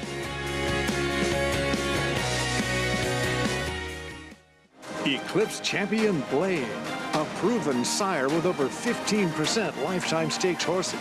His progeny include these recent standout performers. And in the sales ring, Blade continues to prove his value. Also an emerging broodmare sire. His stakes-producing daughters include the dam of Eclipse champion Forte. Forte to win the Breeders' Cup Juvenile. Blade, standing at Claiborne Farm. Experience the adrenaline-pumping, suspense-filled action of the Sport of Kings no matter where you are with Naira Bets. It's fast, easy, and secure. Download the app today and start winning with our lucrative weekly promotions, thrilling handicapping contests, and a one-of-a-kind VIP rewards program. Don't just watch horse racing, be a part of the action with Naira Bets.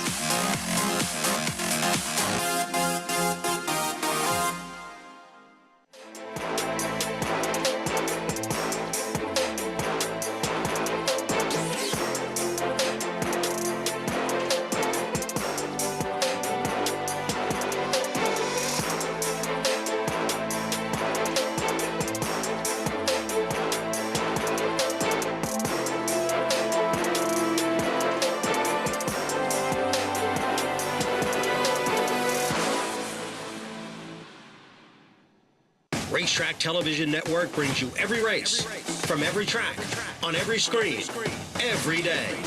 With monthly packages starting as low as $5, RTN gives you great value and access to more live HD streaming and race replays than anyone. Visit RTN.tv today to sign up and watch on almost any device, including Roku and Amazon Fire. RTN has packages that start at $5 per month.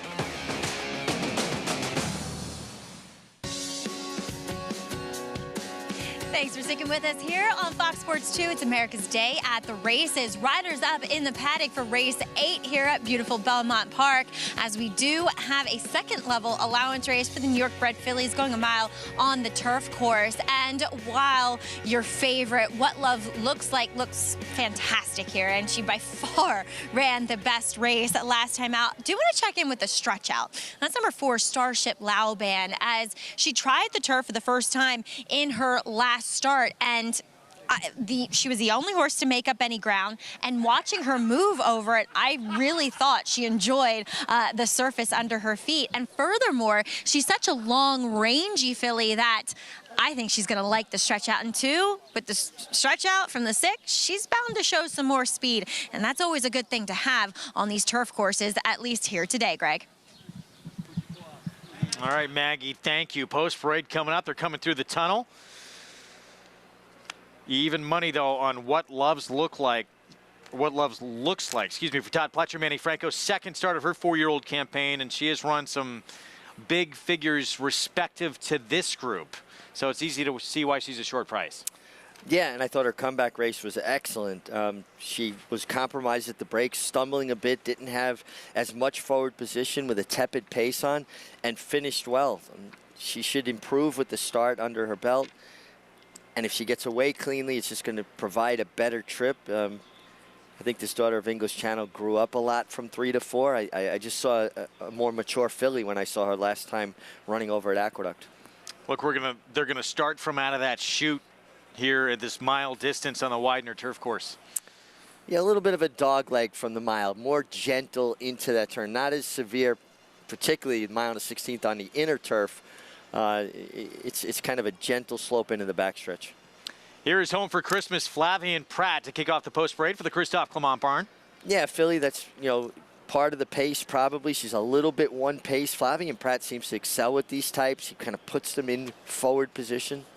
All right, Ortiz Jr. on Silken Dollar for David Donk. Yeah, came off the layoff and ran okay against What Love Looks Like. Didn't have any excuses that day. Here's the even money favorite for Todd Pletcher with Manny Franco. Well, What Love Looks Like finished in front of Silken Dollar last time with excuses and could take a step forward. Starship Lauban, trained by Jamie Ness. This is who I'm interested in. Maggie talked about her from a physical perspective, wanting to stretch out. Her pedigree says she'll want to stretch out. And last time she was squeezed a bit at the break and finished very well first time on the turf. Yeah, in her 14th career start. Here's Dream Central, Jose Lezcano. 2 times this filly's won were both with Jose Lezcano, and they were both in stakes races. First time on the grass for Cairo Sugar. Yeah, and filly with speed. She came and won the Mattie May over the winter, now trying turf. And long time off. Sweet Franny Lou hasn't been seen since July 20th at Saratoga last summer. Well, she's got races that certainly are good enough to win here. She's versatile. Is she ready off the bench? 12 to 1 for the 2-time winner on the grass, but a short price, even money on the 3. What Love Looks Like. Todd Pletcher, whose second career win, well, both of her wins actually came at Saratoga. And there she is. Yeah, both of her wins came in Saratoga, but her last race kind of pointed out that she was a better version of herself at 4, and you can keep an eye on her here, breaking from post 5, or number 5, I should say. So stumbling at the start certainly did not help her cause. Okay, we'll jump ahead. But you can see now she makes this extended run from the outside, while Silken Dollar was able to sit inside before coming out and saving ground. So important turf racing. I just think she was a better horse, and I honestly think she was best on the day. She just was unlucky. She did everything she needed to do to overcome that start, just wasn't quite good enough to overcome it and get to the winner. But she ran the best race this day. She did, and 4 to 5 here. And that's not really been something we've seen much from her, too, having issues out of the gate. No, and sometimes those are just fluke things. A horse loses their footing a little bit, particularly when they stumble. When you see a horse that acts up consistently in the gate and they cause their own trouble leaving there, lunging or throwing their head or popping in the air, those are horses you worry about a chronic gait issue. Horse stumbles out of the gate one time, you kind of got to write it off as just bad luck. Well, next door, one that both you and Maggie are high on, Starship Lauban for Jamie Ness. 14th time out for the 4. They decide to put this horse on the lawn and launches this big rally from off the pace to miss by a length and a half to run 3rd. Yeah, I thought her race was really good. And if you look at her pedigree, she wants to go further. She was squeezed a little bit. Derry Nain, I mean, that's a pretty decent filly there.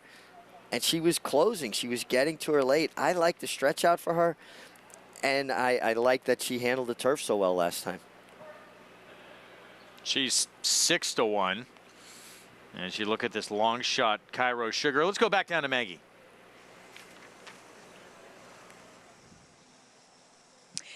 And we'll take a look at number 1 in here, Home for Christmas, as she comes out of the same race with What Love Looks Like.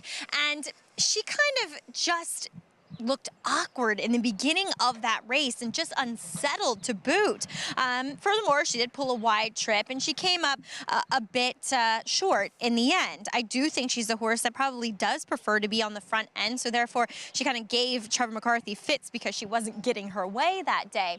Now she draws to the rail and she'll pick up Flavien Prat, who we've all seen be aggressive. So I think she could be dangerous. Look, I picked Starship Lauban because I think she's probably faster in the end, and I think that Home for Christmas probably needs longer than a mile to be effective in getting to the lead. She is one that does lack a bit of a hind end / top line, and she looks a little bit stronger having the one race under her belt. I know that Richie was in the paddock that day for that comeback race, and maybe he can speak to how she looked that day. I'll be completely honest, I've never been her biggest fan, but maybe with the inside draw, it does help her out a bit, but she'll beat me at 6-1. Number 2, Silken Dollar, again, comes out of that common race. She had a great trip. She was inside. She was right behind the pace of gate-to-wire winner Sonura, and she tried to run on, but then she just came up short. Just looked as though she needed that start. I do like a little less ground for her. I think 7/8 to a mile is probably ideal, and she looks fit here, probably more fit than what I've seen from her, but she just kind of doesn't look great in her coat. It's kind of long and wispy still. I remember last summer she looked so good up in the paddock at Saratoga. I'm just not quite seeing the same horse this time around, Greg. All right, Maggie, thank you. 9-2 on Silken Dollar. Start number 2 for David Donk with a rad. But public has not backed off this 3 at all. And there's lots to like, provided she breaks clean today. Yeah, and again, I don't think it's a chronic issue. I think it was just a one-off kind of thing. Listen, Silken Dollar had a better trip than the 3 What Love Looks Like last time, but Dave Donk's horses tend to get better with a race under their belt, so it'll be interesting to see if that's the case here. There's Silken Dollar stepping in, those black and pink silks. Bruce Lunsford, David York. 4-5 now on the 3. On what has been a very formful late second half of this card today at Belmont. It's been all favorites so far. See if that trend continues here in the 8th. Let's go upstairs to John Imbrial. Waiting now for Dream Central and Cairo Sugar.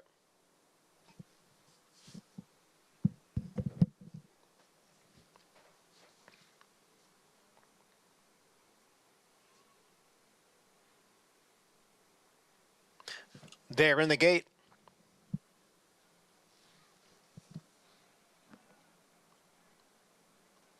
And they're off. What Silken Dollar is out for the lead, and on the outside moving up is Starship Lauban. Now What Love Looks Like it gains in between horses. It's Starship Lauban, now challenged by Cairo Sugar on the outside. And just in behind is What Love Looks Like, along with Home for Christmas. Their heads apart 3rd and 4th. Silken Dollar is now back in 5th, followed by Sweet Franny Lou. And trailing the field is Dream Central in 7th. The opening quarter, 23 and 3/5 seconds. It is Starship Lauban on the inside. And on the outside, it's Cairo Sugar. Starship Lauban clear by a length. Cairo Sugar is second by 2 lengths.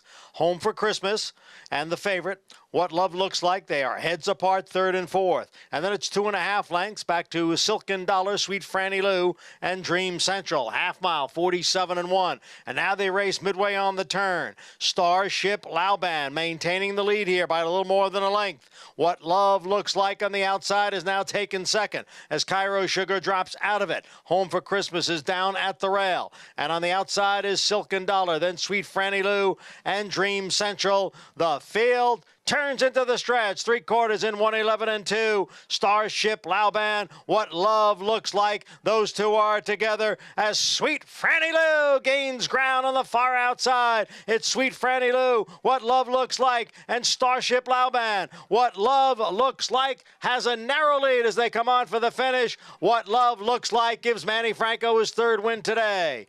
Starship Lauban was second, Photo for 3rd.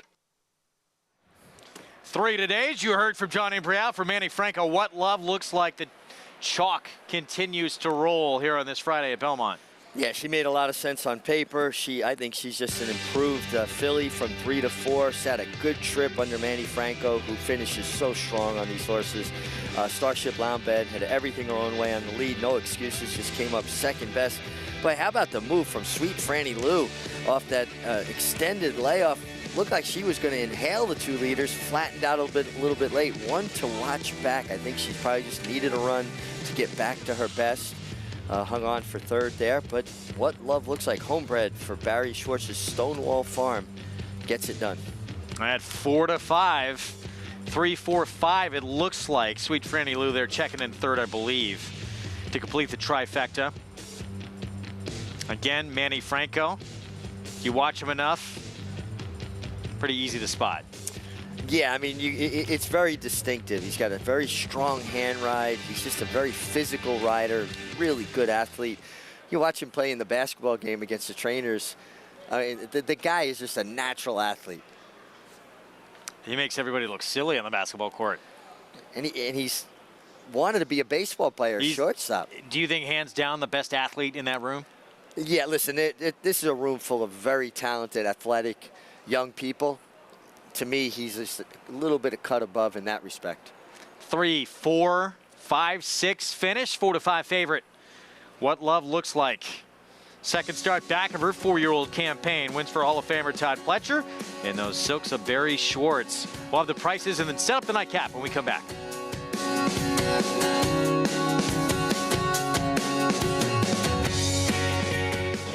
It's 1,000 Words fighting back, coming down to the finish. If a picture is worth 1,000 words, this is one stunning picture. 1,000 Words just in front. 1,000 Words wins the Robert B. Lewis. Honor EP is full out now, second on the outside. And they're coming down to the line, and 1,000 Words has done it.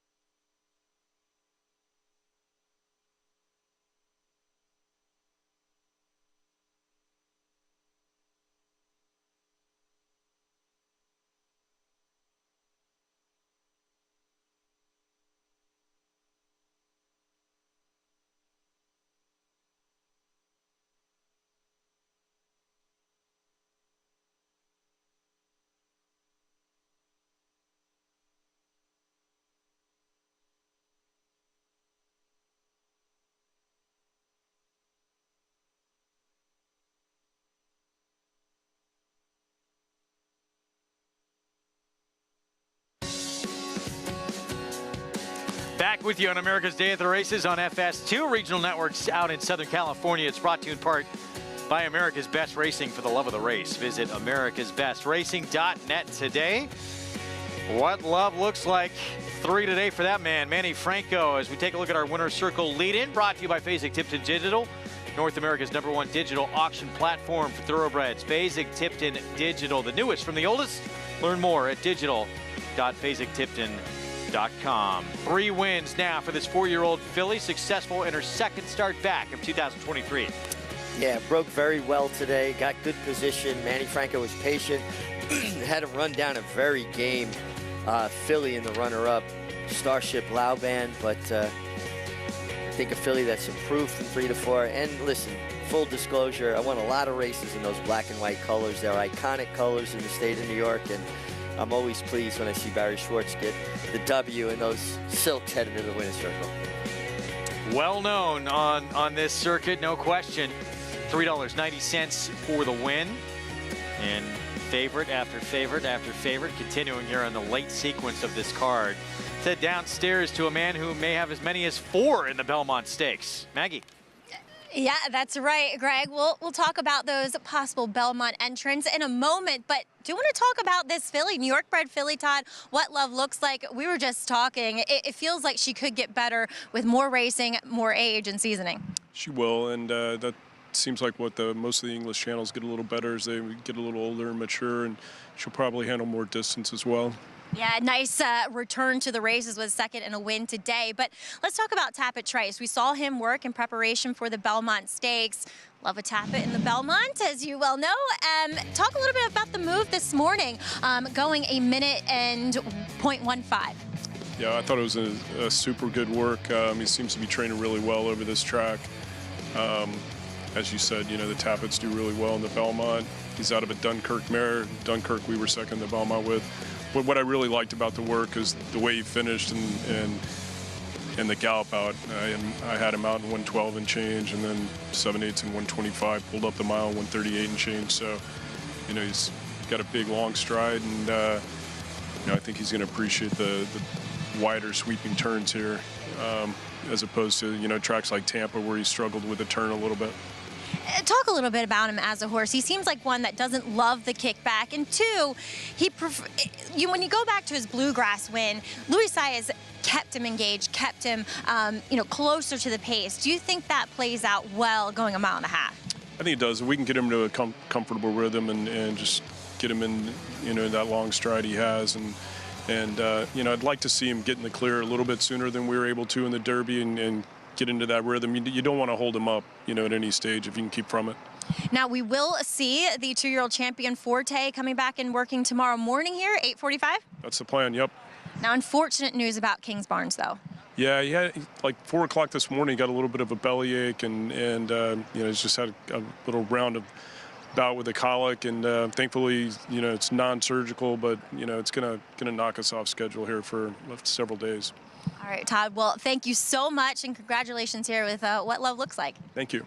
All right, looks as though Tappet Trice, guys, is definitely on track for the Belmont Stakes, and Forte, we'll see how he does in his work tomorrow. Yeah, looking forward to that. And, you know, Tappet's had such a good run in the Belmont. 3 sons of Tappet won the Belmont Stakes in 4 years, then Essential Quality made it a 4th son of Tappet. So he's got the pedigree behind him. He's got the pedigree, and I happened to be out this morning watching horses train here. His gallop out was monstrous, Tappet Trice, this morning. He just continued to not just, you know, it was a good solid work all the way through the wire. He left his workmate. Look at the way he's striding out the 8th past the wire. This was as good as the 8th before the wire, and then he just continued. And this is one of the things that Todd does in his training, putting foundation into horses, allowing them to get so much out of their gallop out. 7/8 and 25, pulling up 1 mile and 38. Think about that. I mean, this horse shows that he is able to sustain that kind of stride, and I was very, very impressed with what I saw on site, visually, not just on video, what I saw visually this morning from the ground. And this was a horse, too, all along, not just the pedigree, too, but his running style and how he was going to seemingly get better with more and more ground. Everyone seemed to feel, including Todd, that this was going to be his Belmont horse. Well, and then adding to the fact that he's not a horse that likes kickback. And when they go 45 and change in Kentucky Derby, that kickback's coming back much harder, relentlessly. Going 1.5 miles, they're going to go a half in 48, 49. The dirt does not, that kickback doesn't come back nearly as hard. And Louis Saez has a lot more time to kind of pick his position and get him in the clear sooner. Look at this year's field that will line up in the 3rd and final leg of the Triple Crown that will be seen for the first time ever on Fox. A lot of intrigue about Angel of Empire with that 3rd place finish in the Kentucky Derby for Brad Cox. Arabian Lion adding new intrigue with Bob Baffert coming. And the horse who just won the Preakness, National Treasure, will show up as well, to this point anyway. And he showed such good speed in the Preakness and, you know, controlled things. No reason to think he won't be forward again in the Belmont Stakes. And it's a good thing, isn't it, typically to be forward going 1.5 miles?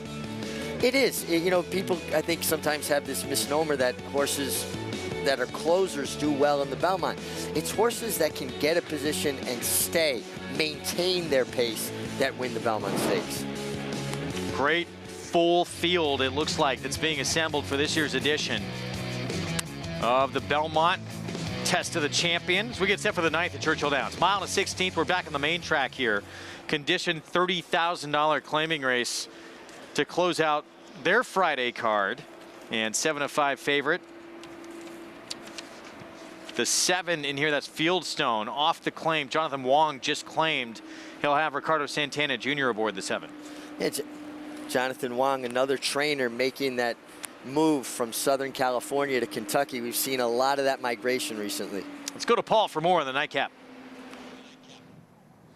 Yeah, listen, when you look at this race, you know, you look at the Jonathan Wong runner here with Fieldstone, and you know, the horse was claimed last time for the Alexis Claiborne. She's a very, very heady trainer. Been in some good barns, Joe Sharp, also Joey Foster. So, you know, been at this non-2 condition for a while, non-3 condition. And I do think, you know, he is the horse to beat. Can he lay off some of the speed? With the scratch of the 3 in here, Coastal Defense, there doesn't really look like there's a definitive front runner in here. And it's going to be very interesting who takes the initiative early. I thought Long Shadow was an interesting horse in here, a horse that's stretching out for Kelsey Danner and Adam Beskitzka. You know, Adam's not a kind of guy that really sends his horses, but when you look at the one race, the horse does have a gate-to-wire win on his resume. So it was way back at Delaware when he broke his maiden. I think the horse obviously has a definite look. Long Crow, the 4, Perceive Abston looking for his 3rd on the day right now at 5-2. You know, the last couple efforts have not been much. The drop is warranted considering, you know, it says the 5th place finish, but the horse was dead last out of 5 and really has not done much running in here. So this is an interesting race to figure out, guys. You know, does Jonathan Wong send the 2 and maybe the 2's the speed in here and to set it up for Fieldstone? Or does that really matter? You just don't really know. I thought the 2 was interesting. And then the 1 for Luis Saez. I don't know if this is Luis Saez money or not, but I think this horse is just knocking on the door, has been right there. It seems like a lot of these other horses are so inconsistent. At least this horse has been 2nd, been 3rd, and just like I said, been right at the front door, just needs to open it. So I'll go with the 1. He's got this. Paulie, thanks. Saez will be aboard from that inside post at 3-1 right now with He's Got This. Yeah, and listen, one thing you know about Luis Saez taking the reins for the first time here, he is a rider that understands the value of position, about being forward and getting your position going forward. And I think he'll take full advantage of that inside post 1. I think always a good thing in 2-turn races, regardless, dirt, turf. Not a big run to the first turn. You've already got your position. You don't have to worry about tucking in anywhere. I think obviously he's a major player. The 2 is really interesting. Li Mubai, this horse that actually ran over hurdles years ago in 21, then went to turf, finally tried dirt last time, and that was one of his better efforts recently. Another horse in the Jonathan Wong barn. Yeah, he's been off since late March in that good 2nd at Santa Anita. Nightcap here from Churchill. Let's go to Travis Stone. They're in the gate. And they're off. Long Crow pinched back at the start. Long Shadow breaks out on top. Li Mubai is there, and Fieldstone comes in from the far outside. First turn, and Li Mubai is out there showing the way. Prompted by Long Shadow, 2nd. Fieldstone joins them from the outside, 3rd. He's got this. Settles in toward the rail, 4th. Millard Smiles in 5th. Job Security settles in toward the rail, 6th. And slow starting Long Crow, the trailer, but only about 5 lengths off the lead. And the opening quarter composed in 24 3/5 seconds. The pace is slow to develop. It's Li Mubai in front and Long Shadow prompting 2nd. These 2 head down the back stretch in no particular hurry. 2 lengths back, Fieldstone is just cruising along, 3rd on the outside. He's got this is down inside, 4th. Millard Smile, 5th. Job Security down inside, 6th, 4 lengths off the lead. And Long Crow still the trailer. They continue on to the far turn, the opening half in 49 1/5 seconds. Li Mubai, short lead, Long Shadow right there. Fieldstone hovering to their outside 3rd. He's got this down inside 4th, now 3rd. He's got this up into 3rd. Fieldstone is back into 4th. 3 lengths farther back to Job Security, Millard Smile, and Long Crow. Round the far turn, Long Shadow. In between, Limu Bai at the rail. He's got this, sidles up, and just like that, takes the lead off the turn and kicks away. Kicks away by 3. Job Security trying to run on for the back with Long Crow. Long Shadow fights on, 1 furlong to go. He's got this by 5. Job Security, Long Crow, Long Shadow. He's got this, indeed. He's got this by 6 lengths on the wire. Tight for second, maybe Long Crow over Job Security, Long Shadow, and Millard Smile. He's got this, destroys this field. That was as easy as could be. 3rd win of his career, winning under Luis Saez. And he cruised up in behind the leaders, leaving the 3/8 pole. You knew he had a ton of horse, Luis Saez. When he eased out, Greg, it was a great scene. He reached up to pull a pair of goggles down, and he did it so calmly, and it took him about 4 or 5 strides. That's when you know a rider has so much horse underneath him. He's almost killing time before he asked him to do anything. He did it kind of a long, languishing pull down of the goggles. Was speaking with his agent, Kieran McLaughlin, who's doing a great job for him the other day. And, you know, we're longtime friends. We go back to when Kieran was grooming horses for Mark Cassidy. And it was just great to catch up with Kieran, and he's doing a spectacular job, just as Richard DePass did for Luis Saez. And what, it was 2 summers ago, he made that big statement leading pretty much gate to wire in the jockey standings at Saratoga. Well, and that was coming off the year before when he missed the first week of the meet because of COVID, and he had a tremendous meeting and wound up second in the standings. And then he just led from start to finish the next year when he was healthy the entire meeting. Gets a win here, an easy one on He's Got This. 4-year-old son of Tapiture. 2-1, I believe, in the end on this 4-year-old. As we get back to New York. On those prices coming up from Churchill in a moment. Nightcap here in New York. Look at the current odds. And a wide open betting board. One of the better betting races on the entire card today. 6 furlongs on the inner turf, 30,000 claiming race, so all for sale for that price, and horses who have not won 2 lifetime. And, you know, we've had a chalk parade so far. I feel like we're due for a little bit of chaos here in the finale at Belmont. Briefly, getting back to the finale at Churchill Downs, we would be remiss not to mention that the trainer, Michael Rankin, of the winner, He's Got This. That was his first career win as a trainer. Congratulations to him. Big moment. Let's go downstairs to Maggie. Congratulations, Michael. Yeah, Meg's right. I mean, I do feel like maybe we see some chaos here, but with that being said, I'll start with the favorite, and a tepid favorite at that, and that's number 9 for Joe Sharp, Foliage, who was picked up out of that Keeneland Horses of Racing Age sale this spring for only $22,000. So, yeah, it's a drop in class, but considering what they paid for the horse, so $30,000 makes a lot of sense here today. And I always pay attention when Joe claims or acquires turf sprinters, because it does feel as though it's an area that he is pretty proficient in, and this guy just looks like an out-and-out turf sprinter. Now, the front wraps are on for the first time, something I just noticed since they brought him out of the saddling stall. But I just think he makes a lot of sense in this crew today.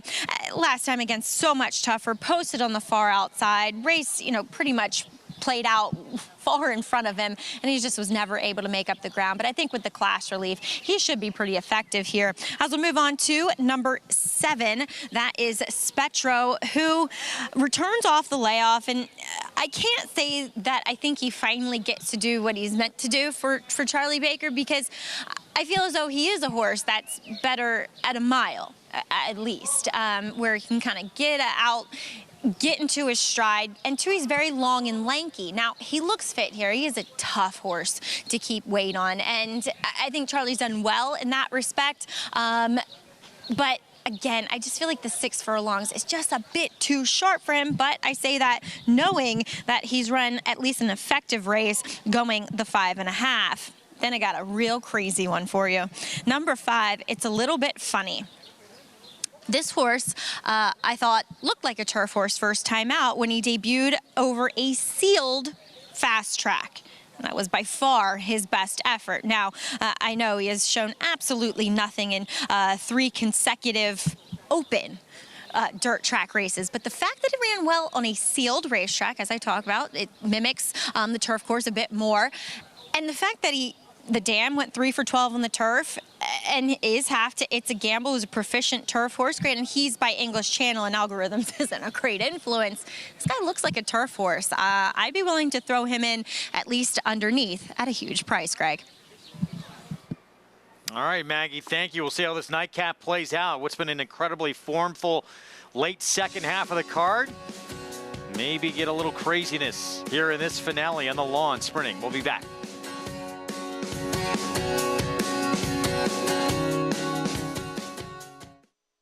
He was just put together like a machine, and he had a great mind. Everything about him was what you'd want. Tis the Law pops the cork in the champagne. Tis the Law is going to win the first leg of the Triple Crown. I've never seen him get tired.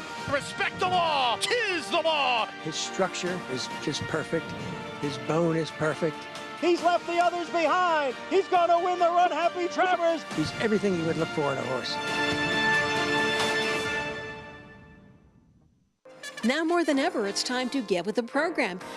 When shopping for your next race prospect, consider that New York breds start with an advantage. Our New York breds run for serious green. At Saratoga Race Meet, New York bred maidens run for up to $88,000. New York bred allowance horses run for up to $100,000.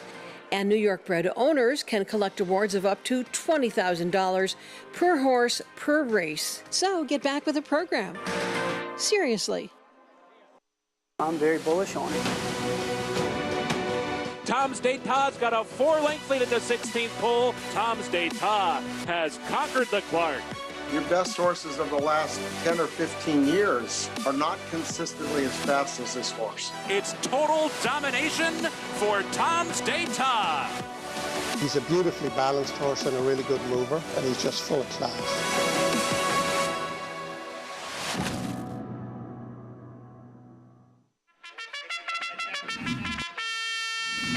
Monmouth Park's summer season rolls on with live racing action every weekend in May. Win early and often with our Win Early Pick 5. First race, 12:40. Home to full competitive fields and big paydays, Monmouth Park continues to prove itself as a place to profit. Joining us on site? Be sure to lock in your odds with fixed odds wagering at Monmouth Park Racetrack.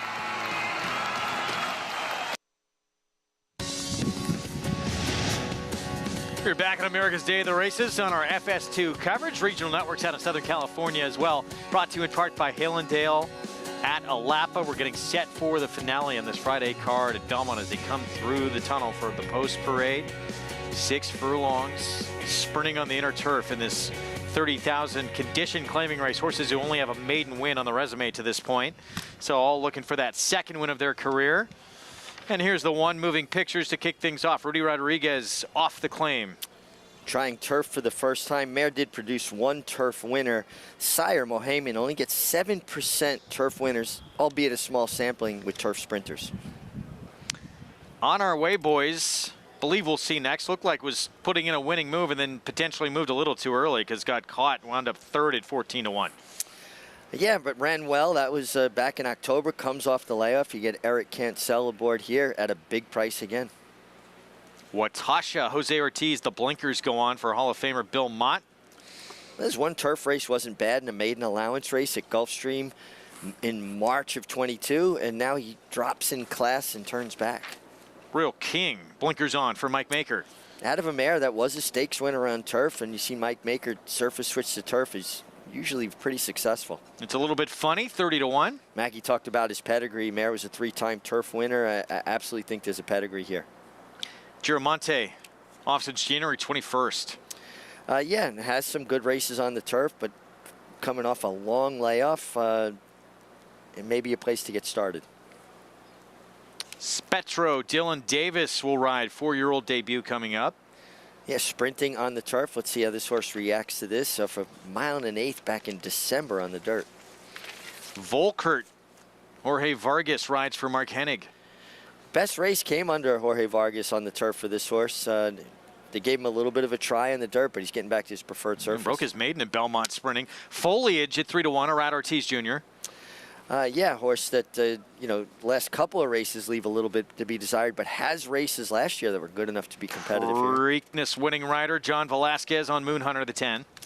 Always a good thing to have Johnny Velasquez aboard. This one's form's going to have to turn around, though. Did win under Johnny here, breaking his maiden. Hey, Makachek, the 11 went by, and here's a 12 Raw Courage, Joey Martinez, rider change. Yeah, another one trying the turf for the first time. I'm not seeing an overwhelming turf pedigree here, though Declaration of War is a good influence. And, back to the 11 real quick. Couple starts back for 50,000 starter allowance. It was a Gulfstream. Only beat a half length, though, from off the pace. Has some efforts that certainly put him in the mix, including a maiden score, Belmont at Aqueduct. This is who I like. I think the drop in class, he set very, very fast fractions last time before falling apart. I think Junior Alvarado has the luxury of being outside, allowing him to sneak into the race. He's probably going to be on the lead or forward, but that post position gives him that opportunity to do it the right way and not be rushed into the race. Here's the favorite, 3-1, Foliage with Arad Ortiz Jr. once again. We go back to last year. This was at Churchill Downs. And this wound up being the final start of his campaign that year. Third in an entry-level allowance. Yeah, it ran very well. I'm just a little bit concerned about the 2 races back off of the layoff this year. All right, one was on synthetic. You'll forgive that. But last time really showed nothing. Now, I know it was a much tougher group, but you feel like he should have shown some sort of interest, and I just didn't see it.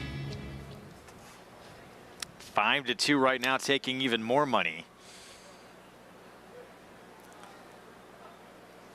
I think the warm-up. See what Maggie thinks. Who are we talking about, Greg? This IFB is killing me. Okay, I don't know who Greg was talking about. I don't particularly like the warm-up on the 9. I'm lost. It's the end of the day. Anyway, let's talk the 4 in here. I did like the warm-up on the 4, Royal King. Mike Maker sends this one out. First time on the turf. Bernardini's not a good influence when it comes to the turf.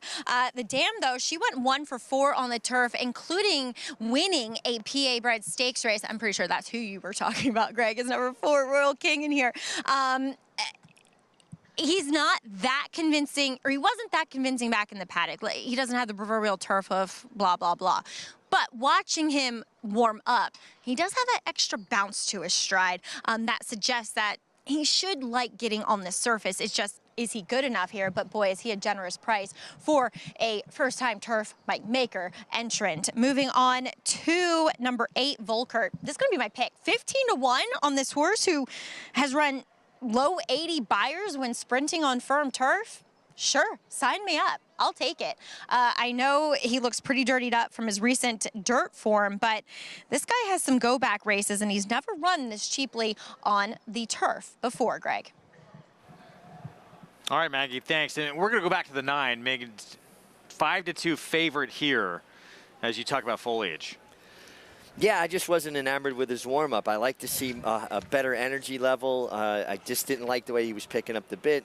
It looked like it was taking him a while to get, freer, more loose. I like to see more of an animation to his stride. I just wasn't seeing it there. Now, to be fair, I'm not privileged to know how this horse normally looks warming up, but for me, I wasn't enamored with his warm-up. And usually knew when you're on a horse if they weren't going to run their race. Did you for the most part? Well, some horses would fool you, and some horses that don't have the energy level that you're looking for are different when the gates open than they are in the warm-up. But as your favorite, I already like the 11, Hey Mac, It's Jack. I like him more now because I actually downgraded the 9 a bit from the preliminaries. But you were on horses sometimes that when those gates opened, they just changed and the light went on? Yeah, but you learned and you knew those horses. There was a horse I used to ride for a trainer years ago that you knew in the first quarter of a mile of his warm-up whether he was going to run his good race or his bad race. Just how he moved. And I had a signal with the trainer. If he warmed up like he was really, really good, I would kind of fix my armband and move my arm so the trainer up in the stands would go, oh, okay, he's going to run his A race today. See what happens here with a day where it has been, in this late pick 5, it has been all favorites to this point. We'll see that happens here again to close things out. Even with that, take a look at the Will Pays in the pick 5. If Foliage were to win, still with favorite in every single leg, $170 coming back to the 9. Wow, with all those favorites. That feels like a sequence I might have been able to figure out. Wow. And, you know, in last race, too, that was an odds-on favorite. Penner Ash was 2-1, but pretty logical favorite in that spot, although it did have that rough comeback race, was dropping in class. See what happens here coming up. 6 furlongs inner turf to close things out on this Friday card. Let's go upstairs. John Imbrial, the call. For Giramonte and Raw Courage.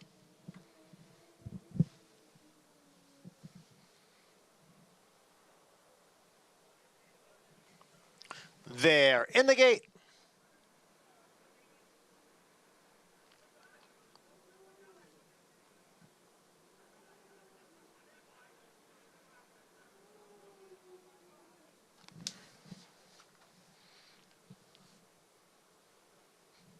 The door opened up on one of the stalls, now being closed.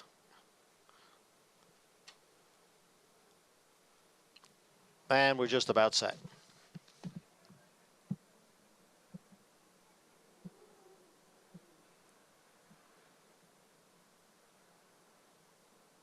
And they're off. And they all came away to a pretty good start with Royal King grabbing the lead now. Haymack and Shack on the outside runs in second with Volkert next in third. It's a little bit funny. Moves up in between horses. Giramonte is there and racing in fifth. Moonhunter on the outside is in sixth. On Our Way Boys down on the inside in seventh. Spetro is in between horses and racing in eighth position. And then farther back in the field are Moving Pictures along with Raw Courage. The quarter went in 21-4, and Haymack It's Jack has stepped away here to open up a 4.5 length lead. Royal King is next in second, and Volkert is third. Farther back, it's Giramonte in fourth. And then comes Moon Hunter. The field is in the stretch. Hey, Mac, it's Jack with a Royal King trying to reel him in. Hey, Mac, it's Jack, Royal King. And on the outside is a Volkert. They come through the stretch. Hey, Mac, it's Jack still there. Royal King with one last try. They come on for the finish. Hey, Mac, it's Jack is the winner. Half length. Royal King was second, and Volkert finished third.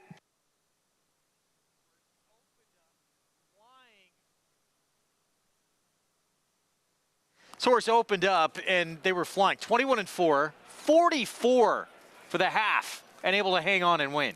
You know, I thought being outside and Junior was very quiet on him. He might make the lead and kind of throw his ears up. He's a horse that just runs through the bridle. His ears are pinned, and he just basically runs hard the entire race. I thought he would get tired.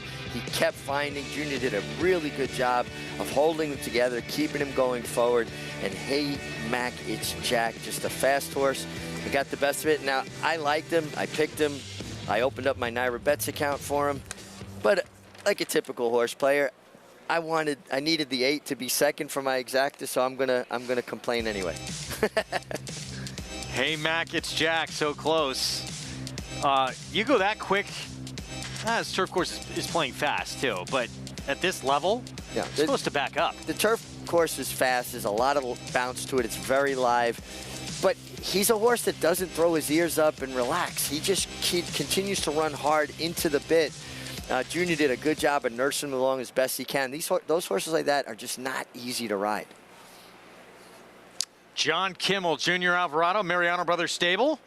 And a horse who's 1 for 15 coming in. Picks up just his second career victory here at 3-1. Yeah, came down a little bit late. I think 4-1, about going into the gate. Got touched up another notch. Prices from this finale at Belmont when we return. Stay with us.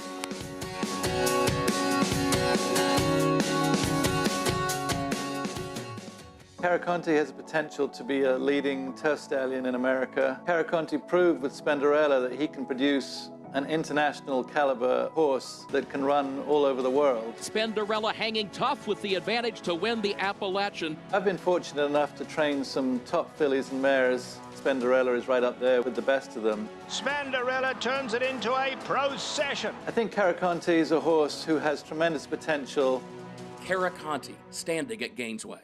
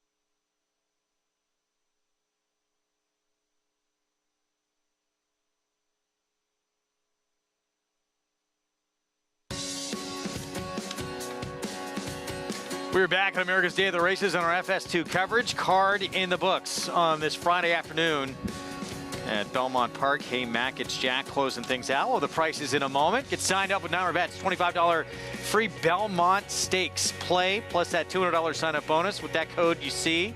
Belmont 25 for new members. Go to NinerBets.com and bet any track, anywhere, anytime.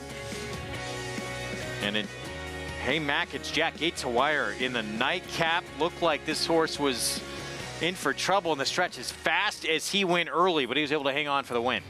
I thought he had to be starched. I mean, he set fast fractions, and, you know, I often say it's not how fast you're going, it's how you're going fast. He wasn't doing it properly. He was running through the bridle, hard in the bit, no relaxation whatsoever. Horses like that tend to tire more, but Junior Alvarado did a really good job of kind of nursing him along as much as possible and having just enough left to hold off the runner-up here, Royal King. Volkert, nice effort off the bench for him.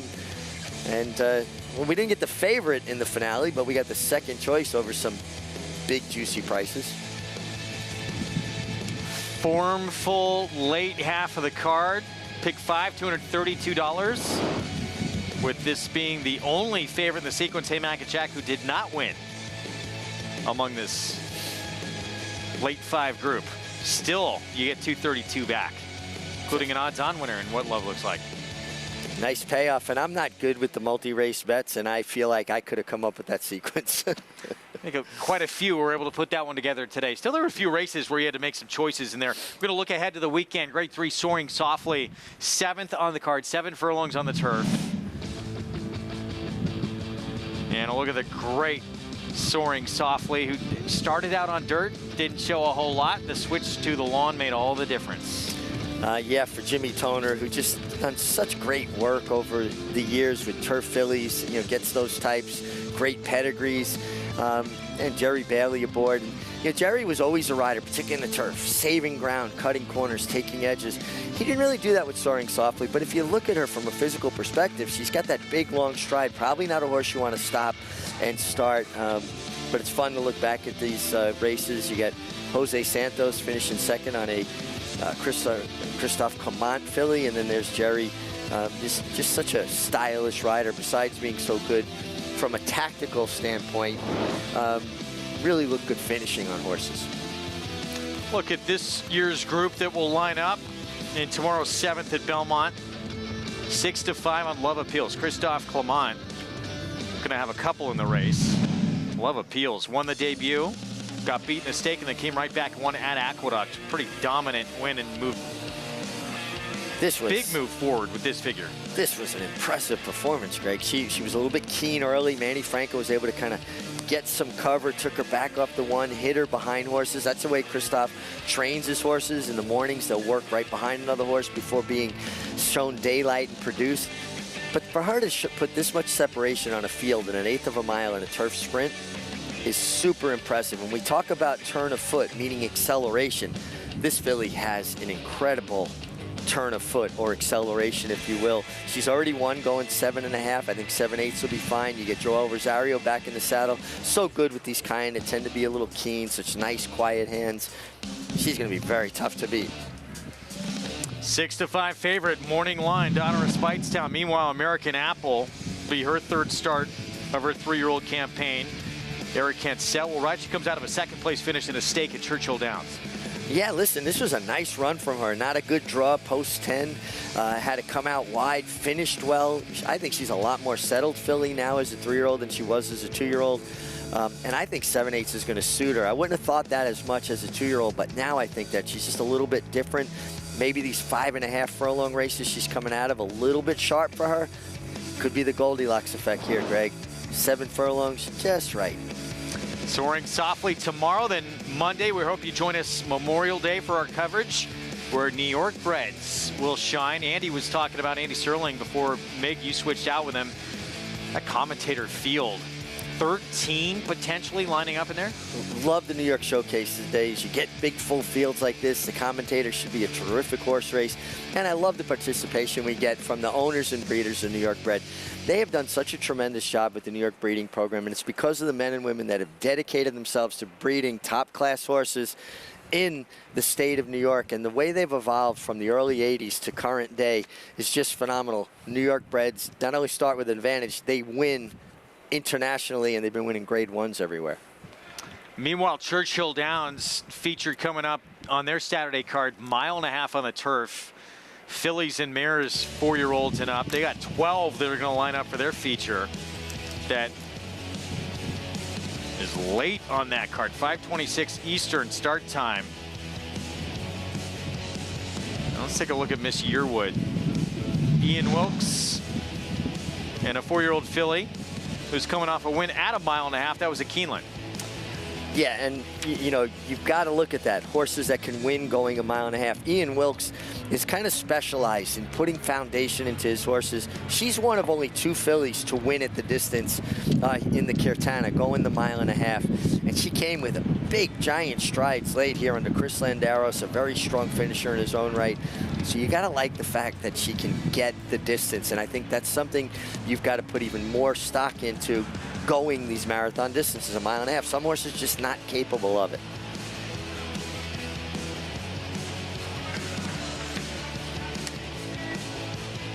I'm going to take a look at Sparkle Blue for Graham Motion.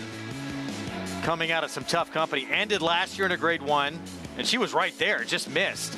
Comes back in the grade 3 Modesty, and this is going to be a drop down in class for her. Yeah, listen, she's kept very, very good company. I mean, she's already grade 1 place. She's a grade 3 winner. You know, the question is the 1.5 miles, but you've got Graham Motion, who, you know, has the opportunity to train these horses the way he'd like. She hasn't been at Fair Hill. She's been working at Keeneland after spending the winter at Palm Meadows. But he's another trainer that puts so much foundation in his horses that you got to think the 1.5 miles will be okay, and she has that race under her belt in the Modesty. So at Kirtana, 1.5 miles on the turf, $225,000 purse for that ungraded stake. We hope you join us for our Saturday action. We are on tomorrow, 12:30 Eastern start time on our FS2 coverage. Of course, we're all gearing up to that big one, 3rd and final leg of the Triple Crown, Belmont Stakes, that Test of the Champion, which this year will be seen live on Fox. Look at that crowd that was on hand for Mo Donegal's victory just last year. This place expected to be rocking once again. I wouldn't have been able to go home if I celebrated like that. My wife wouldn't have let me in the house. Help the horse, keep the bit in her mouth. Pretty tough to maintain your emotions with winning a race of that magnitude. No I think doubt. she'd forgive you. Listen, I did it in the Breeders' Cup, not to that level, and I started and I pulled myself up because I knew that I would get it at home. Butte Cachet early on the card with the Rat Ortiz Jr. winning for Chad Brown. Movie Moxie, Linda Rice, Jose Ortiz, they teamed up for a victory in the fourth, and odds-on favorite. What love looks like. Manny Franco, 3-win Friday afternoon, teaming up with Todd Pletcher. We will see you tomorrow, 12:30 Eastern start time. The momentum continues for War Dancer as 26 Black closes to take the first turf race of the 2023 Aqueduct Meet. 26 Black in time! Now with over $5 million in progeny earnings, including Dancing Buck. Dancing Buck by a half dozen lengths. Long Shot Surprise Boss. Surprise Boss is not going anywhere! Surprise Boss, look at this effort! New York's #1 turf sire begs the question, shouldn't you have a War Dancer? Visit wardancerstud.com to book your mayor today. There's a big, bold, beautiful world waiting to be explored by you and your friends, of course. But not just any friends, the best of friends. The kind of friends who let you do you. Because in this world, it's positive vibes only. And when you get in the zone here, you stay a while. These aren't just good times, they're the best of times. And your time is now. So come explore. Resorts World. The Run Happies are running, the Run Happies are selling, the Run Happies are winning. Eclipse champion Run Happy is showing a new dimension with winners on turf, dirt, and all weather. A record-breaking sprint champion, Run Happy is also showing winners at all distances, burning up the tracks. A sire whose runners can carry his speed over all distances and all surfaces. Run Happy, price for value, and standing strong at Claiborne Farm. Racetrack Television Network brings you every race, from every track, on every screen, every day. With monthly packages starting as low as $5, RTN gives you great value and access to more live HD streaming and race replays than anyone. Visit RTN.tv today to sign up and watch on almost any device, including Roku and Amazon Fire. RTN has packages that start at $5 per month.